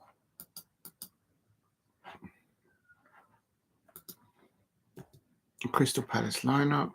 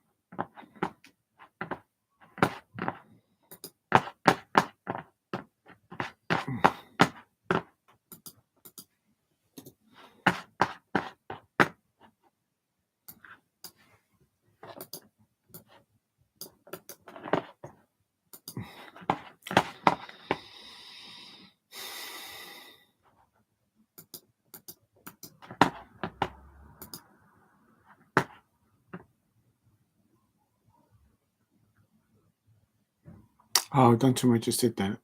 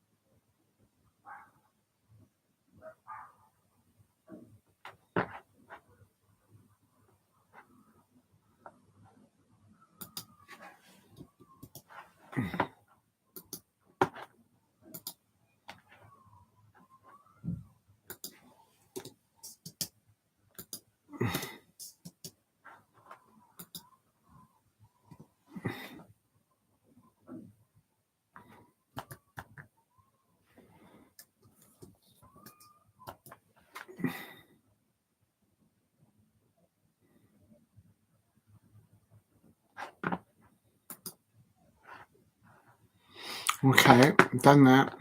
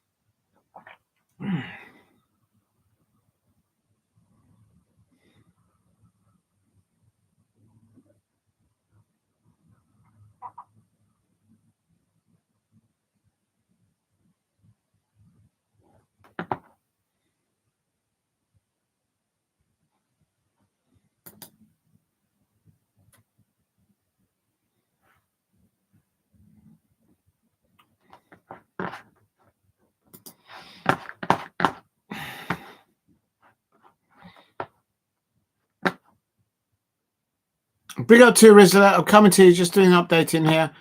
I thought it was 8 o'clock, but it's not. It's only 7 o'clock. The kickoff of Real Sociedad versus Sevilla is literally 1 hour, just under an hour. 8 p.m. today. Oh, really? Oh, my days. Might try to keep up. I don't know where I could get a watch along for that. I'm going to keep, hopefully, to the Real Sociedad one.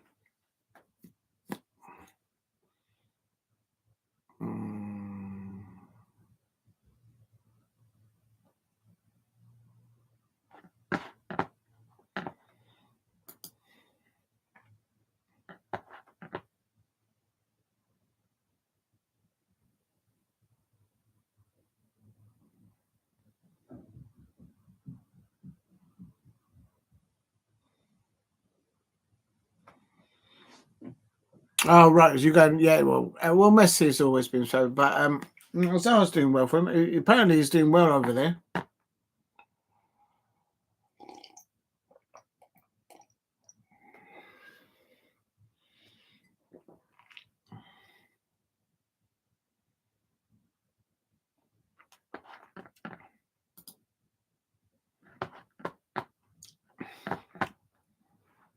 Right, let's just have a look.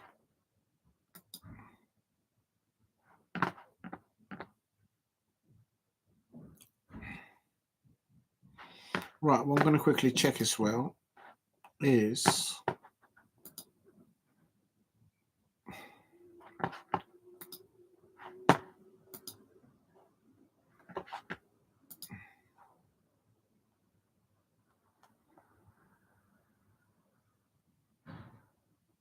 right. Match of the day 2 is at 10:30. Perfect. I went to my supermarket and couldn't find any bananas. Then I remember it's because of you. There you see. I've got them all. They're all there. Look. Behind the orange juice. Right. Right. Given the fact that I do need a break, to be honest, because I've been streaming. It's only 4 hours. No way. How is that only 4 hours? Oh, yeah, no, I started at, 5 hours, I suppose.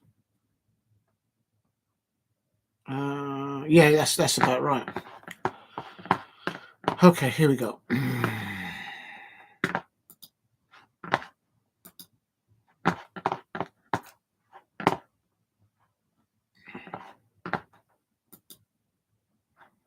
Okay, so that's good to know. So then I've got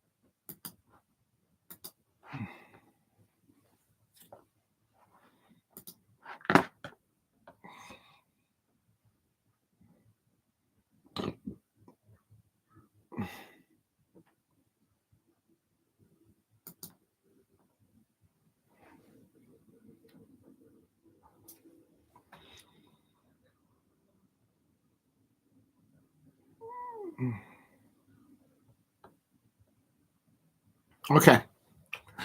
Right, I'll be back at 1:45. I need a break. I need a break. We'll be back at I've got my times wrong. 19:45 for the live watch along Real Sociedad. Don't eat too much. No, I'm not going to eat. I'm just going to have a little break. Real Sociedad. Yes, Real Sociedad versus Sevilla, wasn't it? Sevilla. Yeah. I thought it was. I thought it was actually 8 o'clock now. That's why I was rushing earlier on. So so it's actually welcome thing. Right. Yeah. See you in a minute.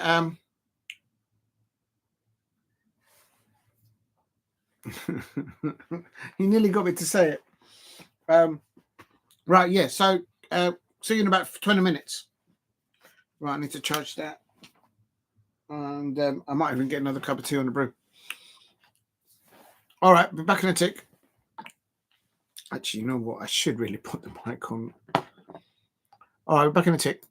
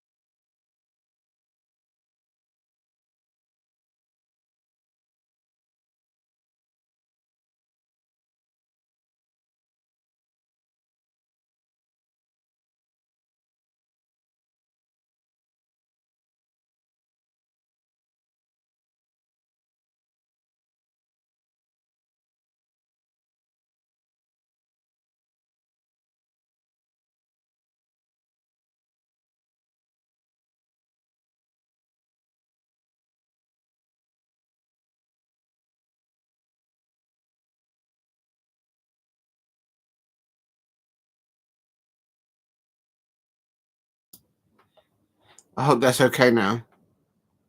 Yeah, that should be all right now. I can see the little lines moving. Yeah, thanks for that, listeners. And sincere apology to everybody out there. I had to pop out. I think I've missed a match. Yeah, we've got. Let me see if I can get some of it left. Thank you very much, Day 000. Oh no.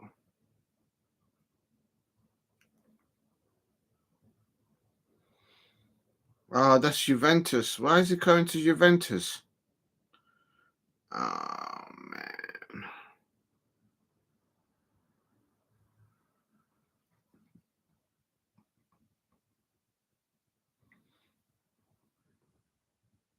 No.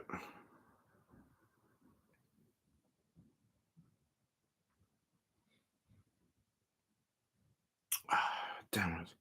All right, let me just try this one. I'm going to try log on this one. If this doesn't work, then there it is.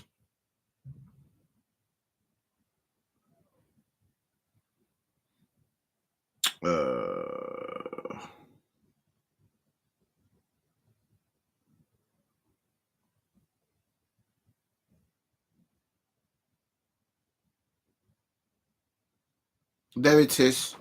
I can only get it in. I'm on 77 minutes, which is about. Oh, thank you very much, everyone. You lot are amazing out there. How are you guys holding on to that? Oh, thank you very much, Day 000. I really appreciate that. And also to Skibidi Rizla, lovely Lola. Thank you very much. And Semic. Oh, I miss Semic. Oh my god. Thank you very much, Semic, for dropping in. And saying Alisport 1, Galatasaray 2, barely won. Oh, right, Galatasaray just barely won. Here in Real Sociedad is nil. Oh, Real Sociedad are losing 0 to Sevilla. Maybe they're saving their players for obvious reasons midweek.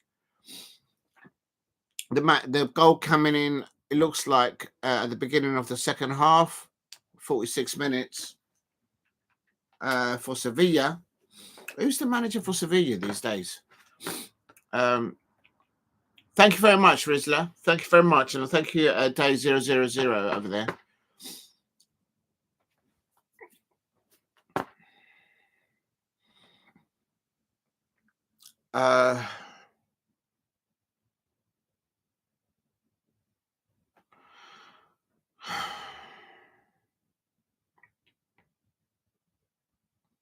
No, I don't recognise. The Sevilla manager is Garcia Pimienta. I can't say that. I remember the name.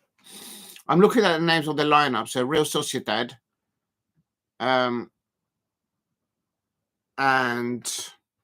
what I'm going to try and do is get the lineup that the whole point of this was to have a look at their players, Real Sociedad, and get maybe like a heads up of how they're doing for the incoming match.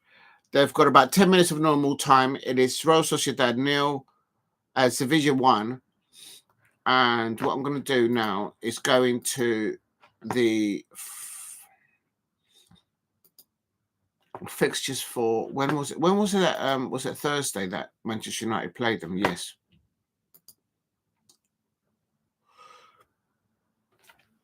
Oh, excuse me. Oh dear. Okay, so I'm looking at both lineups.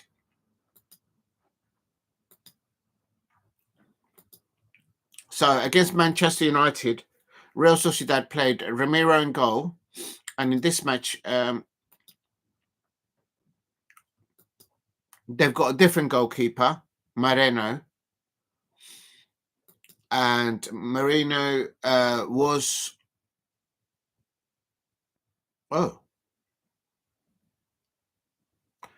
Marrero was on the bench against Manchester United, so he's using a different goalkeeper today. Excuse me. I'm just going to go and blow my nose. Sorry, people. What?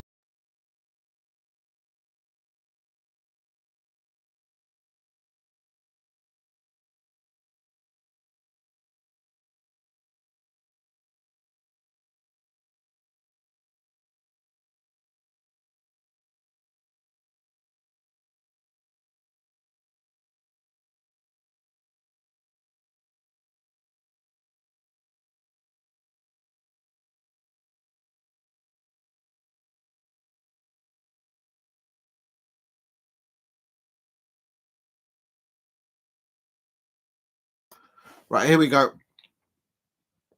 Right, so the whole point of this, what I wanted to do on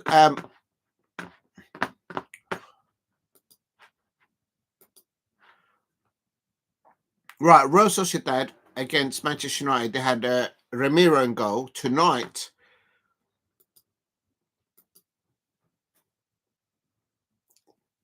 they've got a different goalkeeper, Marrero. So they're using the second goalkeeper tonight against Sevilla. Against Manchester United, they had Elizondo, Sobeldia, Aguerd, and Munoz. And tonight,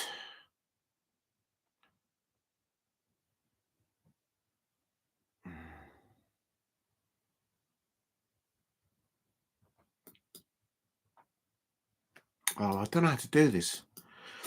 There has to be a way that I can do it. Can I put it on this screen here? Please be able to. Please be able to. No. Yes, you can. Okay, brilliant. I can split it so I can see more or less the second. So this one is Manchester United. Okay, all right. I've managed to split the screen. They're playing at home again, Real Sociedad. They've rested. So the manager of Real Sociedad, Emmanuel Alguacil, has rested some players. Different keeper, so he's using the bench goalkeeper, the number 2 goalkeeper. Against Manchester United,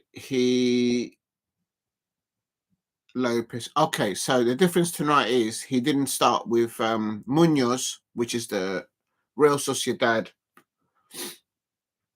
left back, and the right back is also different. So he's using it's alternated.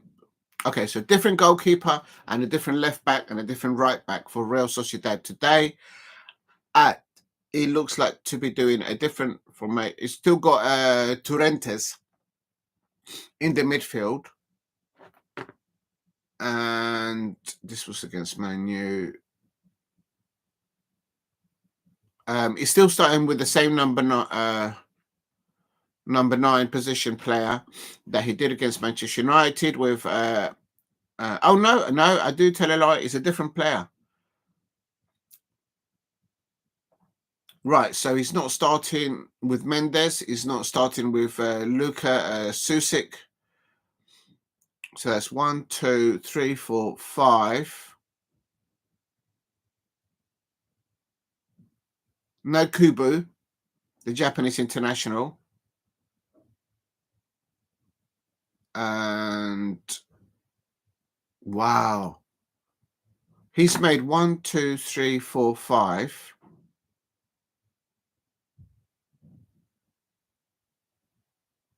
5, 6, 7, 8. He said he's made 8 changes. Is the Botafogo game live? I don't know how to search that, to be honest. There is a YouTube channel that is live free for Portuguese football. I can't remember what it's called. And they show all the matches, and it's all in Portuguese. But I don't know if they show the matches from actual Botafogo that's in Brazil, I presume. That's what you mean. But here,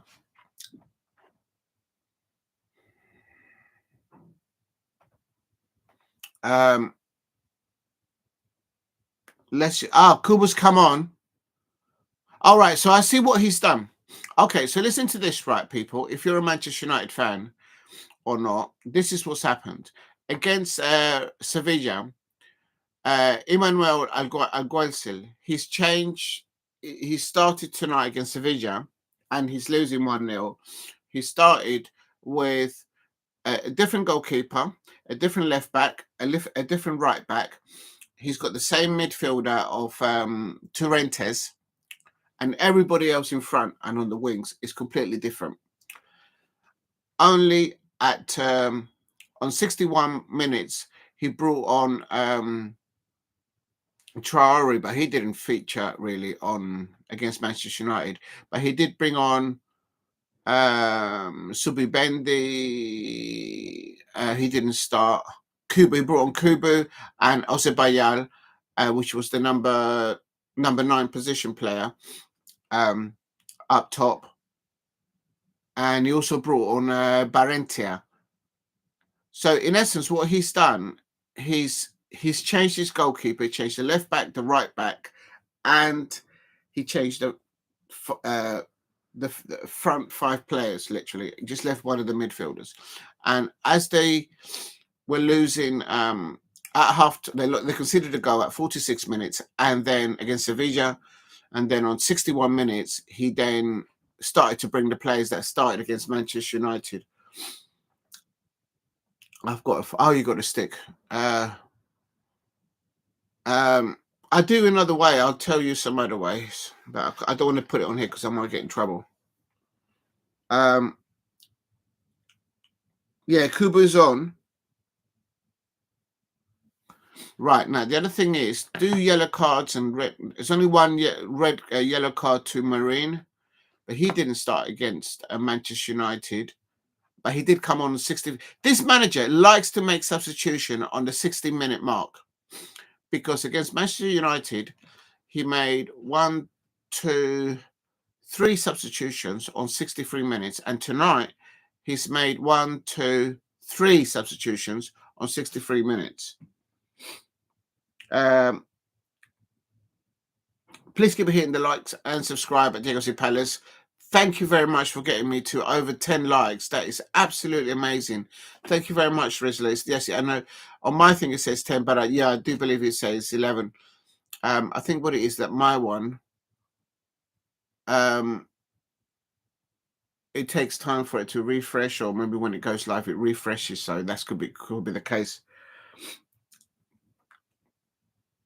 After this, I will be doing, like, I'm not going to stop. I will see it through to the when this finishes, I'll do a recap of the results, and then I will then match of the day 2 starts at 10:30. So I should be able to cover that. And it's after. No, it should be all right now. Oh, Kubu prices the ball in. If you're new to the channel, please subscribe at Diego C. Palace.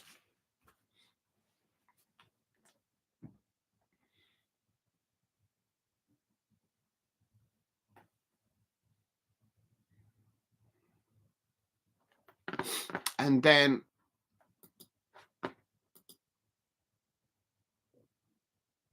how long will this stream last? I don't know. Oh my God, it's 7 hours. But I've been away now for about an hour and a half, I think, or more. So I've only really done about 5 hours. It says 7 hours here, but I've been away for about an hour and a half or 2 hours or something like that. So literally for the duration of this match. So and a bit. So I've only really done 5 hours. It's not too bad. As soon as the match of the day 2 finishes, I'll wrap it up. So I've got to get up early tomorrow. And Sevilla are playing all in red. Royal Sociedad, of course, because they're playing at home, they're playing in white and stripes of blue, like Sheffield Wednesday, if you remember. Sambila Conga's getting Sambila Conga. Sambila Conga, that rings a bell. Did he used to play in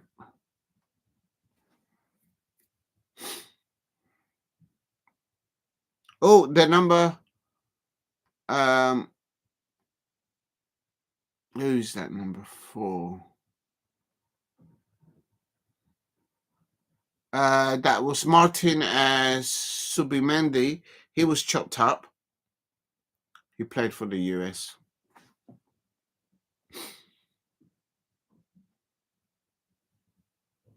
Sometimes I think it's interesting because I did it earlier on in a few months ago. I did a watch along between Real Sociedad and Real Madrid. Or was it Barcelona? No, it was Real Madrid. And it was the player that stood out like a mile was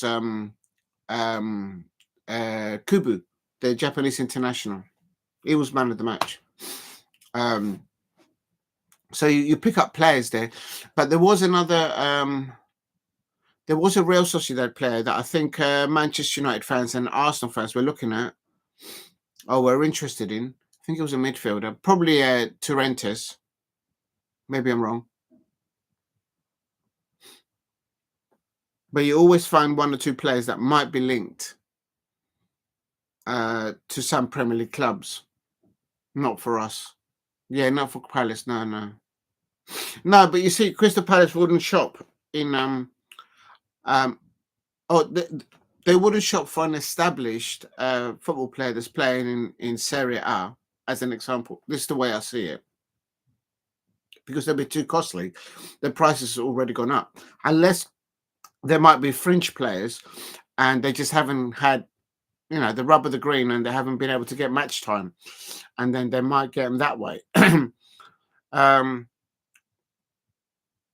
By the time the player lands in the Premier League or the player lands in La Liga or Bundesliga, the fee goes up. Lokonga, yeah, that's why Sabi Lokonga played for Palace. That's why the name is like, hello, I recognize it. Is it the same one? I can't remember.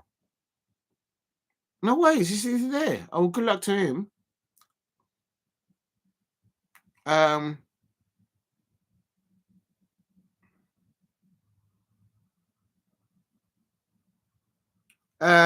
2 minutes. Oh, I can't see. We're into extra time now, so it's going to finish soon.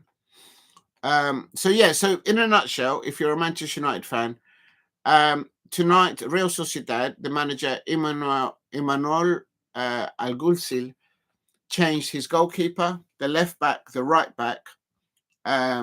He kept the same centre halves.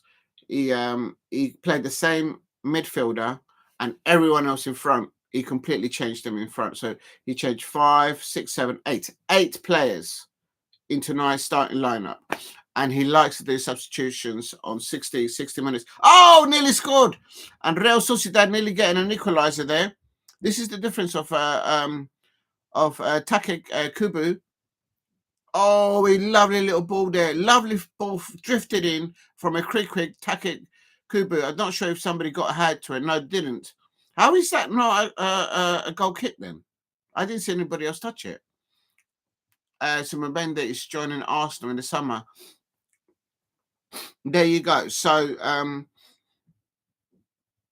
I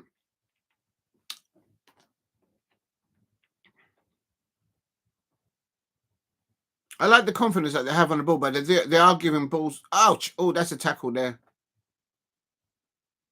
Oh, if somebody gets a yellow card, do these yellow cards count against the match? Hold on, let me listen to the commentary. Traore's just got a yellow card for let me see if he got the ball. He lost the ball. He went back, got the ball, but then he did catch the player on the follow through. On the standing leg. Ouch.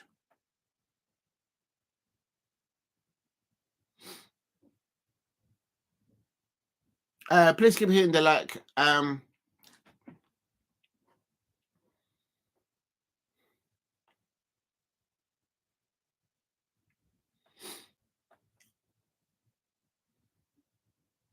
Sambi Lokonga. I've heard that Sambi Lokonga. That's Ala Sambi Lokonga, isn't it? Yeah, man.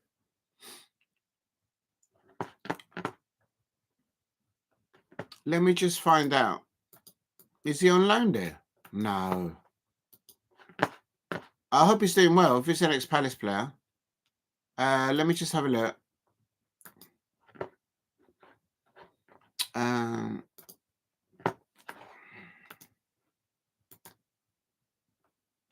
It's Belgian. Yeah, it's Arsenal. Ex-Arsenal. I knew the name. No, it's not Crystal Palace. But he came to us on loan. I remember. Didn't he come to loan when Patrick Vieira was our goal? Yeah, he came. He came to loan to us. And it has finished. It has said that Sevilla has won. And Albert Sambila Conga, he came to us as on loan. Yeah, on loan. And 2023 while Patrick Vieira was our manager. I remember. And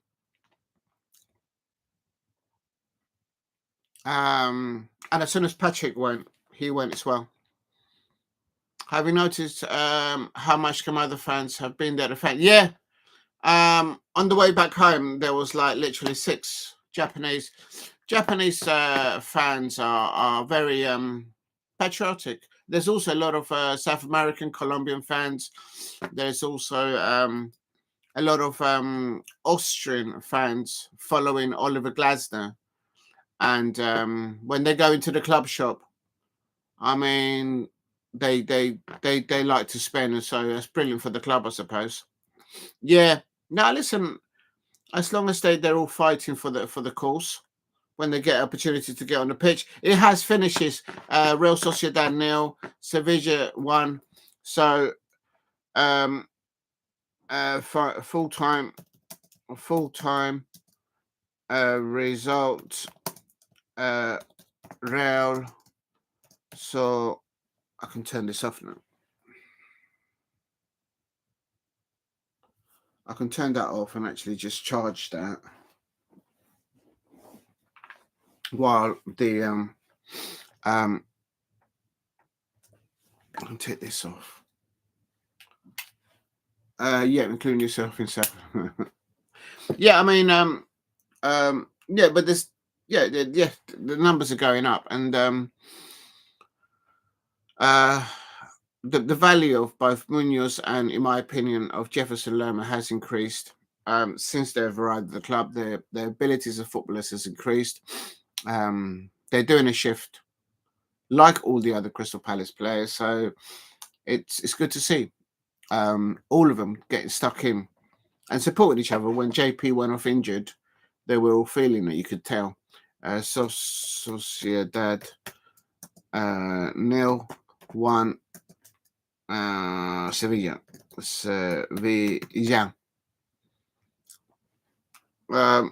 Right, so that's a full time for that. Yes, Munoz, but Lerma is 30. You could probably get 10 mil.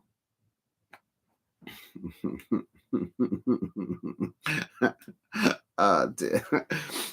Kicking the corner flag. Everyone celebrate. You know what? When Bruno scored that penalty, that free kick, he went over to that flagpole. So Manchester United fans out there, you're on watch. From me as an Eagle, you're already window shopping for Jean-Philippe Mateta, and now Bruno, if you notice, after he scored that free kick, he went over to the corner flagpole and he didn't kick it, but he just hit it with his hand or something. So he's not as tall as JP to kick the top bit off the flagpole. But I'm just saying, the flagpole, the corner flagpole celebration belongs to El Monsieur, President-elect Jean-Philippe Mateta. So Manchester United fans, just put in your notice, please stop the window shopping at Crystal Palace Selhurst Park and stop letting your players celebrate their goals a little bit similar to what JP does. No. That's a JP trademark. You can't be taking that. I'm not having that.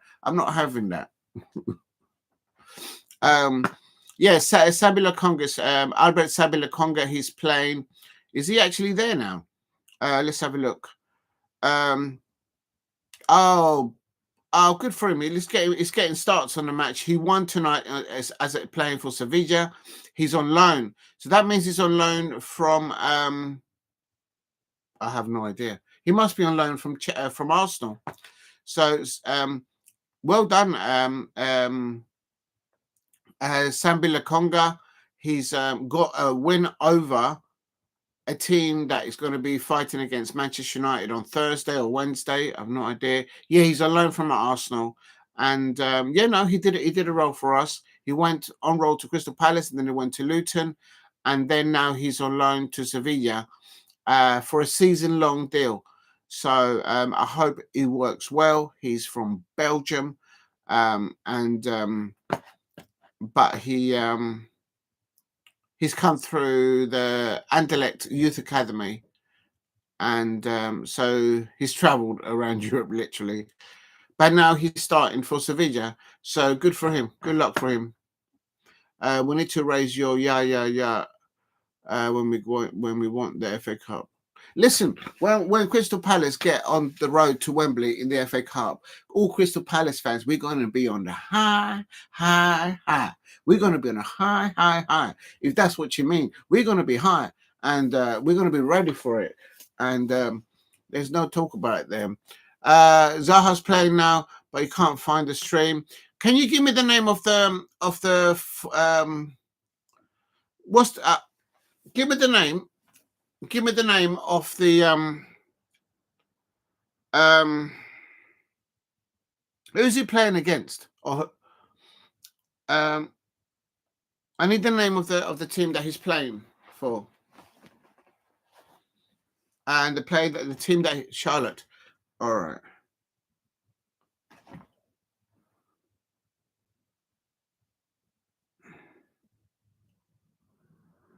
They'll probably be on Peacock. I'm going to try and log on to.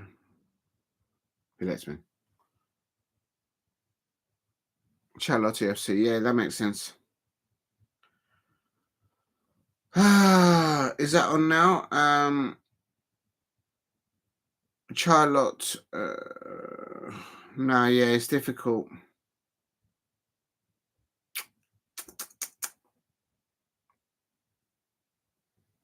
Shit.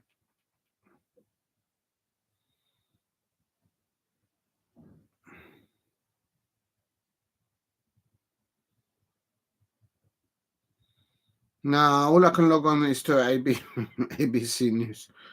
No,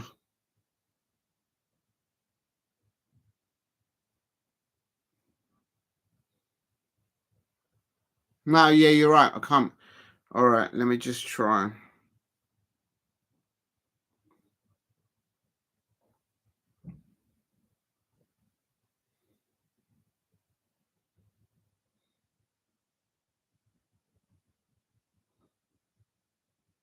No, nothing. Yeah, no. To get into the you need a subscription. You need a way to get into the You need to be subscribed to Peacock or to one of the great to the biggest networks out there. When you see your what? We will see your squats like when you did the stream of Palace versus Everton. Squats. Was I squatting? What do you mean? I hope I was decent.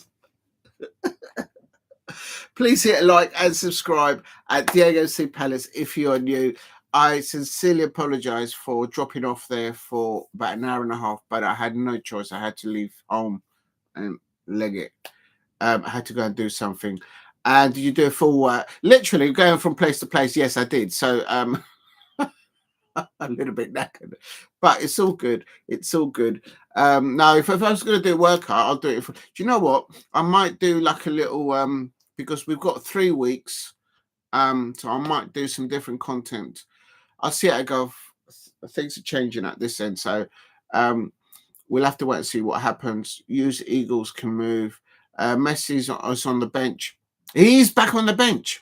Oh, you know what? I've got an idea.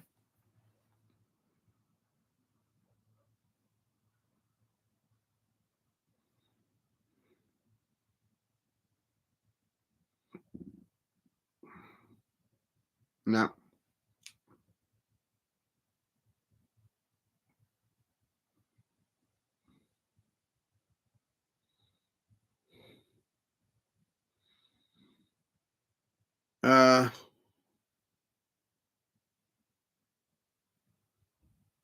Bless.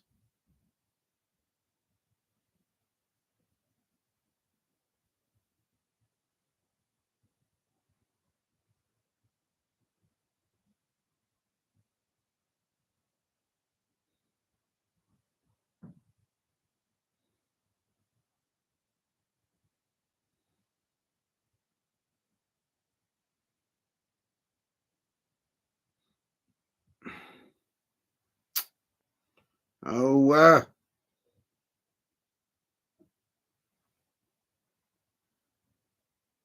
how did you do that? Oh, I didn't know that. Missed that. Oh, you're amazing there. Please keep hitting the likes and subscribe at Diego C. Palace if you are new.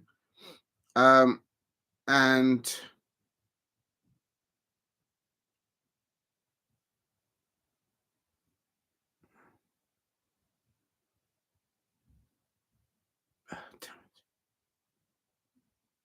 okay, that's not working, so leave it. All right, never mind. I'll let that charge. I did try, but anyway, I want to do the watch along to the watch match of the day. Yeah, I could do a watch a workout stream, but then you've got to do have a little routine, little warm up, then a bit of stretching, and then you do the weights.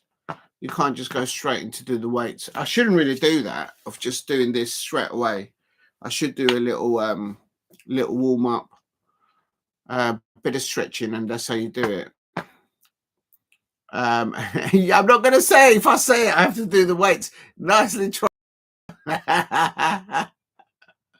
What you lot like? Does anyone know that? Where is the control? Oh, I'll watch it on the phone.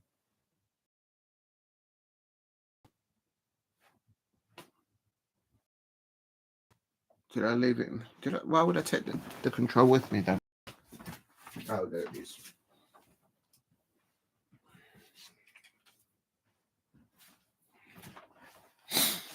Right. But yeah, that could be an idea to be healthy, do a bit of workout, but also be doing a bit of talking. So whilst I'm doing the workout, what's going on? All right. I could be talking about transfers, possible transfer for Crystal Palace that are being looked at, and also no doubt there'll be a long list of Liverpool fans, Arsenal fans, possibly Manchester United fans. Oh my days, definitely them trying to grab some of the Crystal Palace players. So we could be talking about those situations and how I feel about it as I do my workout. So that could be something, and see what kind of response you get from people out there. But it's not so much as showing the workout, but it's also linking it up to football, I suppose. So that could be an idea instead of just sitting here and eating jelly babies. I left that tart. I think Lola wanted it, or was it? I think it was Lola who wanted that tart. So I've left that tart. Do you notice I'm not eating that much today? Please keep hitting the likes and subscribe at Diego C. Palace. Help me get to 15 likes if you are still there. If you're not, I don't blame you, because I had to go off for about an hour and a half or so. Right, how do I go back to the screen that I was on a minute ago? Okay, here we go. I think Alicia will love that idea. Thank you very much, Rizla. Oh, I see. Oh no, maybe is that a good thing or not? I'm not going to be able to do it. I'll do it at a time when I don't think they can actually when I know that they might not be watching. No, it doesn't matter. No, yes, and all that. If I can encourage people to do. You don't have to go if you haven't got time. Yeah, a lot today. Not really. I didn't eat that much. All I had was some 2 slices. Well, on the live stream, I had 2 slices of sourdough bread with 2 pepperoni 5 sticks. Pepperoni. And also I had some Greek yogurt with some peanuts. So that's not. Believe me, I know people out there that eat a lot more than that. just waiting for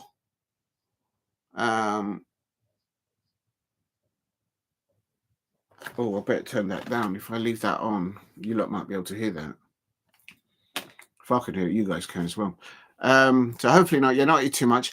Right. So it's ended, as I said at the top there, it's ended full-time result. Real Sociedad 0, Sevilla 1. And remember that as per the lineup of tonight against Sevilla, I don't find it.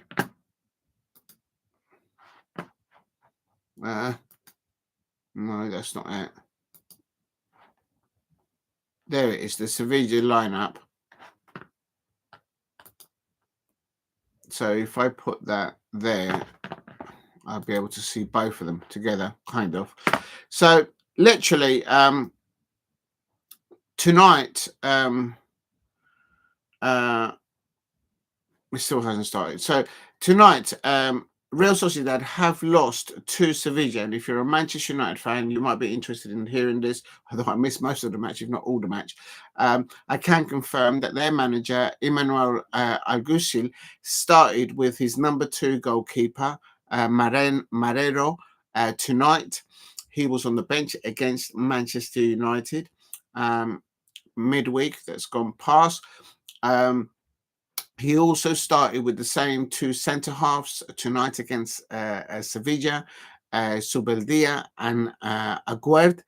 And but the left back Munoz and the right back Elizondo, they didn't start today at all. Or they didn't start at the beginning. He had the same midfielder Torrentes in the middle, in the pivot himself. He only did one midfielder today. Probably that's why they lost the match. And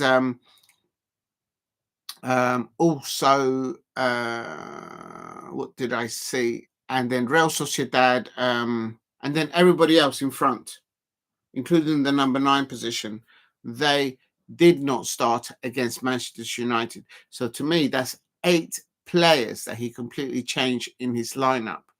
Whether that's because they're on yellow cards or not, I don't know. Have you ever been next to? I've actually stood. I'm not part of them, but I have had tickets there. And one of the best field. Well, I'll give you an example. The last time that I was standing behind them, the best feeling is to do it behind them, because they just the acoustic that they produce at Selhurst Park is absolutely brilliant. Was when Crystal Palace won against Arsenal and we beat them 3-0. It was one of the first games that Patrick Vieira had as a Crystal Palace manager, and Mikel Arteta had already been there for like about a year and a bit or so at Arsenal, and we beat them 3-0. I met Ty after the match there. That's why I remember that. But I was behind the Homestale fans, not the Homestale, the ultras. I call them. People call them the fanatics. I call them the ultras, and they're all brilliant. They make the stadium rock, and then it'll ricochet. Everybody starts singing and whatnot. But the reason why I don't stand or sit there is because I like to sit down sometimes during the match. I'm getting on a bit. So after you've had a long day, a long week working, whatever, you might just want to sit down and watch a game of football, like going like this, instead of just standing up for 90 minutes. And also, as you know, before I go to the matches and after the matches, sometimes I make videos of the players. I've got so much content to upload. So I need to sit down and have a little rest, have something to drink and have something to eat. How was the atmosphere at Wembley against Chelsea? It was brilliant. That's when I was at the crest of beginning to I hope that I was still live. If you look at my channel on YouTube, one of the very first early uploads that I did was because I didn't know what I was doing. I mean, no one gives you a hand manual how to do all the stuff. I've only learned from bits of other content creators, and what I did was to where do I put this for these charges?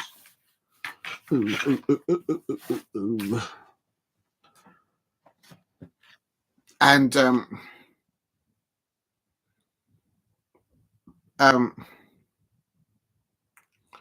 how was the atmosphere? Yeah, it was brilliant. We were out singing, the Chelsea fans. And if you go back in my channel, you look back, that you will see some videos of me at Wembley. The mistake that I did was because I didn't know what you could record and upload. It was just my early days of sort of figuring out what to do and how to do things. And I recorded a little bit. It was a bit too long, the video, and I think it had some commentary from the stadium or something. And obviously, you need to ask permission. And I think I did it too quickly. You got to there's things that you can and what you can't do. You can't upload the whole thing as soon as you get home, sort of thing, because for obvious reasons, like Match of the Day and other people, they pay rights for that, so you shouldn't be able doing that. But yeah, you live and learn, and then but I've only had one, nothing major, but basically you live and learn. I've realized consequently that you can't do music or somebody else, or you can, but maybe you need to notify them or something. I don't know how that works. It's a delicate matter. So just stay away when you hear music and you're a content creator. Just don't record. Alternatively, if you do record, there are software out there, which I have got on the computer that I have, and you can remove the sound. So you can do the video, but with no background sound. You can reduce the sound, and then you upload that, and then that will be permissible. But you can't. Well, yeah, no, it's only fair. It's like if somebody brings up if somebody's using your work, they should at least ask you and be compensated for that, I suppose. So yeah, no, Wembley was great. Right, we've got about 10 minutes before the beginning of Match of the Day, and I'm going to put it in the chat so everybody can see. Oh no, I don't need to. I've just said it. So literally, Real Sociedad lost against Sevilla 1-0. They changed the keeper, left back, right back, kept the same midfield, and the two centre halves. Everyone else on the pitch was new, and they lost 1-0 against Sevilla. Sevilla brought on Sambi Lokonga, who's a loan from he is on loan from Arsenal on 70 minutes. I knew the name. It's like, what's he doing there? I knew that. And that's a player that Arsenal could actually do with right now. Sambi Lokonga there coming on for Romero. And he's a forward player. And he's on loan from Arsenal. But there you go. Anyway. They're just showing England. Who won between England and Italy in the rugby? Don't tell me England lost. I've never heard of England losing. No, they've got to try there. They were probably at Twickenham. Oh, it's Italy. They're going to make a try. I think someone was talking about this. Was it yesterday? Italy got a try. So it's 14-7. Then it was 21-17. Don't know if any of you are into rugby. And no, England won that. It's 40-17. No, they're better.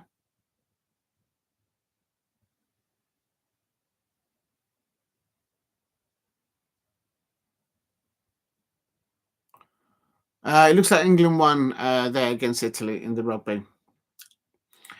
Please keep hitting the likes and subscribe at Diego C. Palace if you are new. And just going to wait for Match of the Day to start. What? Venezuela win the World Cup or Brighton beat Palace? Do you mean what's worse? I don't know anything about Venezuela, so I You got me mixed up with someone else. Big up to you, Rizla, though. I'm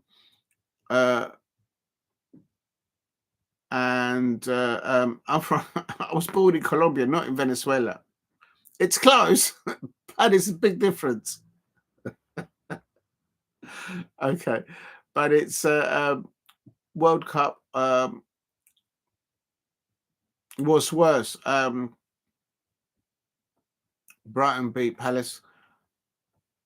I can't remember the last time Palace beat. No, I'm not having it. Even if they did, they wouldn't have done. It's because the referee probably helped them. It's just something that I can't accept. Please keep hitting the likes and subscribe at Diego C. Palace. Going to just quickly wait here for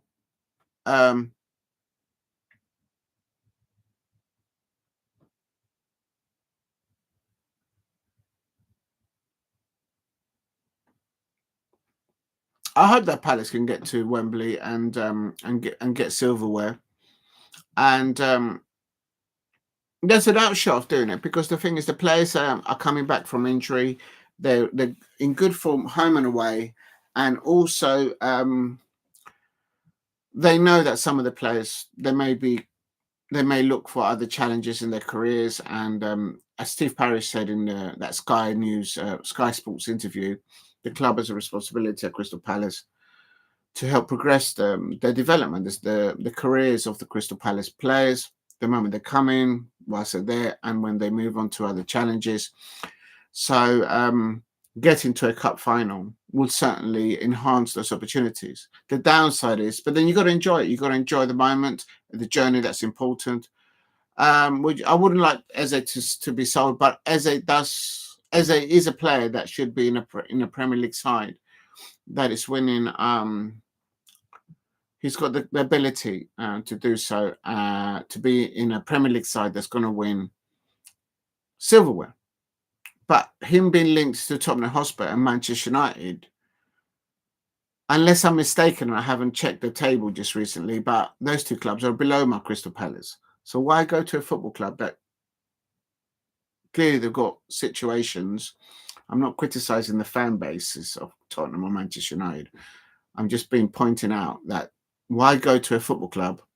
Okay, the money might be good, the brand might be bigger, but why go? Exactly, Damo. It's just there was a Voyager as a meeting of Manchester United and Tottenham Hotspur fans trying to land Ebery Eze before the beginning of this season, and I was like, quietly, how we are Crystal Palace fans, Eagles, we just like flow away, and we're thinking, you do realise we're going to finish above Tottenham and Manchester United this season, even at the beginning of this season, and look what's happening. So, on the serious side, I've always said, so for example, Mark Gahey, if he's going to leave my Crystal Palace, go to a Chelsea side that is on the cups of, or is in the Champions League, number one. I think Champions League should be there as 100% for wherever they're going.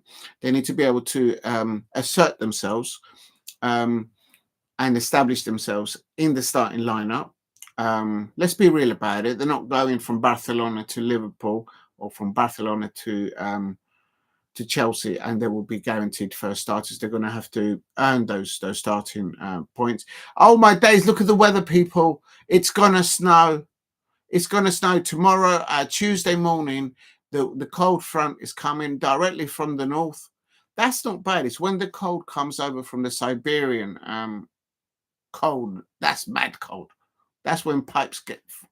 So on Tuesday night, watch out, people. On Tuesday night, I wonder if that's going to affect the Manchester United home match. We're going to be -2 on Wednesday morning, people.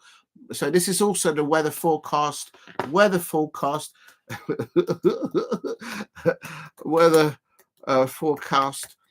So Tuesday night is going to be minus, and then the temperatures will rise. I don't know. People will know. When is Manchester United and Tottenham Hotspur playing? I think they'll probably play on Thursday. I suppose Aston Villa and who else? Arsenal, they'll be playing. I don't know if they're playing at home and away. Yeah, forecast. It's going to snap. Basically, Monday night, the beginning of Tuesday, and Tuesday night, it's going to be chilly. So I spelt weather wrong. That's so bad.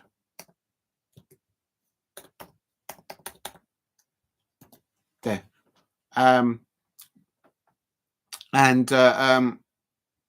So yeah, watch out for that, people. With that effect, is this we're basically going to get blitzed with snow, and is that going to affect some of the European fixtures? So it is. I think the stream in no, it was Rizla. I'm not going to be wearing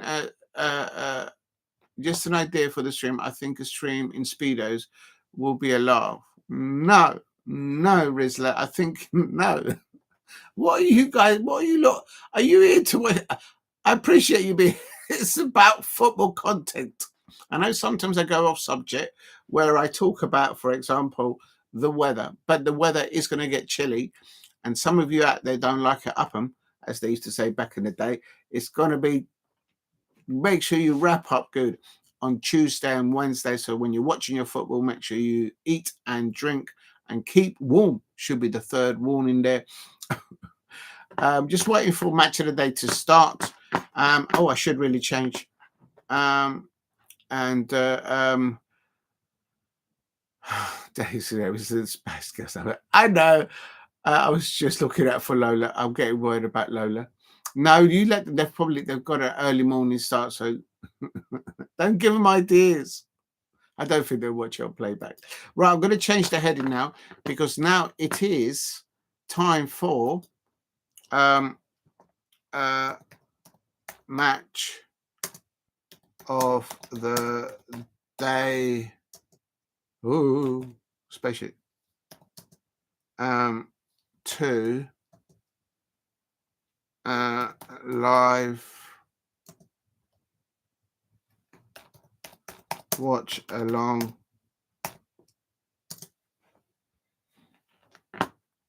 I've done the rest, so I can just delete it. With the AFC Palace football.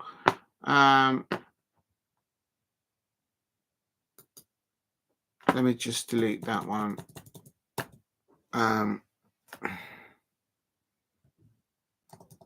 BBC, I suppose. Oh, done that wrong. How do I do this? Oh, please don't freeze. The BBC Sport. Is there like a BBC Sport? Oh, just hatch a hatchback.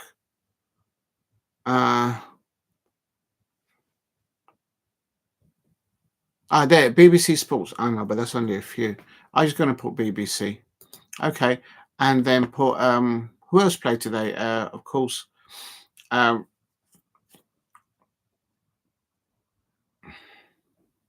Arsenal and let's just put Manchester United.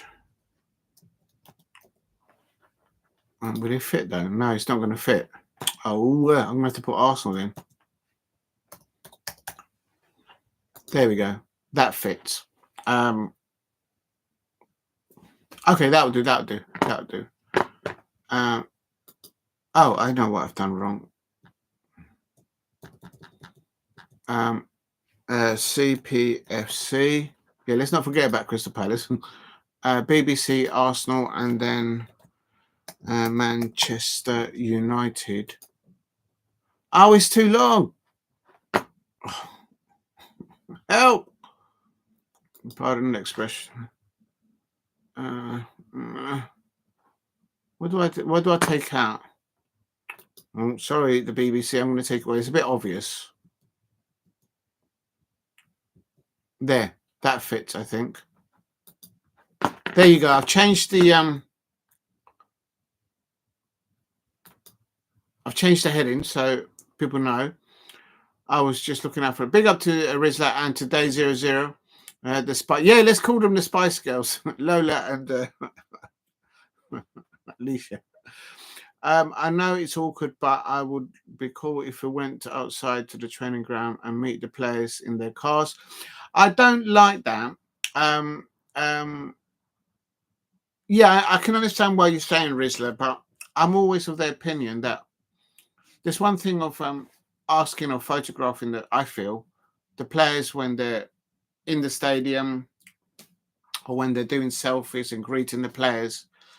But the moment that you start recording the vehicles and the number plates when they are arriving at work and they are working, or when they're leaving, I think that's a bit edgy. I think you gotta give that space. But some people do, and I've seen the players, they do stop and they do selfies and stuff like that. But no, my view is once the referee, once they get in their vehicles, whether it's a vehicle provided by the football club or that is their own vehicle, and they're with their family setting and they are on their way home after the match, just let that be. Just that's it. Just wait until they come back to the stadium. And I would feel awkward doing that after they doing it, because I understand, but I saw the video of exactly. Yeah, they did do that, and there is. Listen, I was doing the because I was in the neighbourhood at the bridge. I finished working back in the day with clients out there, and Chelsea came that evening, so I stayed around, did the video of the Real Madrid coaches, and then I did the videos of Chelsea, the Chelsea coaches coming for that evening. It was Chelsea versus Real Madrid, and and then the players left in vehicles. Some of them actually just walked out of the stadium and just went into a car waiting outside. It's just me. I feel uncomfortable recording the number plates of the vehicles that the players are driving. I think that's going too far. No, I'd rather just photograph them or ask them politely for a selfie in the stadium. And if you get one, you get one. If you don't, then it is what it is. You know, there is loads of fans. So if you don't get it, but there were. No, I don't work at Chelsea. Can you imagine that? Now the rumours are going to start flying. Match of the day started. It has started, and now doing match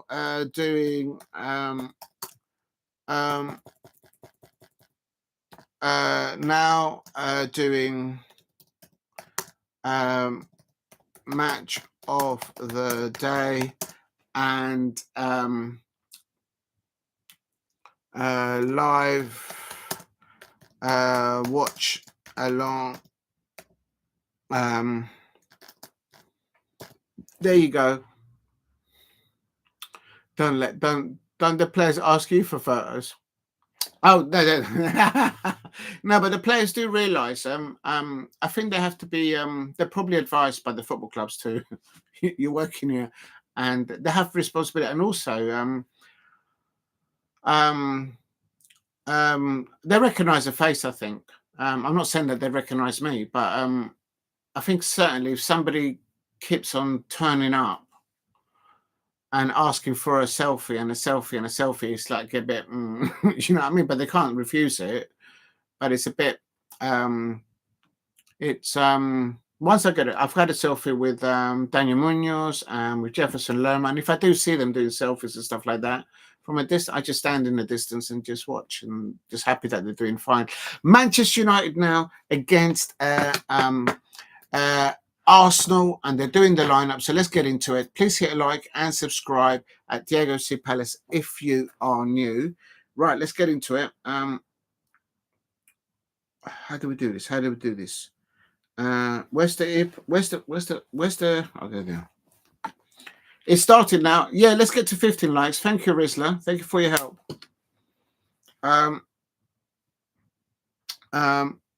Where is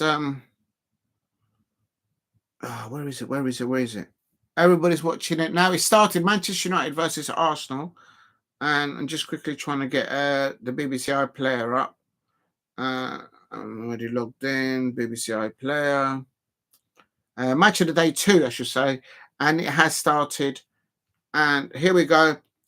And California coming on.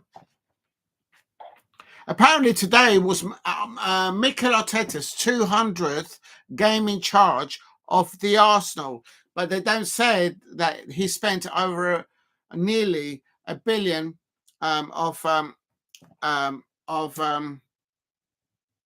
of net spend, and he hasn't won any trophies. But obviously they're not allowed to say that. But I think it should be said. Manchester United 0, Arsenal 0. And of course, Arsenal in their light blue away strip. And there's Odegaard. Mourinho has a pop. Onana is planted in the middle of his goal. And a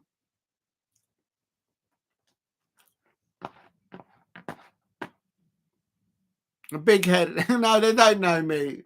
Big up to you, Rizla.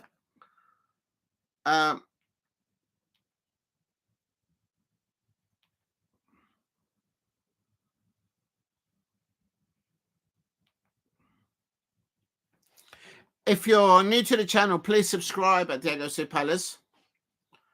Big up to Rizla and everyone in the chat. Trossard. Oh, Trossard missing one. I counted, I think, at least. I think I counted at least. I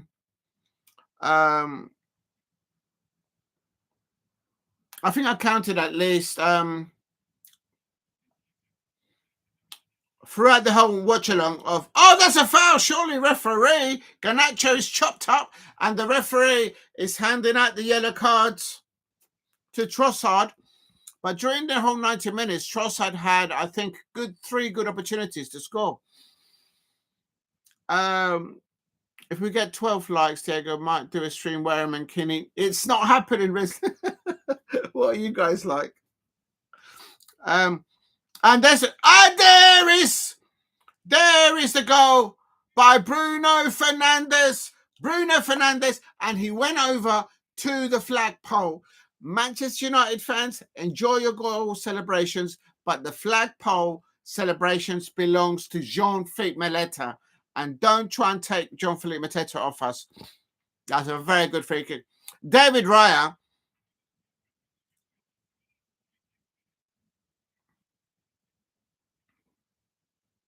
Is that a mouse on the sofa? Oh. Nah, the mice are watching Match of the Day 2 as well. No, if there was a mouse in here, the duck will have it. Please keep hitting the likes and subscribe at Diego C. Palace if you are new. Oh, I've got a drink here. And there's Dalo! Oh, and Dalo! Oh, Mazarawi should have scored.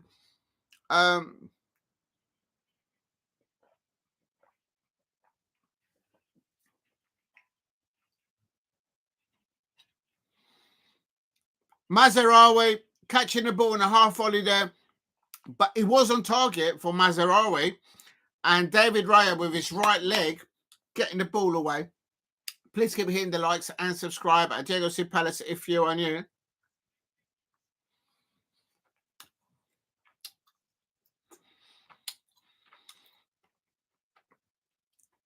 Manchester United 1, Arsenal 0. There's a player down injured. Calafiore.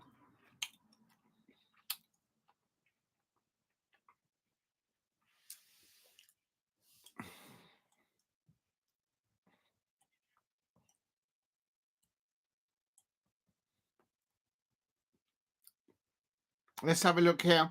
It's still 1-0 to Manchester United, and I think this is where Manchester United could have won this 2-1 at least. And there's Xerxes with a little back flick, but it caught by David Raya there. There's no minutes on the thing, so I can't see. But remember, I had predicted a 1-1, and that's exactly what happened.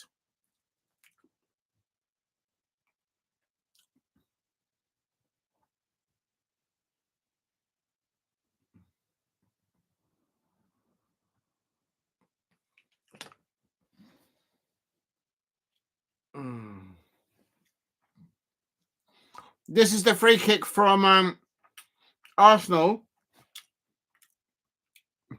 And the ball goes in. And Aiden Haven does clear the ball. And VAR are looking at it. Yeah. He headed it. Heaven headed it, and it hit one arm, and then it hit the other arm. Not just one arm, it hit two arms. So the Arsenal fans will feel aggrieved that they didn't have a penalty. For this has been the longest time without saying, yes, I have. See, I can do it. And there is the equaliser by Arsenal. Tim Rice, he was crying for the ball. He was calling for the ball. He was free. It's a textbook Rice.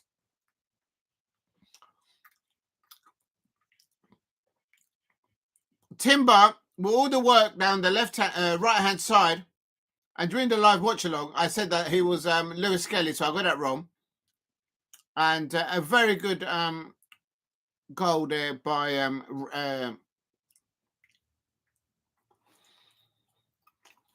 I don't know, Rizzler. I've got a lot on next week. I'll do my best. I might do a morning show in the morning, but it's touch and go at the moment. That's why I had to run out earlier on. So it's I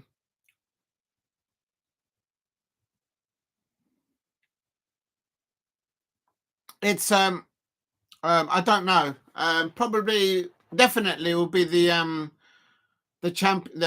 fixtures on for the Champions League on Tuesday and Wednesday, if there are any. Oh, that's when they nearly scored. Yeah, thank you very much, Rizzler.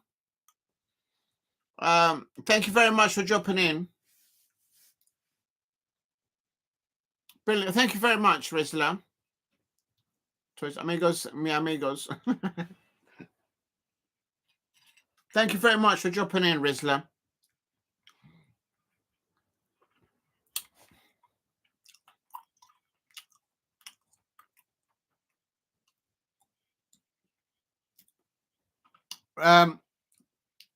Declan Rice not happy with that challenge. I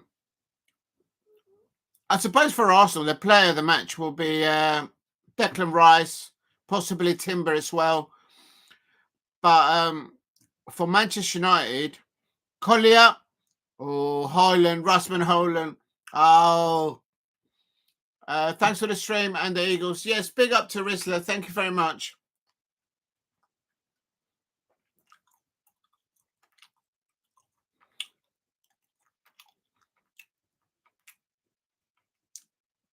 It's still 1-1, and they're showing Arsenal in the light blue. Lewis Skelly on the left-hand side. Odegaard, Trossard, Odegaard, and he misses. And Martinelli should have won it at the end. Just the last questions. Big up, right. Right, big up next time. Yeah, take care, Dave. Thank you for the notification earlier on. Managed to get back. Thank you very much, everyone, because I know you all got routines, and we all have, really. So if you can, you can. If you can't, it's just fine. No stress. Please keep hitting the likes and subscribe at Diego C. Palace. Help me get to 15 likes.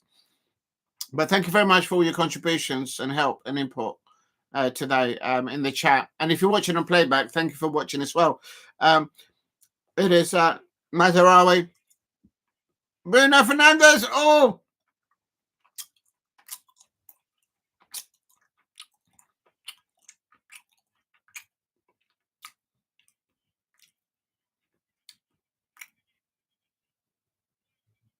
Raya going back towards his goal and hooking the ball back. It didn't go over, and then the match finishes full time.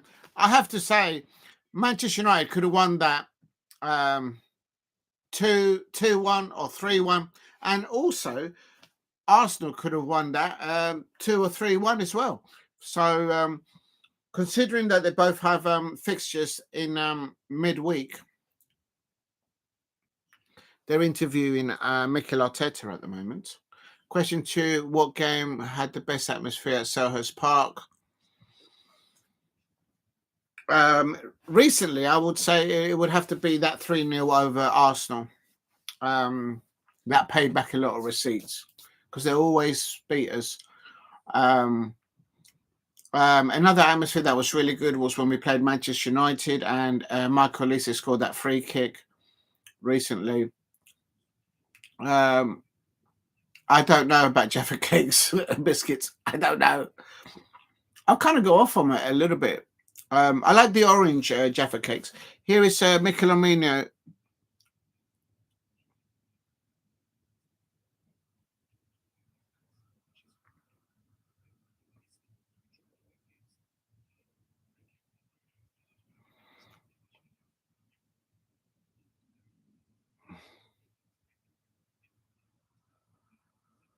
Right, so the Arsenal players are Rizla, give me a sec because I'm listening to the.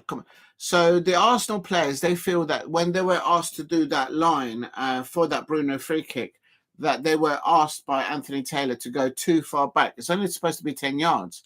So so they're saying, did he miscalculate the 10? I think it's 10 yards. Because it's the first football club that I went to.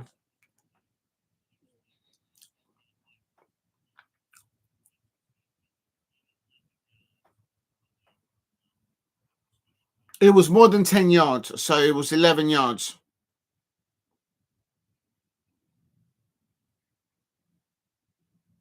It was a good free kick from Bruno Fernandes, but big up to you. Yeah, it's gone up to 8 hours. Thank you very much, Rizla. If you've been, I think you've been there for the whole 8 hours, so I'm really grateful to you. And this Bruno Fernandes, yeah, that wall was too far back. That was like literally, that's more than 10 yards. That's they should be able to do a graphic calculation of the distance of the ball to the wall, and that's about 11, 12 yards. And that makes a big difference in professional football at this level. Players like Bruno Fernandes can get the ball over the and also if you look at the wall did jump.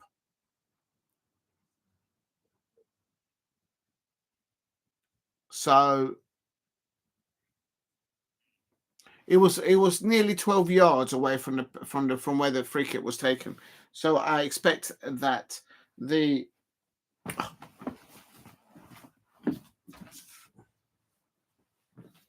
please keep hitting the likes and subscribe at Diego C Palace if you are new. And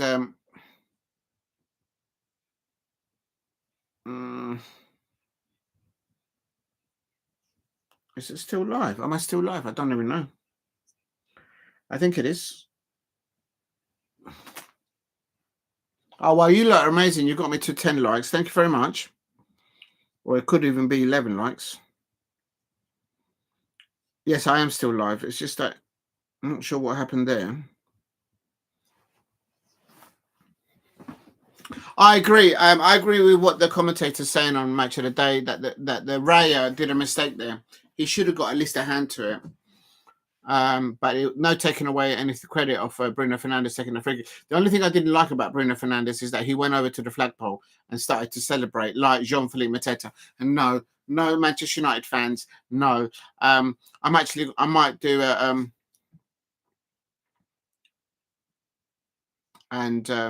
that shouldn't be allowed. Good evening, Rizla. Take care. Thank you very much for dropping in. And David Raya there, acknowledgement there with Peter Schmeichel. Oh, is that a hint? He was giving a handshake to Peter Schmeichel. Is David Raya now going to Manchester United to replace Onana? There you go.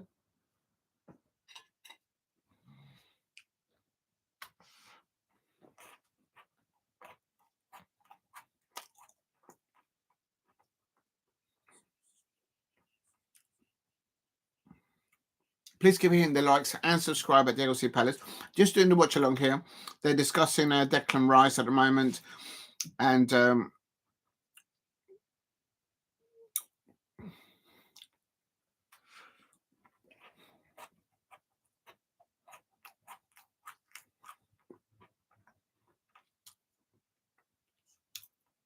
I expect the Arsenal fans will feel a bit aggrieved that the referee, I think it was Anthony Taylor, made the ball go back more than 11 yards. It was 11 point something. It was nearly 12 yards. And Bruno Fernandes took well advantage of it.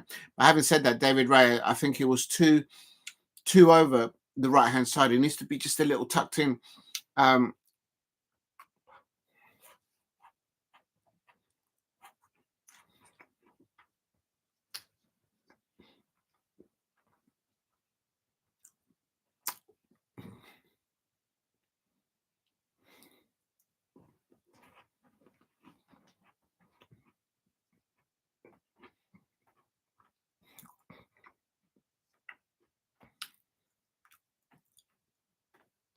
If you're new to the channel, please subscribe at Diego C Palace. Just doing the watch along here to Match of the Day 2. And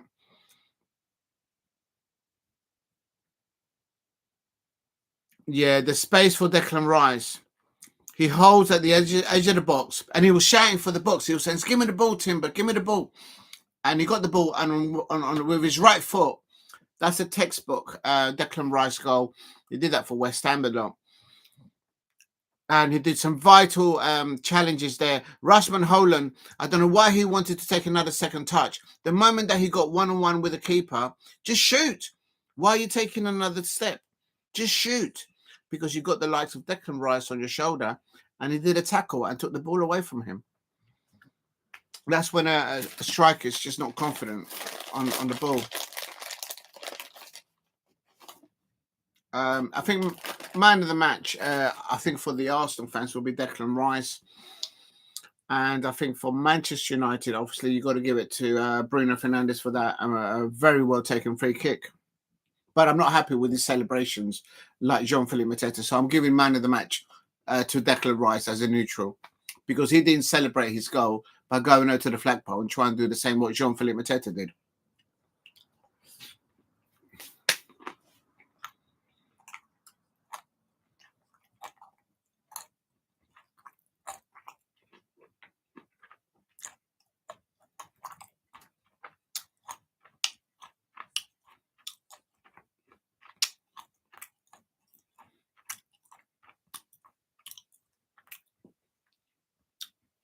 This is something that the Manchester United fans, I think, don't notice. That Xerxes and Rasmus Højlund, they sometimes play deep, and holding up the ball allows the wing-backs to then move up, and laying the ball out to them it's very difficult to defend as the opposition, because they're focusing on an extra body coming in from an attacking player into the midfield area. So they're having to deal with that, and then suddenly, they've left a wing back completely free. So that is what I suppose it's natural, because obviously they're in the bottom of the Premier League. But this Rasmus Højlund, they're analysing Rasmus Højlund. He's literally been held. If anything, they should have got a penalty. But he's been held by the Arsenal player. But he should stay away from him. There, look, he's not running in.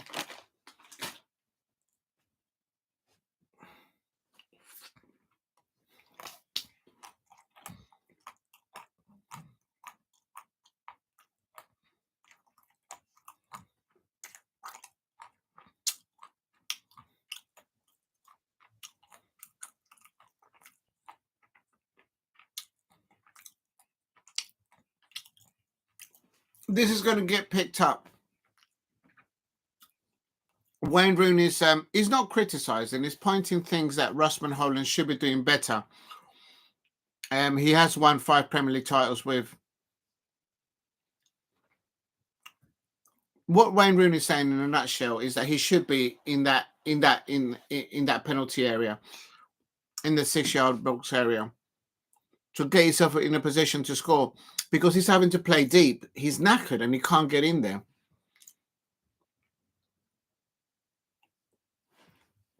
So this is going to be headlines now. Everyone's going to pick up. I can just see the headlines tomorrow morning. Wayne Rooney has said that Rasmus Holland is not playing with confidence, is not getting into the dangerous area. But you got to do it in a fair way that he's having to play deep to hold the ball up.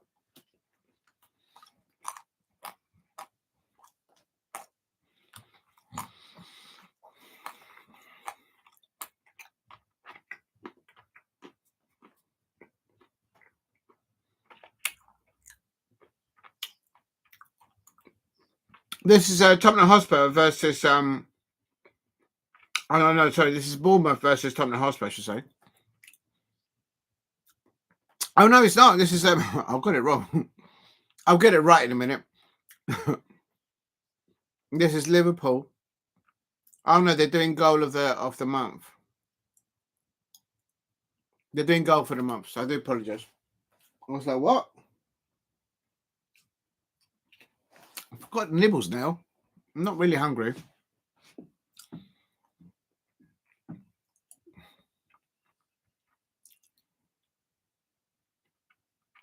James Tawoski said it's the third goal. Yeah. Right, while they're doing that, because I'm not going to look at that really. What I'm going to try and do is go into this.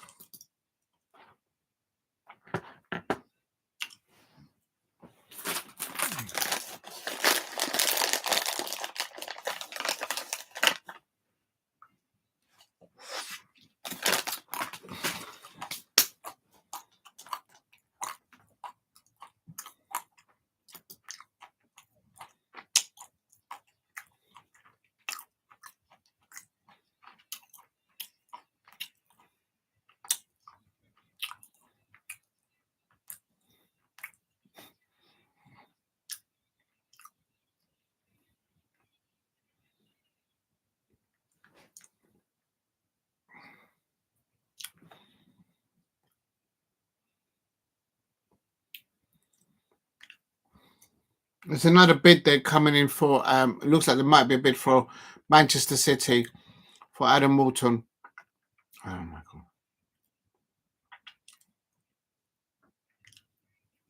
god. There's some.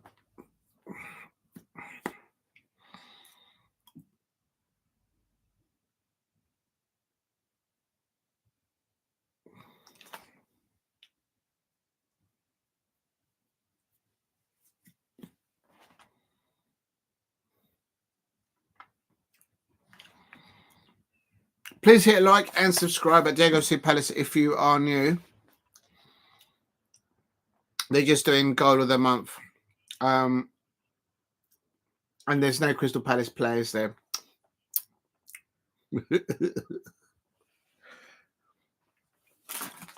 None of the away goals scored by the Crystal Palace players has made it to goal of the month.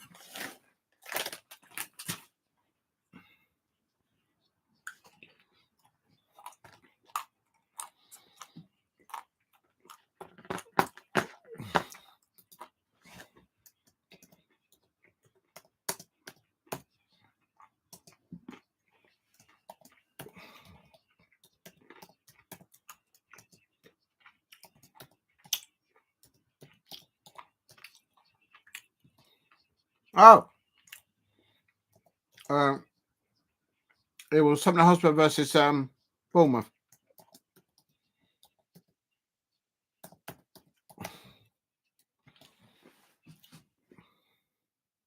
Right, here we go.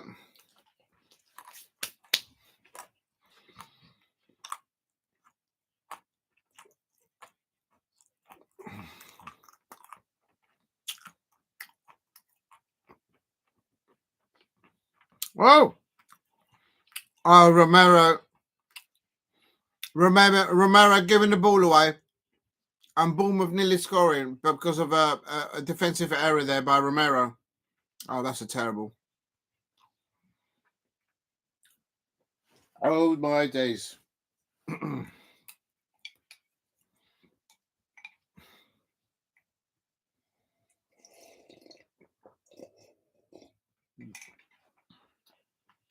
Bournemouth again.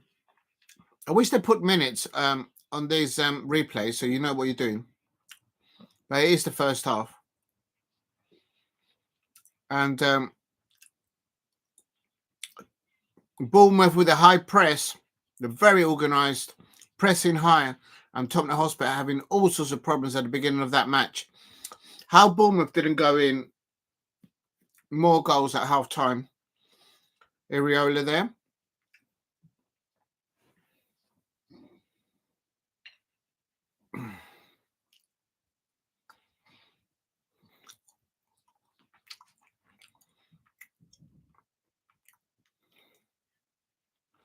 Pedro Porro.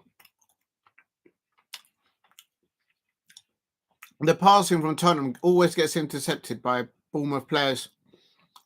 And loads of space for the Bournemouth players. And that's the goal. That's the first goal. Oh, my days. And Tottenham had the ball at the other end.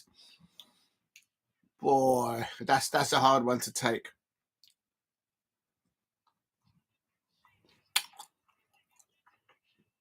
Tottenham have got the ball. A bad pass. And the Bournemouth left back, in acres of space, goes upfield. And then with one touch, crosses a ball in. And on the right-hand side, oh, what a cross. That's a ball. That's a ball. Oh, that's a ball. Boy, what do you do with that? What do you do with that? So second half, so half-time it was Bournemouth 1, Tottenham Hotspur 0. Sorry, I should start that. Tottenham Hotspur. Why have they put... Oh, that is at the Tottenham Stadium. I do apologise.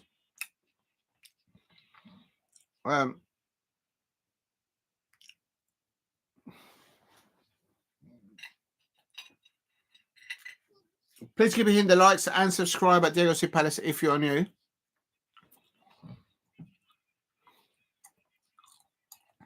Bournemouth 2, so they take a 2-goal lead.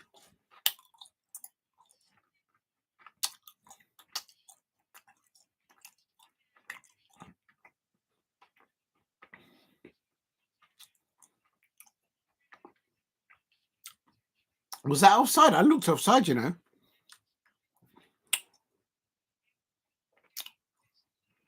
It's offside. Yeah, it's offside.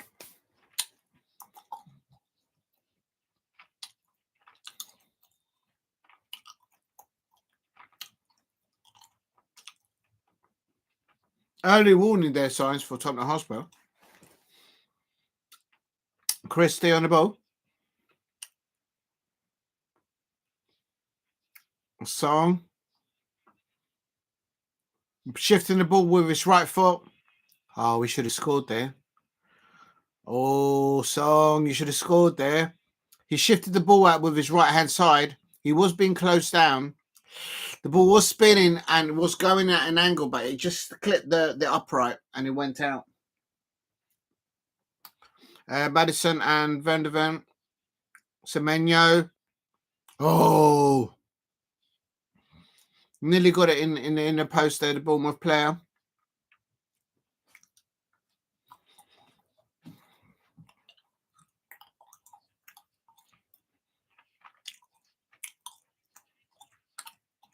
Madison. Tottenham Hotspur with Madison on the pitch. It's a different team. But Bournemouth are still leading 1-0 on 65 minutes. Christie to Cliver. Oh, they played for the angles. That's the second goal. Oh, that's too easy, man. Ooh.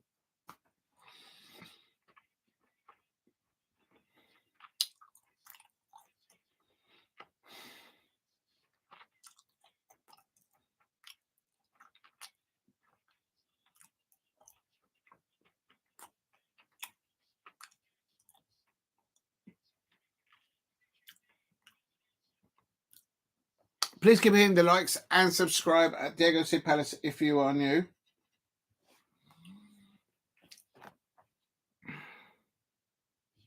Song on the ball.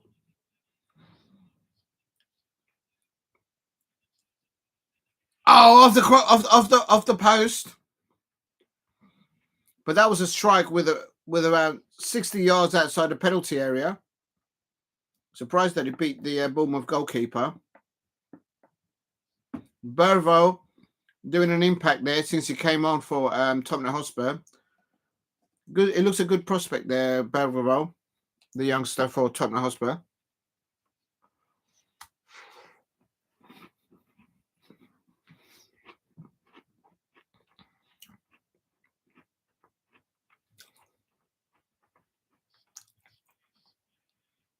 What about? Oh, and that's the first goal for Tottenham. That's a good goal. So there's goals in Tottenham Hotspur.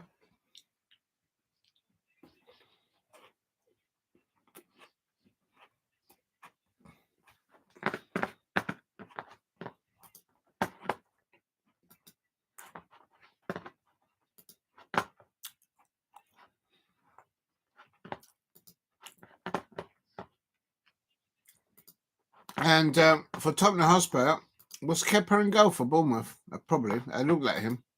Yeah, it was Kepa. I thought I recognised him. Please keep hitting the likes and subscribe at Diego C. Palace. There's goals in the Tottenham Hotspur side, but their defending is sometimes so shambolic at home. It's not even funny. Oh, Cliver off the post. It's like a target practice. He had to keep a beat him. Tavernier off on 81 minutes and Brooks on for Bournemouth. Please keep hitting the likes. Help me get to 15 likes if you can in the chat. And this is the second goal. And that's a penalty, yeah. That's a penalty all day long. And Kepa came out and chopped up Song. I mean, like, literally chopped him up. It's one of those.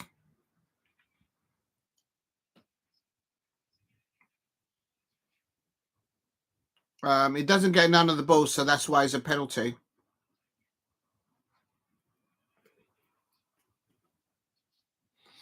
If you're new to the channel, please subscribe at Diego C. Palace. Ooh, don't know what I've done with it.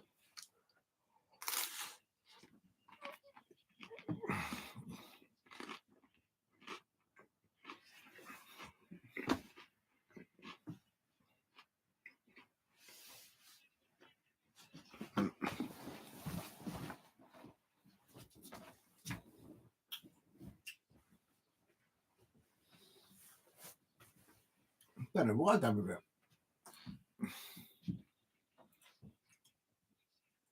No idea what happened to it. Never mind.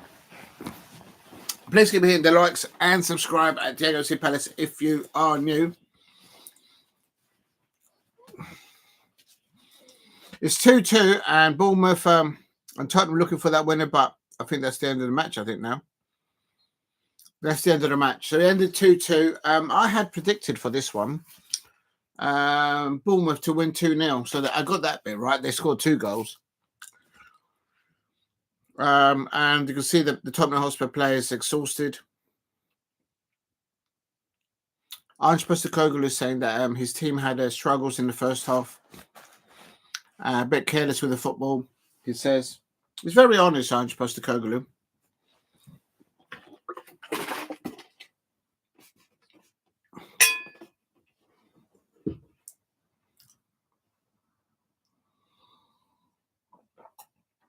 Iriola says that he was disappointed because difficult. He says difficult stadium, difficult opposition. Yeah, overall, they deserve to take away all the 3 points with the creative opportunities.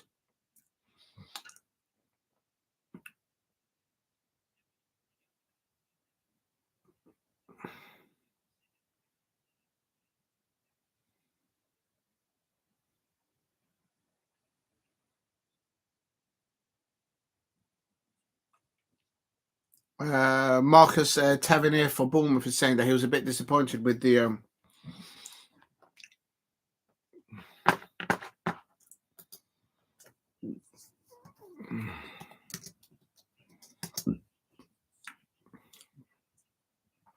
I think those dropping of points for Bournemouth it does hurt Bournemouth more because they're trying to get as high as they can into those European places.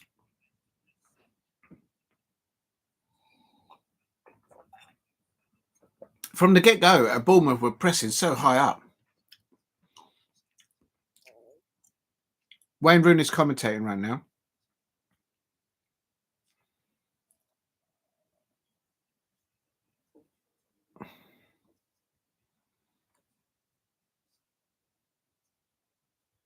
There's nobody up there.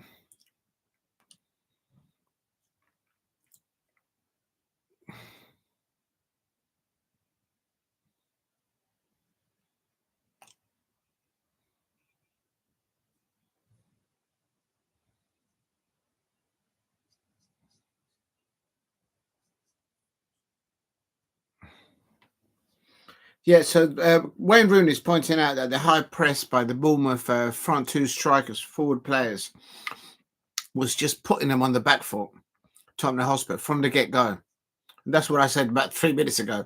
But Wayne Rooney is describing it as the players were doing it live. The goalkeeper was not allowed to pass the ball out at his own speed. So Iraola told his forward players, look, the moment the goalkeeper gets the ball, I want two of you going towards him, closing him down. And that's what they did from the get-go.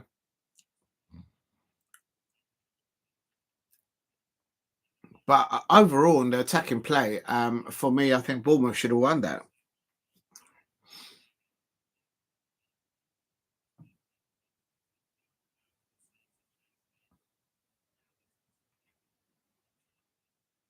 Look at this. Look at the camera angle with this.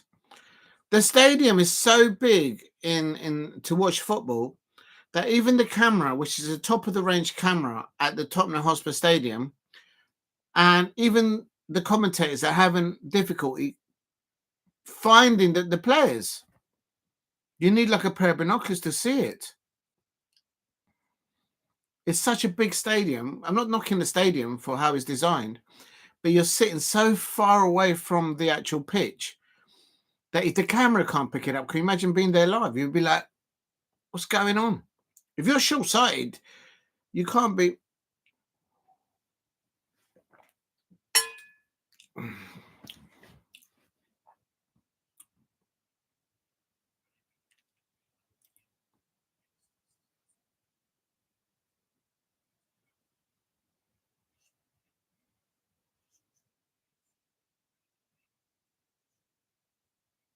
Yeah, Bournemouth are pressing real high.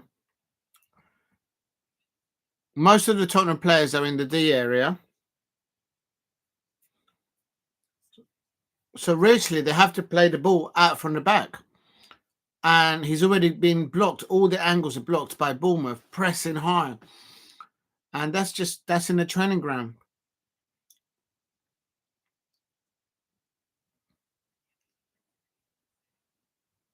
And the fans are picking it up. And because the goalkeeper of Tottenham Hotspur finally does a long ball, the home crowd go, yeah, and it's one of those.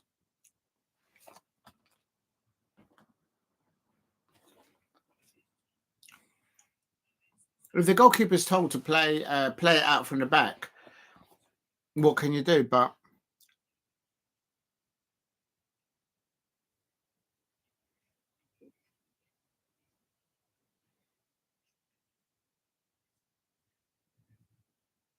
that's a good point there.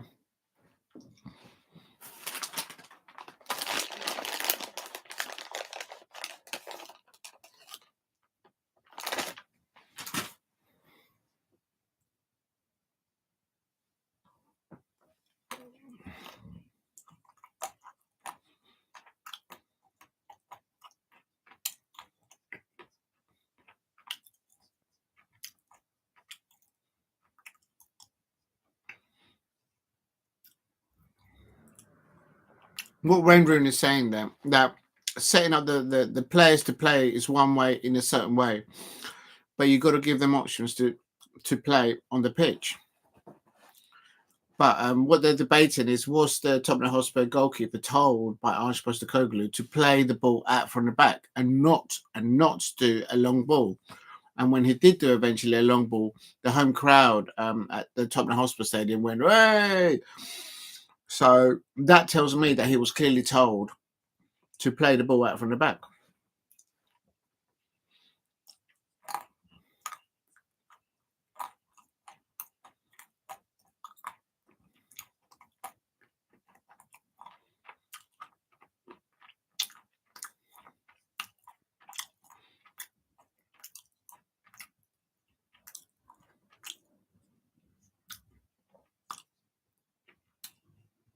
Cliver and Wilson and Carrots for Bournemouth.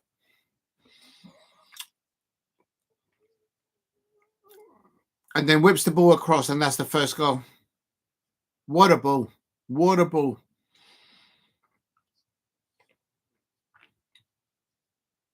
Yeah, it was offside. And he wasn't the player that scored or crossed the ball. There was another lazy Bournemouth player not getting back onside and getting himself offside there. Because that would have been a great goal. That would have won the match. Just because one Bournemouth player was too lazy to get back onside.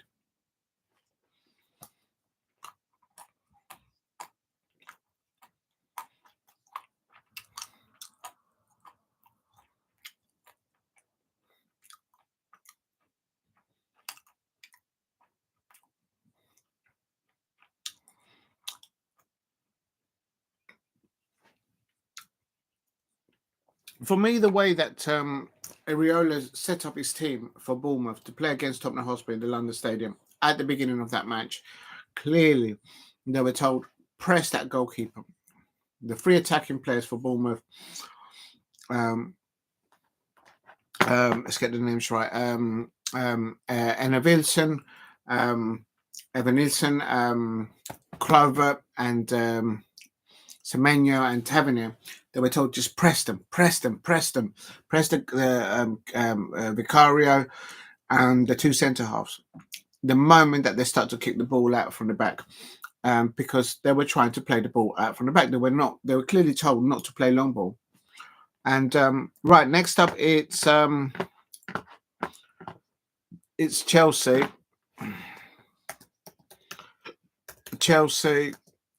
Versus Leicester. Oh, I've got the wrong one up. So that's interesting to see that, because I didn't get to see that match because obviously I was doing the watch along for Manchester United and Arsenal. So it's Chelsea versus Leicester. Oh, that's not right. Oh, my mouse is in the wrong place.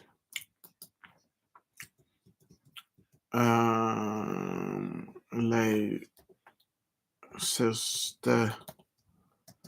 City. Well, actually, I shouldn't put versus. I know what the score was. It was 1-0, wasn't it?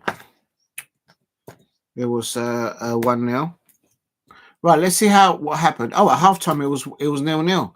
Oh, I bet you there was some groans at halftime from the bridge. Palmer. Oh, was that a penalty for Palmer? Surely, early doors. Palmer's holding his thigh down, and see the difference.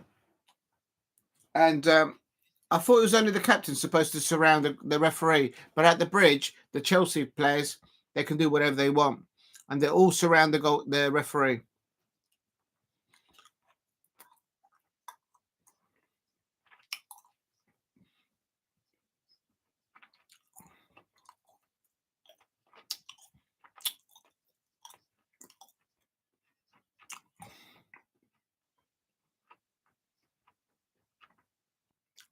And Cucurella, they missed the opportunity there.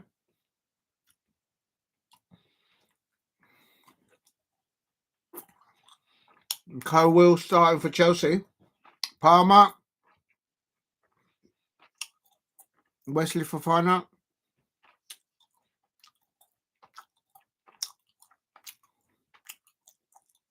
Oh, that's a penalty, isn't it?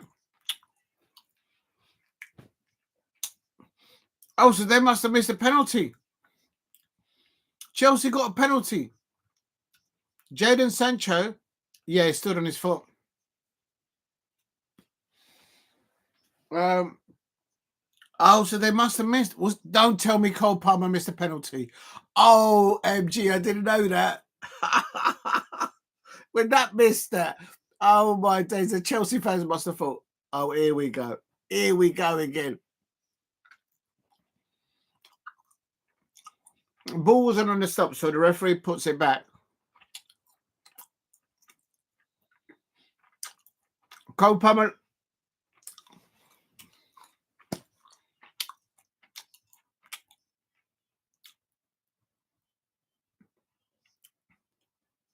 I can't believe Cole Palmer missed a penalty. I'm a neutral there. I'm like, what? Did I need to see it again? Very good goalkeeping, good diving. You know what? Before Cole Palmer took the penalty, I think he was disturbed because the referee made him move the ball back onto the spot. There you go. It's the first penalty missed by Cole Palmer. So I'm an outsider looking in, and I'm thinking that's going to go in.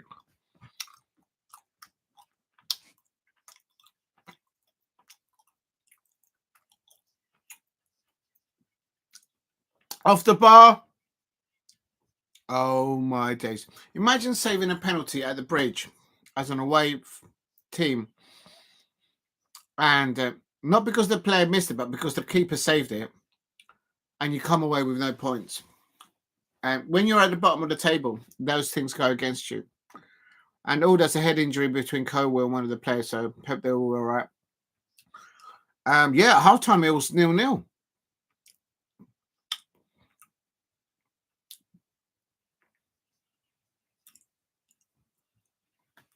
For fun of it, I think Leicester City must have done really well there to get to halftime 0-0, considering they conceded the penalty and they saved it. Ruud van Nistelrooy is trying to throw instructions to his players from his touchline there in his technical area away at the bridge. Neto crosses the ball in. And Cuckoo, with his left foot nearly. Good player in Cuckoo. I think Enzo Maresca at the beginning of the season just took all his confidence away.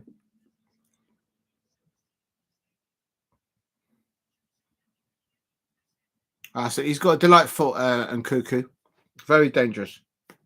Didn't score that time. Cuckoo to the back post. Who scored in there? Mark Cucurella scored a defender.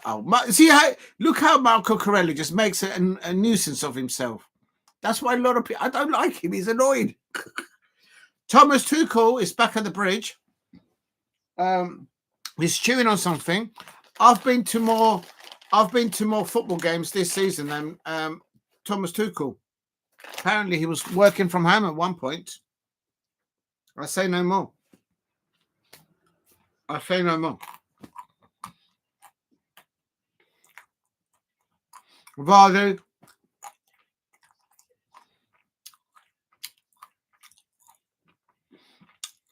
You see how annoying Marco Corella is? Hey!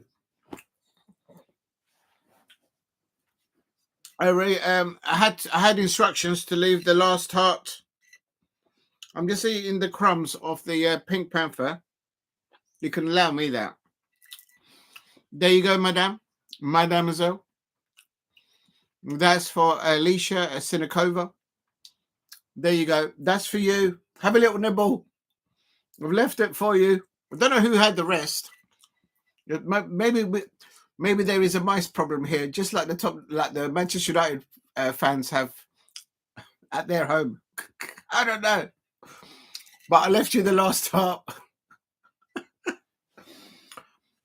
I'm an eagle, and I keep my word. Please hit like and subscribe at Diego C. Palace.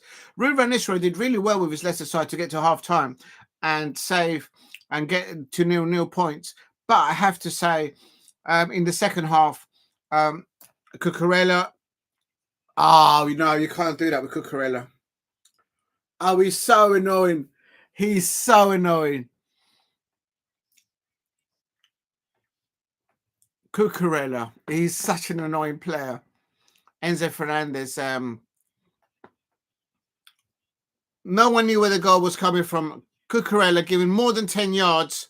You've got to put your body in front. Why are you turning your back? Put yourself in front of the ball. What are you scared of, man? Thanks. Can the duck have the banana? I don't want to eat banana this time of night. The duck says no. He's going to have your. Just to tease you. There you go. That's for you.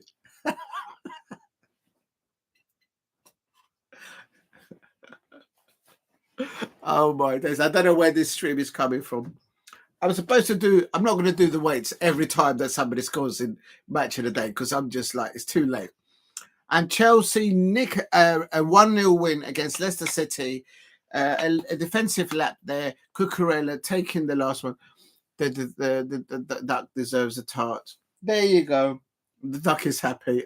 I'm happy. You're happy. I can't leave the duck in the bathroom because it's the lady duck. She doesn't like it. And Enzo Maresca, with all that squad in there, wasn't able to find one of his attacking players to get a goal against Leicester City at home at the Bridge. With all that talent available to Enzo Maresca, and he couldn't get an attacking player of his choosing, a formation, to score in the first half or in the second half. They even missed a penalty. Cole Palmer. Enzo Maresca is actually, what's he doing to Cole Palmer? Cole Palmer's never missed a penalty in his entire life. In his entire life. And the Lady Duck can salvage the leaking roof.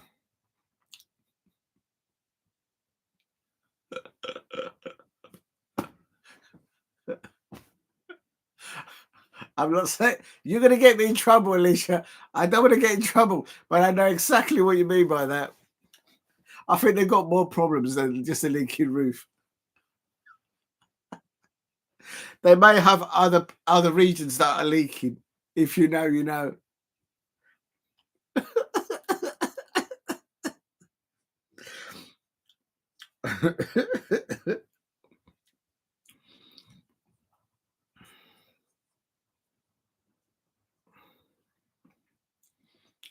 Please hit like and subscribe. I think that's a very good performance by Leicester City.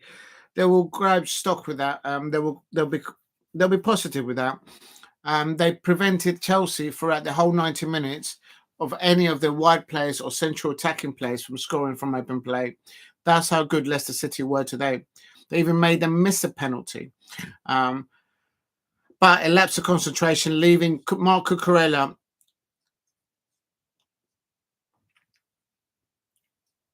Now he stayed on the line. The goalkeeper stayed on his line. Drowning the tears, a clown, FFC. Listen, stay strong, stay strong. They'll be strong over there. I still think, I know people may think that I'm a bit, as a neutral, a bit. I still think Tottenham Hotspur and Manchester United will both get to the final of the Europa League. And as I said before, as I'm saying today, the manager, Ruben Amorim, and Ange Postecoglou, if they can get as many as they can, their injured players, not just 65% fitness, but up towards 90, 95 to 100% fitness on the semi-finals and on that final, the manager that can get the most players back from injury back available to him will probably lift the trophy. Manchester United can't just rely on Bruno Fernandes. They can't play Obi, the youngster. He's not eligible for the Europa League. And Rasmus Haaland today, he wasn't criticised by Wayne Rooney. Wayne Rooney was just simply saying that because he's playing deep so much, he's missing the opportunity to get back into the 6-yard box area when the balls are getting parted. He's already trying to track back. He's absolutely knackered on the pitch. And that's what people don't. This is why people are after Jean-Philippe Mateta, because people are just thinking, oh, Jean-Philippe Mateta just scoring goals. No, he does more than just holding the ball, than scoring goals for Crystal Palace. When he's receiving the ball, he's holding up the play. He's allowing the wing backs to get up forward. Daniel Munoz, Ebrieze, he's allowing them space as the ball's passed up to them. He knows how to pick a pass and he knows how to score. I want Crystal Palace to get to Wembley. Yeah, me too. I hope that we can get there. And please keep hitting the likes and subscribe. Help me get to 15 likes if you can in the chat. And hopefully there'll still be a tart there for the Duck, Lady Duck there by the end of the stream. Not sure who ate all the other biscuits and peanuts, and there was jelly babies and fruit pastels.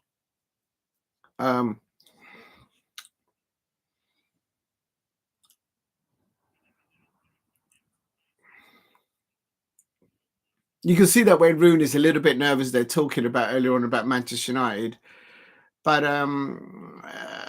he understands. The credit that I give to Wayne Rooney is at least he's going out there with his coaching badges and getting managerial jobs, and he's grafting. He's trying to learn the trade. He's not just sitting in the studio.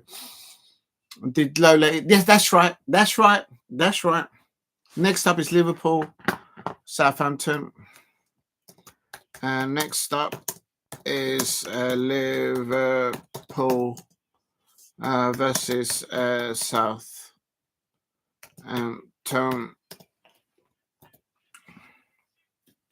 And this is shocking. I mean, Liverpool fans,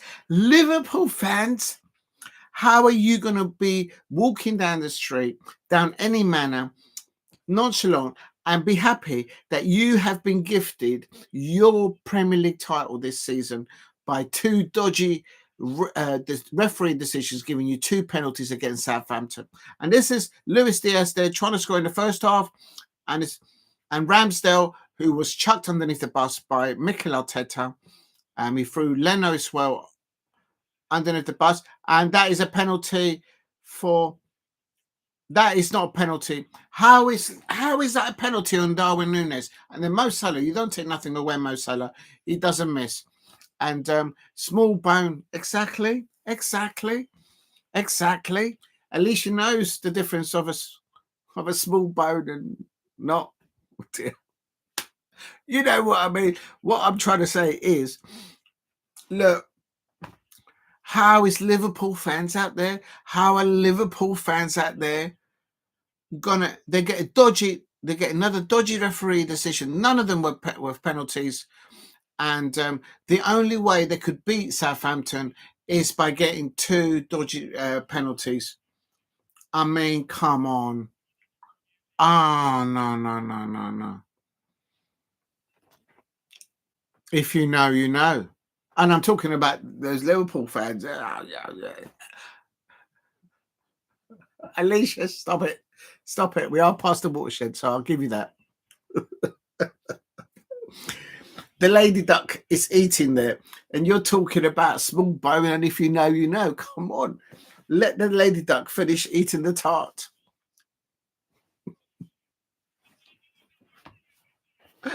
Oh, my days. Hudson-Odoi. Oh, yeah, this is now Nottingham Forest. And it was a mistake by Edison in goal. He shouldn't have let ball cross over to the right-hand side. Hudson-Odoi, he cuts it out with the right-hand side and he beats Edison in his near post. Goal should not be beaten. I have never, ever, I don't think ever said that Edison has made a goalkeeper. Mind you, the defender should have protected the goalkeeper a bit more. The quick feet by Edison Odoi winning there for Nottingham Forest. Nottingham Forest are over celebrating. And Alicia says, gobble it, Madly Duck. This Lady Duck eats the tarts slowly, has a little nibble. It doesn't like to choke. Stop it. So it will take some time for it to be finished. This Lady Duck does not gobble.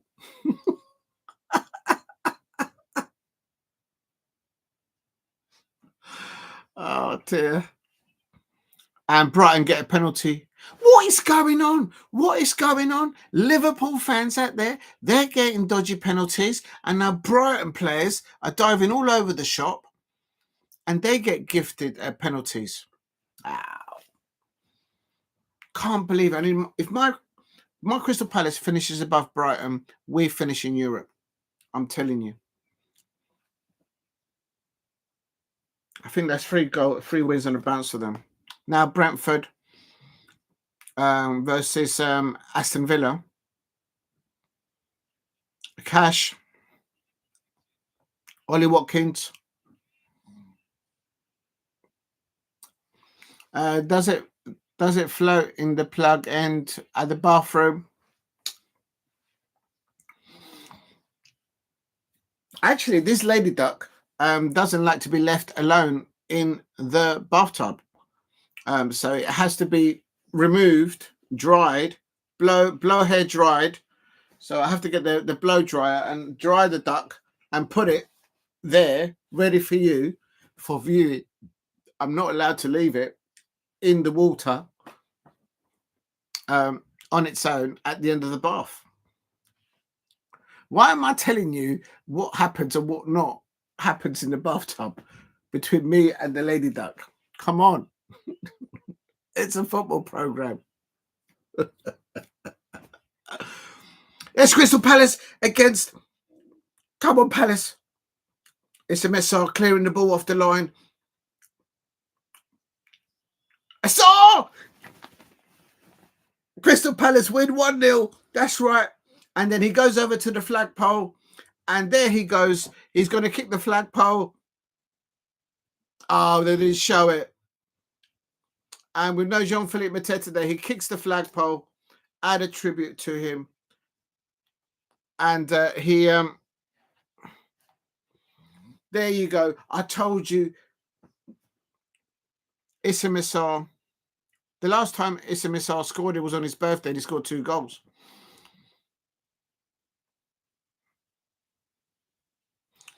Please keep hitting the likes and subscribe at Diego C. Palace if you are new. This is Everton now.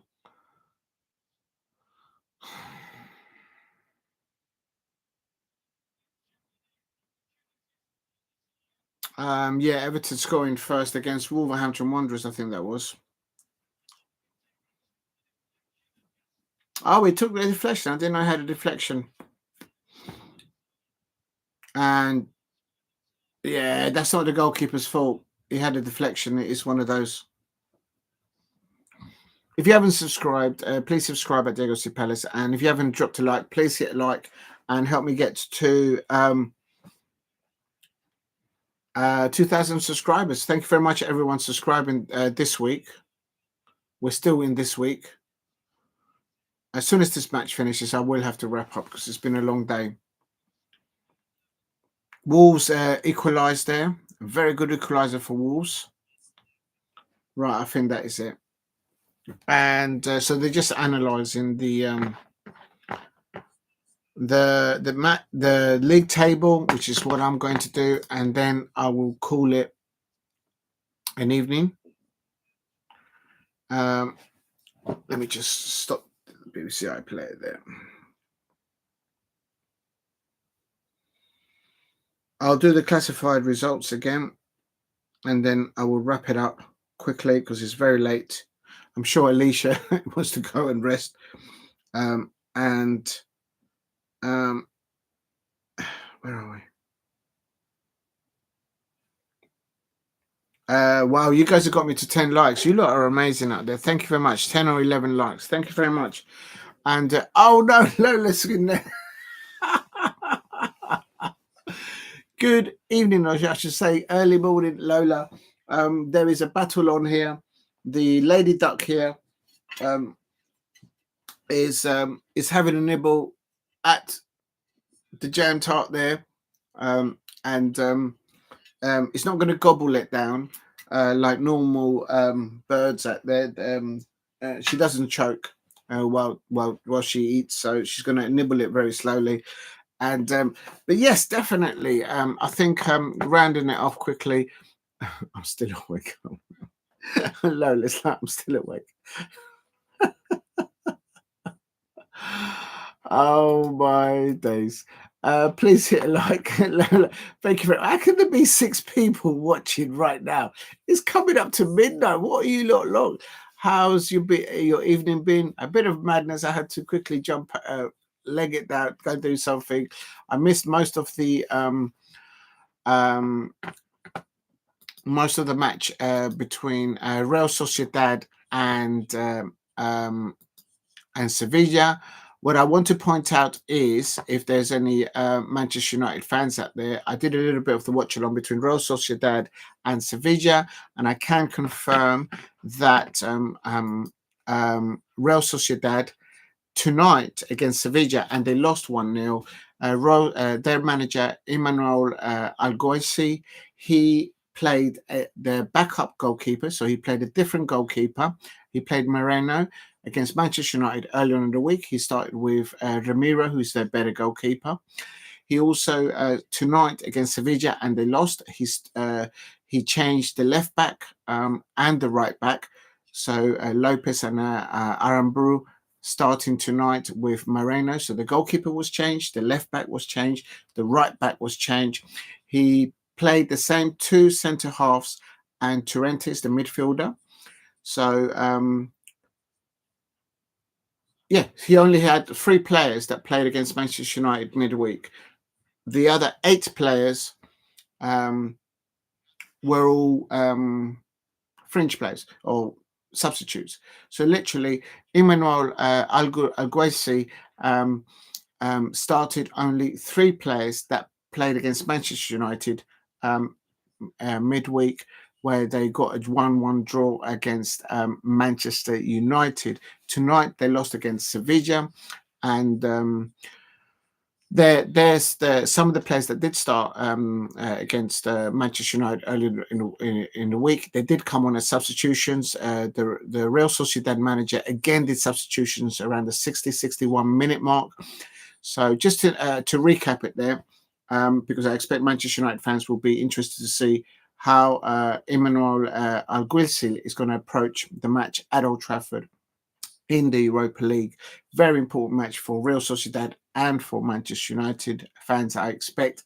But Real Sociedad manager has rested. He only played 3 of the main players today from the start, and then he brought on some of the better players.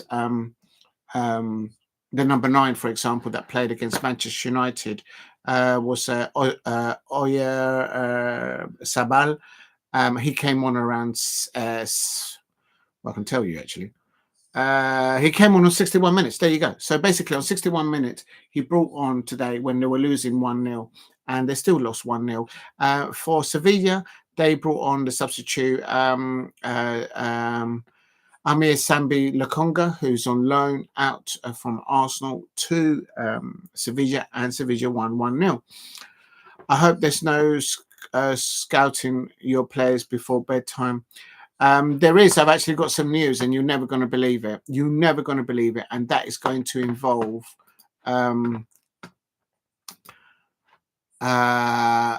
it's going to have a ricochet with Crystal Palace, but it's going to involve Chelsea fans and possibly Manchester United fans, because they were interested in this player. Even apparently Dougie Freeman and Crystal Palace were, it was said that they were looking after, but I'll come to that in a minute. Yeah, there is some little breaking news, but I'll come to that in a tick. Quickly, because it is coming up to midnight. So basically, in a nutshell, Manchester United fans, only 3 of the players that played against your Manchester United midweek survived. That was the 2 centre half, Solbidia, Aguerd, and the midfielder Torrentes are the only 3 that started today. All the other players in Real Sociedad's first lineup against Sevilla, and they lost 1-0. They lost all the other 8 players. They were all on the bench or fringe players. Sevilla won 1-0 away at Real Sociedad. So clearly the manager of La Real Sociedad was resting their players today. And you've changed your badge there, Lola. Let's have a look. Can't keep up with you at the moment sometimes. You've changed your. It's a very nice outfit there, lovely Lola. Dear. All right, where are we? I can't keep up with you, Lola. Please hit a like and subscribe at Diego C Players. Yes, I can tell you like your cycling. Well done. Make sure that you drink lots of water. Try and stay away from chemicals. Actually, I can do with some water. I'm not going to dirty it in your cup. Yeah, just drink water. I think there was a famous Portuguese player, Manchester United player, I think it was Ronaldo, that said, drink water, mineral water. It may look a bit foggy there, but that is because I'm drinking it out of the...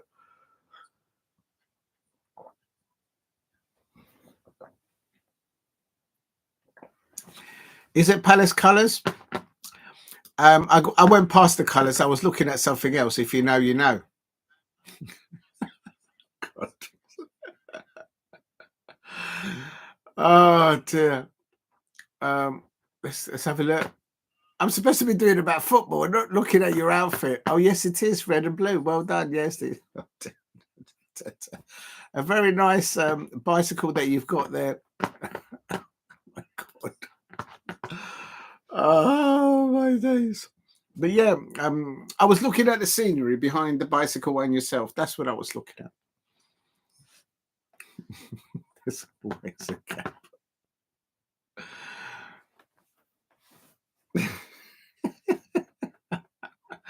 Oh my days. It is past the watershed. It's fine. It's fine. I just hope, Lola, just don't do it in other channels. You'll get yourself into trouble. Oh my days. Right, so then that's the thing about Real Sociedad and Manchester United. Quickly going to go into today's last fixtures quickly. I do the classifieds, and then so I can round it off. In the Premier League today, on 9th of March, still 9th of March, Premier League, Chelsea 1, Leicester City 0. Leicester City, Ruud van Nistelrooy did absolutely brilliant, saving a penalty there. Kepa in goal. No, it wasn't Kepa in goal. I do take it back. The Leicester City goalkeeper saving a penalty from Cole Palmer. That was Hermansen's. I can't pronounce his surname. Oh yeah, let's see if Jordan Ayew started for them. No, Jordan Ayew. Jordan Ayew was on the bench. He didn't come on.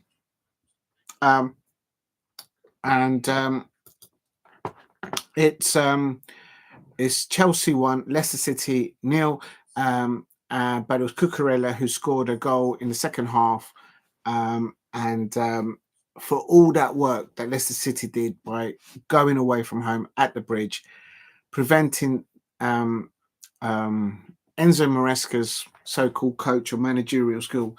Look how much forward attacking players Chelsea have at their disposal today, and none of their forward attacking wingers or the central players were able to score against Leicester City. It took Marc Cucurella to come in from deep and get himself with more than 10 yards around him space in the second half. Bish, bash, bosh, boom. Chelsea 1-0 up. So Enzo Maresca is still not able to get Chelsea firing up against Leicester City. But they won. They got 3 points. So it'll all be swept underneath the carpet, no doubt. Did your predictions have a high win? You know what? That's a good point. Where are we going from the top? So this is Sunday. I predicted Leicester to win 2-1, so I got that wrong. And Chelsea won 1-0. So I predicted the Chelsea 1 goal, but I predicted the scoreline. Lola. Stop it. Okay, also Spurs. You know what? I have no idea where that came from, but never mind. It is what it is. It works. Spurs. I went for Spurs 0, Bournemouth 2. This is the next one. Tottenham Hotspur. The result was Premier League. Tottenham Hotspur 2, Bournemouth 2. I think Tottenham Hotspur were absolutely terrible in the first half. Clearly, Iraola told his front three players to press the Tottenham Hotspur goalkeeper and the centre halves and the left and right, the left back and the right back, from playing the ball upwards. And Bournemouth were actually just on top of Tottenham Hotspur. They just weren't allowed to settle, so much that a point where the Tottenham Hotspur goalkeeper actually did a long ball finally to just relieve some of the pressure that Bournemouth were playing really high up, pressing high, and that the Tottenham Hotspur home crowd kind of went way and celebrated that. At halftime, it was Bournemouth 1-0, and early on in the second half, Bournemouth scored the second goal, and then Tottenham Hotspur began to play a better football. Son Heung-min did some very good attacking play there down the left-hand side, and he did score a penalty. And it was one of those. It was a penalty. It was Kepa. Kepa took out Son Heung-min. But Bournemouth will probably rue their opportunities of not going into first half 2-0 up. Next match for Crystal Palace is against Fulham at Craven Cottage in 3 weeks' time. We did have a match in a few weeks' time, next weekend or a few days, against Newcastle, but because Newcastle are in the League Cup final against the Liverpool fans that got 3 points against Southampton with 2 gifted penalties. And that's how they're going to win the Premier League. I don't know. But anyway, so yeah, that's why the match was postponed. So 3 weeks' time against Fulham. The Crystal Palace players, are now packing their bags and they're going off to Marbella in Spain, where it's nice and hot. Because remember, Tuesday and Wednesday, it's going to snow in the northeast of the UK. Right, the next match is Manchester United 1, Arsenal 1. A bit of a break. I hope not. I hope they're going to be out there working hard, because do they want to get, if they can get to the FA Cup final, they're all going to be enhancing their skills. They're going to be putting themselves, all of them, in the shop window. But today, the last fixture in the Premier League was Manchester United 1, Arsenal 1, and I had predicted that. So thank you for mentioning it, Lola. I predicted it a 1-1. I had predicted a 1-1. Manchester United 1, Arsenal 1. I wrote that down about 3 nights ago. And for me, I think both sides could have finished winning that match. Manchester United could have won that 3-1. And on chances also, Arsenal could have won that 3-1. But it is what it is. They've clearly... both managers, Ruben Amorim and Mikel Arteta, are suffering with lack of squad in depth. We've got injured players, plenty of players wanted to go and whatnot, or players already gone. The bench of Arsenal was very thin, if I may say so. But the moment they brought on Martinelli, that made a difference. So, Snowman, I buy the best. I best buy carrots.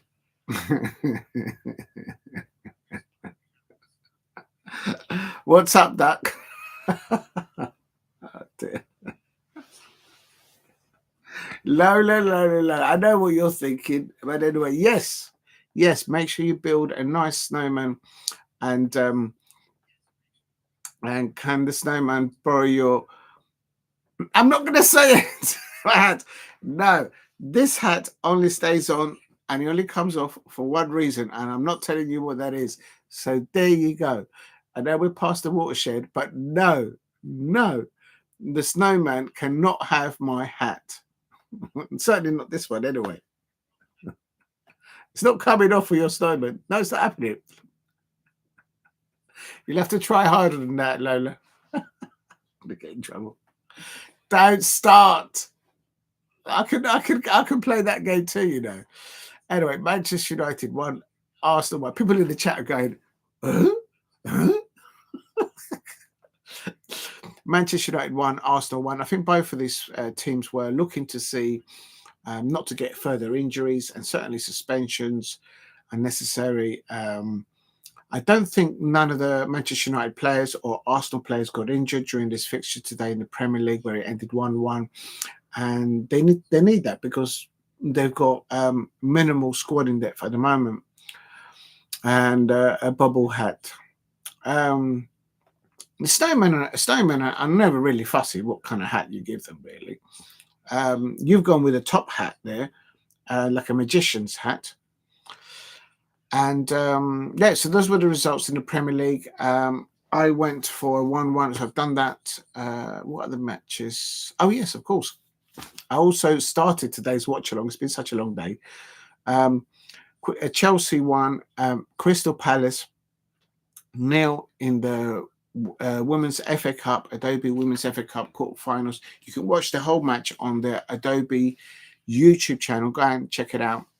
They've got great coverage. They're great commentating there from the Adobe YouTube channel and FA Cup Women's channel. It's brilliant. And big up to them for transmitting it live so everybody could see it. I was so happy with the performance of the Crystal Palace women up against Sonia Bompastor's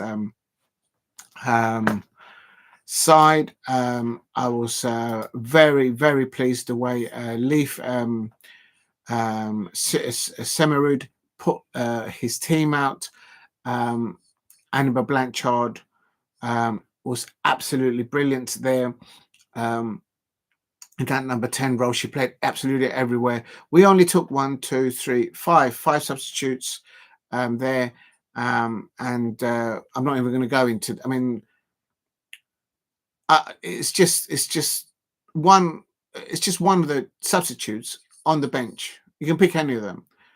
They would their transfer fee would actually probably, unfortunately, the way things are, would completely purchase all our squad. It's absolutely ridiculous what we were playing at. But great credit to Crystal Palace manager Leif Smerud, and that's how I started this watch along earlier on 9 hours ago. Yes, I was I felt unlucky for them. They stopped Chelsea from scoring from open play in the first half easily.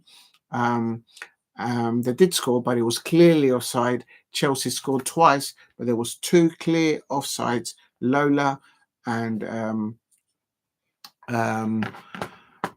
else in the chat? I think Damo as well noticed it, and Alicia in the chat noticed that they were clearly offside.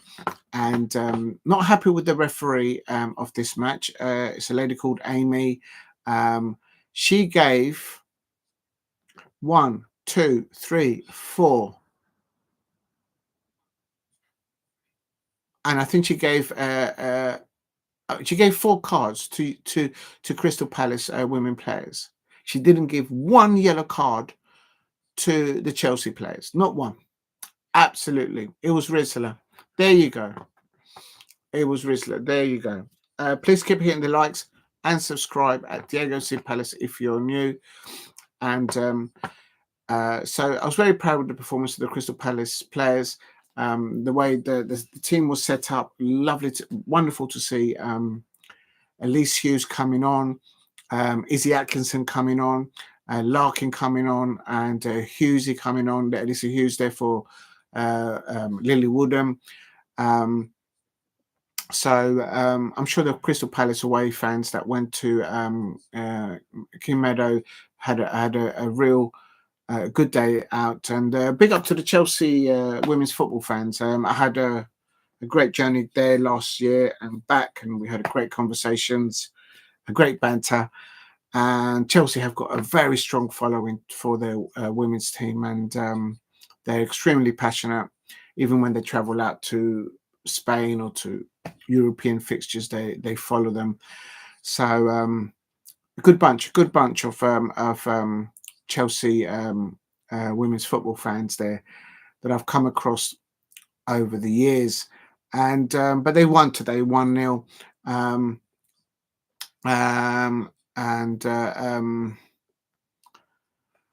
yeah, James scoring on 64 minutes, and it's a little bit frustrating because we stopped them from. I think the Crystal Palace women stopped them throughout the whole 90 minutes. Chelsea was scoring from open play, but following the corner, they were able. A ball came loose just towards the edge of the penalty area near the D, and James got her opportunities and she scored.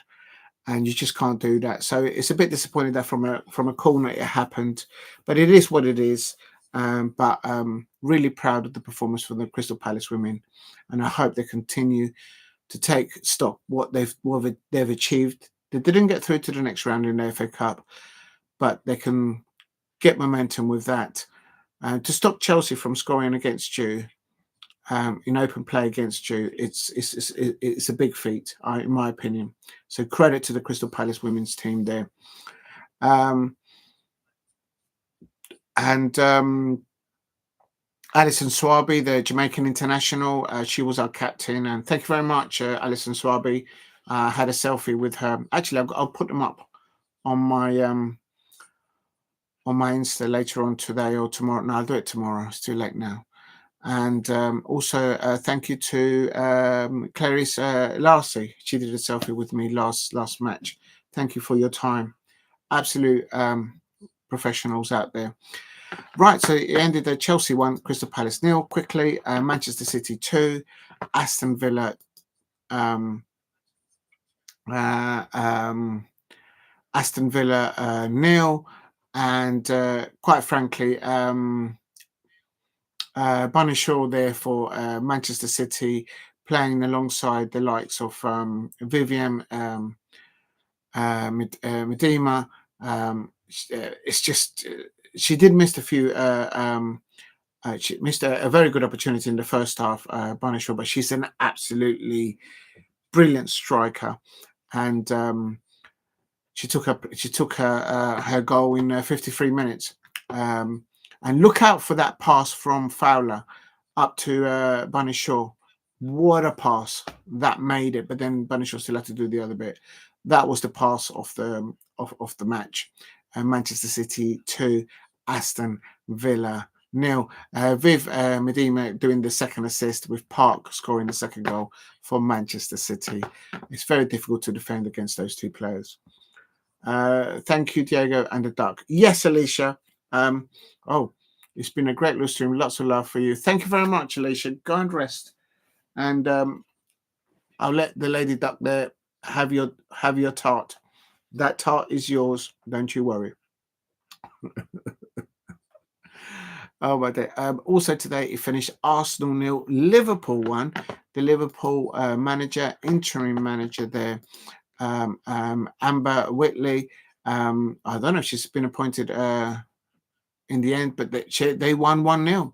They just beat us 1-0 last weekend. I wanted to watch the Crystal Palace women play against the Liverpool women last weekend, and they've got a very good side. Smith, just absolutely brilliant up top for Liverpool. She's so difficult to defend against. Holland, Kerr, Bonner in their defence, the Liverpool. But Arsenal coming short there, and they did not win. So Rennie Slangers there will probably be very disappointed in that outcome. Arsenal are out of the women's Adobe FA Cup at the quarterfinal. And happy Mondays. Happy Mondays. You like that song? Alicia's still singing. I'll hurry up now because you probably want to wrap up. What other fixture am I missing? I've done the Crystal Palace, Arsenal, Manchester City. I think that's it. This one did a bit, not all of it, because I had to quickly dash out. Real Sociedad versus Sevilla. I've mentioned that. Manchester United fans, today the Real Sociedad manager lost against Sevilla. He only played 3 players, the 2 centre-halves and the midfielder, and all the other 8 players were all substitutes that played against your Manchester United on Wednesday. So, and then he did bring some of them on, the players that started against you lot on Wednesday after the 61-minute mark. So they've been rested. And they still lost 1-0 to Sevilla, who had Sambi Lokonga, who's on loan from Arsenal to Sevilla. They won 1-0 against Real Sociedad. today. So, in a nutshell, Manchester United fans out there, if there's anybody out there, basically, the Real Sociedad manager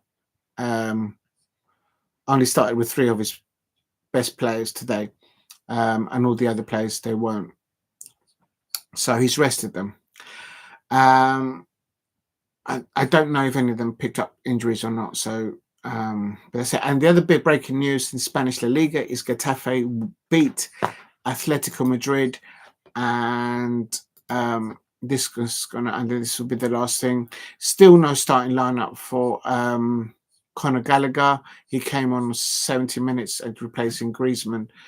E.T. phone home, life on Mars. Yeah.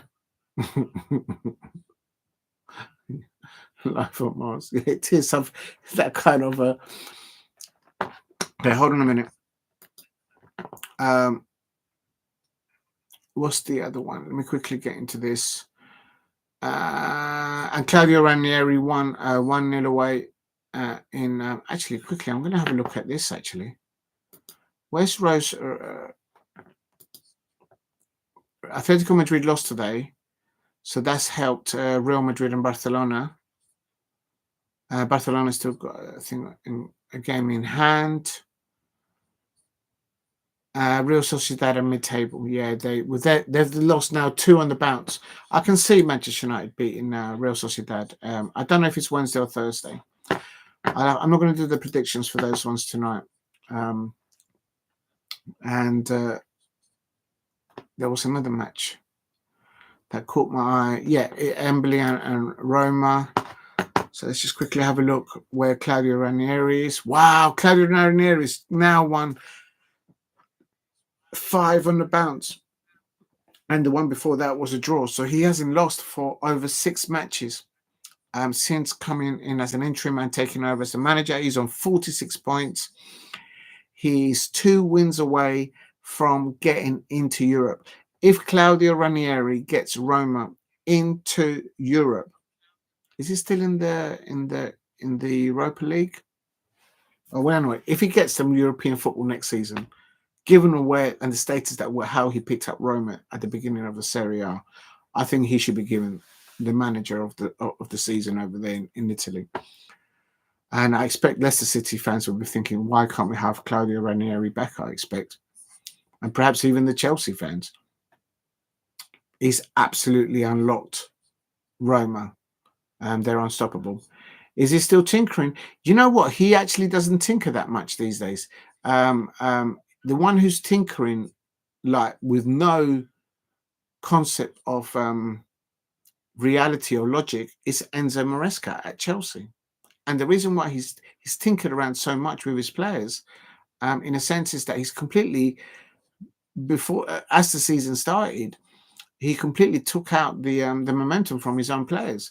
They don't have Nicholas Jackson. Okay, he's injured, but even without Nicholas Jackson up top playing for them, today Leicester City, Ruud van Nistelrooy stopped them from scoring any of their attacking players. As I say, the wing backs, even Cole Palmer missed a penalty. When Cole Palmer, in the history of him being a professional football player, they said it in the commentary, he has never, ever, ever missed a penalty. That's got to come from the manager. The manager has completely taken that winning mentality from Cole Palmer, in my opinion, out of the lad. There you go. Right, quickly. So that's the roundups of the results today. Last of all, let me just quickly check one last thing, and then I'll quickly do some transfer news, which is like absolutely shocking.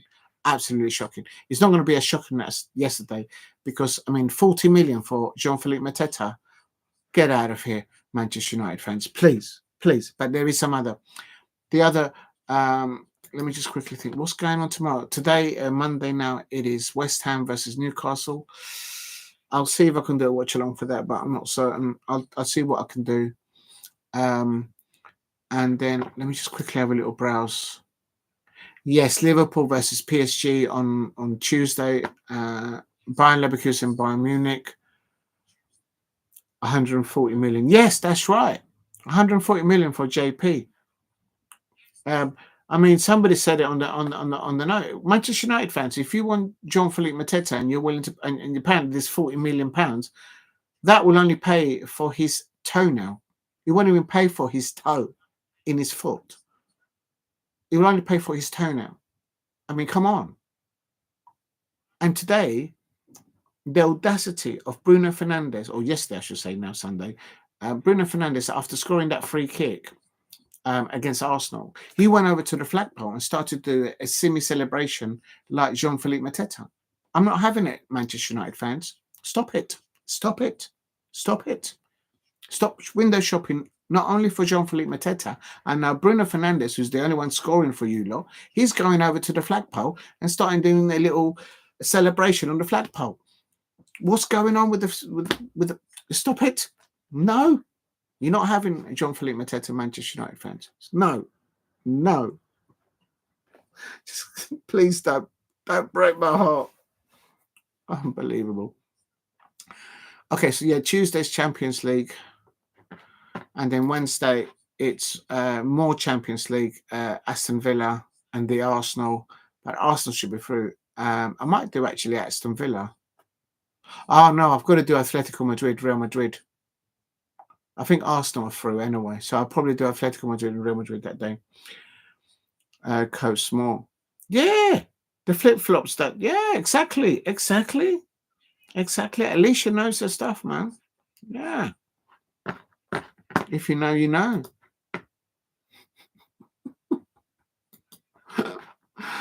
Oh, my days. Missed opportunity as trophy pressure grows on Arteta. Oh, my day. How is the pressure only rising now? If you gave somebody like him over £1 billion of net spending over 5.5 years, he's had 200 top flight managerial manager roles as the Arsenal manager. They don't say that. I don't understand why the media don't say that. I think it's right that they say pressure on Arteta grows. 200th top flight game as the Arsenal manager. Why don't they also say he's been there for this amount of years and this is how much money has been spent on him? It's supposed to be factual. Just put it. That's not putting pressure on Mikel Arteta. Managers, Crystal Palace managers, other football managers, when they go into any role as managers, they know money's going to be spent in transfer windows and the time is ticking. So they know that if the results don't come in, you have to go and they'll bring somebody else in. But for some reason, I don't understand it. I mean, I'm not saying to be critical of Arsenal or Mikel Arteta. I'm just saying, just say the truth. There's no other manager in the Premier League that will be given, and somebody said it in the chat, is Arsenal now the new Tottenham Hotspur? I think it's actually even worse because they've spent more money than Tottenham Hotspur did with, you know what, it'll be interesting to know. Has Mikel Arteta had more net spent on him since he's become the Arsenal manager to this date as the duration of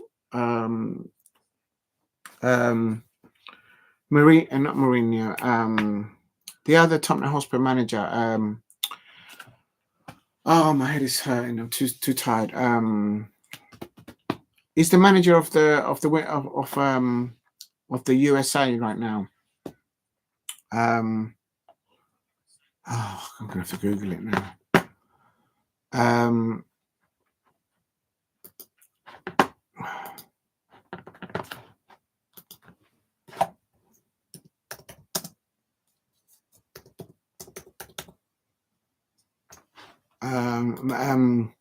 Mauricio Pochettino. There it is. Oh my God, to get there in the end. So basically what I'm saying is, I would like to know if, Pochettino. Thank you, Alicia. So basically, has Mikel Arteta, for the duration that he's been the Arsenal manager, has he spent as much or more than Mauricio Pochettino? And if the answer is yes, if he has spent more than Mauricio Pochettino in the same time frame, and they've not won nothing, neither Mauricio Pochettino or Mikel Arteta, then Arsenal have become the new Tottenham Hotspur. I'd say more. But there you go, Alicia. Wow. And now they're saying it's only now started pressure. I'm sorry, I've never owned a business, but if you own a business and you appoint someone in your business and they spend over £1 billion of net spend, net, N-E-T, net spend, and they don't deliver any profitability, any goods, boy. And Alicia's saying in the chat, nah, that what pressure? The pressure it's already been there ages ago.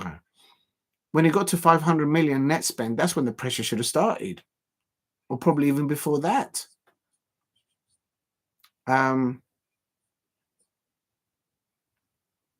No, I think they're happy just to be in the Champions League competition and nothing more. But I expect some Arsenal fans out there will be very disappointed that they haven't won anything. Okay, so the last thing that I wanted to mention. I think I agree with you, Alicia. And also the lady duck there agrees with you. Yeah, I would say a lot more. Yeah, and they're talking about pressure, please. Top 4 trophy. If my Crystal Palace had replicated our away form to our home form, we'll be 3rd right now on goal difference, probably 3rd.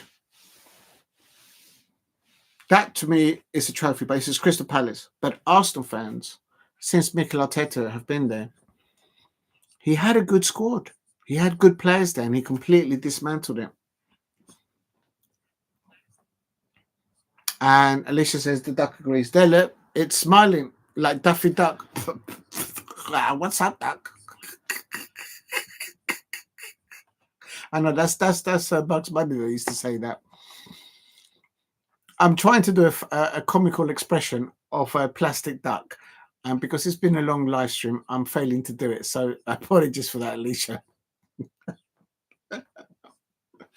How does one do a comical expression of a plastic lady duck? It's not easy for an eagle. Remember, I'm an eagle. Okay.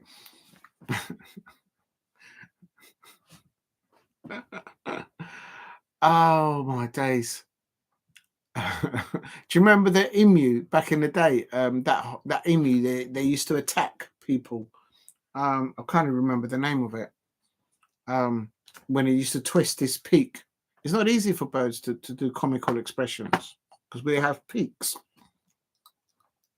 Got an itchy nose now just thinking about it.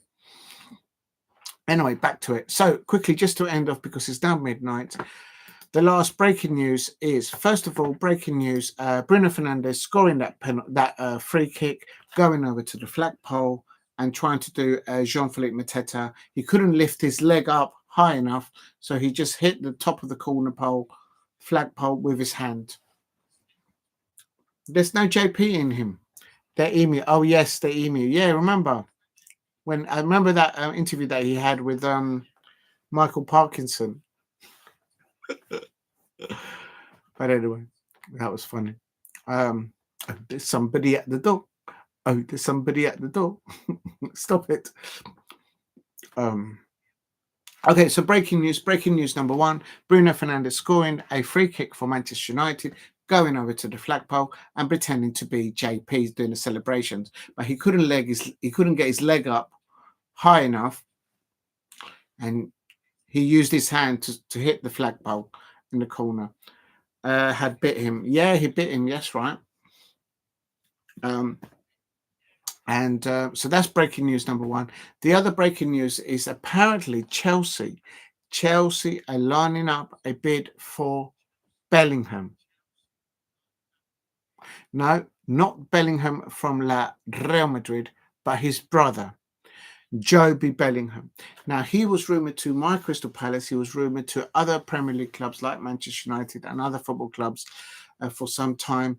But now it looks like Chelsea are looking a bid for him. Enzo Maresca does not know what to do with the squad in depth that he has at the moment. And now they're going in, apparently, to get Joby Bellingham. Exactly. If my Crystal Palace are bidding against Chelsea for a player, we're not going to land Joby Bellingham. We can't offer Joby Bellingham an 18-year contract, 18 years or 10-year contract like Chelsea can.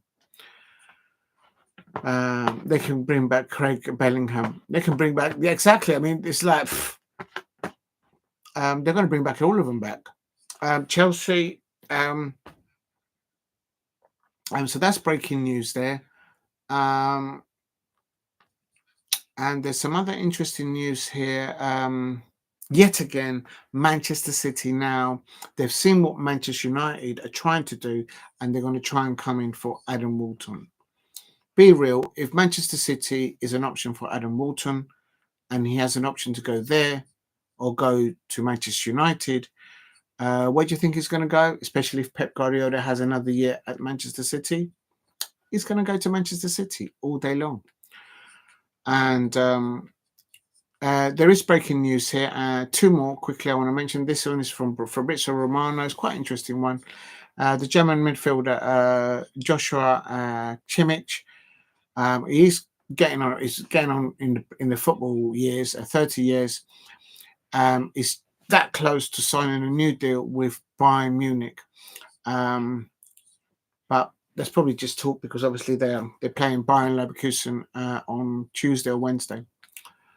And the last of all breaking news is former Atletico Madrid sporting director Andres Beta has agreed to take on the same role at Arsenal. It is now going to be penciled in. It's going to get over the line. There's been a lot of speculation about that. But before he did that decision to go from Atletico Madrid, Andres Berba, he was sitting alongside what's his name? Sir Jim Ratcliffe's. I got. I saw. They were doing they did a clip of him earlier on. I think it was on TNT Sports. But this is news from Sky Sports, and Manchester United and Paris Saint-Germain were interested in obtaining the services of Andrea Berta. You can give Adam to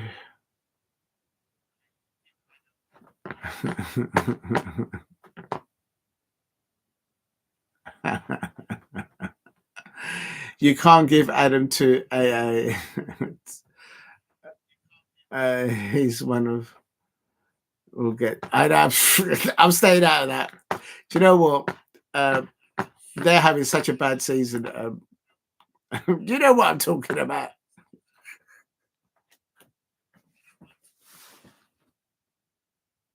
Now, you know what?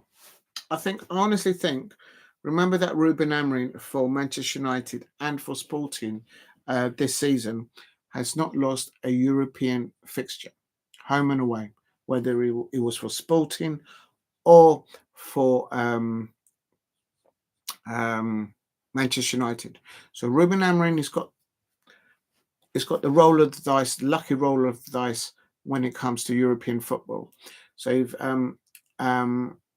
big disadvantage that he can't play Obi, the youngster, but he's got Collier back now by the looks of it. So he's got different, and if you notice, he started two in a pivot, Bruno and Casemiro, experienced there. I think today's match between Arsenal and Manchester United versus Arsenal, I think you've got to, as a neutral, I'm giving the man of the match to Casemiro. He today, I'm going to show you something. And that's a surprise stat. Yeah, I'm going to show you something that I actually photographed earlier on. But if I can find it, I think I photographed it. Where did I put it? Because I might use it for tomorrow's morning show. Oh no, I didn't do it. Oh no, it's I saved it on Instagram, so I've got to go Insta. What do I do? How do you go into what you saved? Here we go.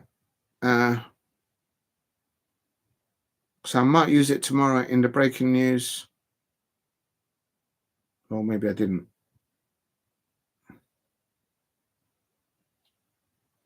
No, I didn't save it. Well, it's about Manchester United. But basically, Casemiro has statistically did the most. Did the most tackles this season for his position. I think Casemiro was the man of the match, close to Bruno Fernandes. Of course, he scored that penalty, but because not the penalty, the free kick, but because he went over there and started to celebrate like Jean-Philippe Mateta, I'm giving man of the match to Casemiro. But he did the most tackling, successful tackling of winning the ball off the opponent. He's up in the top 3 in the Premier League. So I don't think Ruben Amorim is going to change that against Real Sociedad. That's the point I'm trying to land on. All right, that didn't work, so it is what it is. Please hit a like and subscribe at Diego C. Palace if you are new. And I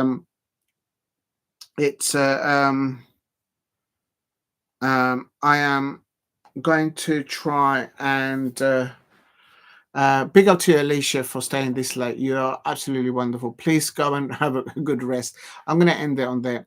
So tomorrow I'll try and do the live watch along at the end. If I can, I'll try and do a morning show, but it's just difficult at the moment. And I will definitely do the watch alongs for the Champions League on Tuesday, on Wednesday, Real Madrid, Atletico Madrid on the Tuesday, and then on Thursday, it has to be Real Sociedad versus Manchester United, I expect. If you're new to the channel, please subscribe at Diego C. Palace. And that's a surprise stat. So I've got to thank everyone in the chat. I think I got the energy. I got energy from that tart. Alicia, that tart, I'll save it for you for the next live stream. I haven't got any more in the kitchen, so I'll prove it to you. I should really eat it because it's been out of the refrigerator for some time. And it's not a good thing, I suppose. But I've got to thank everybody. Wait a minute. Thanks. Thank you to all in the chat for your comments and likes and drama. I'm going to put in there drama. Not mention any names, Alicia and Lola. And Damo as well, all of you. And Skippy, Ritzler. I'm going to get in trouble for missing Henry Smith, all of them. And there you go. I'm going to quickly go to the top of the chat. And Steve RSC, thank you very much for all your contributions earlier doors today. And Alicia Sinikova, thank you very much for dropping in. Thank you very much to the wonderful, lovely Lola with the new photograph of her in her red and blue bicycle outfit. Very smart indeed. I was, of course, paying attention to the heels in the background. A massive thank you to Damo1168 for dropping in. Massive thank you to Henry Smith as well for dropping in. And there were some other people in there. Shae Arsenal for asking people to remember to hit the like button and subscribe if you're new here. And also a massive thank you to Skibidi-Doo Rizla. What a name. And Nick Nack, I think, dropped in as well for a few minutes earlier on. God. And yes, and I saved the tart for the Lady Duck and for Alicia at the end. It looks great, that bike and the cycling top. Alicia Sidikova says, yes, very, very professional. Very, very smart. If you're new to the channel, please hit a like and subscribe. And thank you very much for watching. And Team Lowland here. Thank you very much, Alicia Sidikova and Lola and everyone else in the chat. If you're new to the channel, please leave a comment in the description below. Please leave polite comments. Be respectful for everybody else. And I'll try and get back to you on them. And yeah, looking forward to next week. But I'll leave it on this. Bruno Fernandes scoring that free kick. And he goes over to the flagpole and pretends to be Jean-Philippe Mateta and celebrates. Manchester United fans, Jean-Philippe Mateta, stop looking at him. He's not for sale. He's not going there. You're going to break my heart. Manchester United fans. And the Rangers, Steve. Oh, yes, Steve RFC. Thank you very much, Steve RFC. Oh, I see what you mean. Yes. Yeah, no, Steve's a legend. He's a gentleman. He's a gentleman. Thank you very much, everyone. Stay safe and good night. Alicia, not from 40 minutes. Exactly, Alicia. Do you know what I mean? I mean, imagine if the Arsenal fans came in for it. If Arsenal came in for Jean-Philippe Mateta, we'll probably tell them, no, you must have misheard that. It was actually quoted as 80 million. And then Arsenal will say, yeah, all right, we'll pay that. Boom. There's 80 million. Can you imagine the scenes? No. You can't have either Eddie Nketiah or Jean-Philippe Mateta, Manchester United fans and Arsenal fans and Liverpool fans. They're not for sale. You're not having them. You're not having them. Good night, everyone. Alicia Sidikova, thank you very much for staying up so late. I really appreciate that. Good night to everyone and take care. See you tomorrow or later on today. Good night.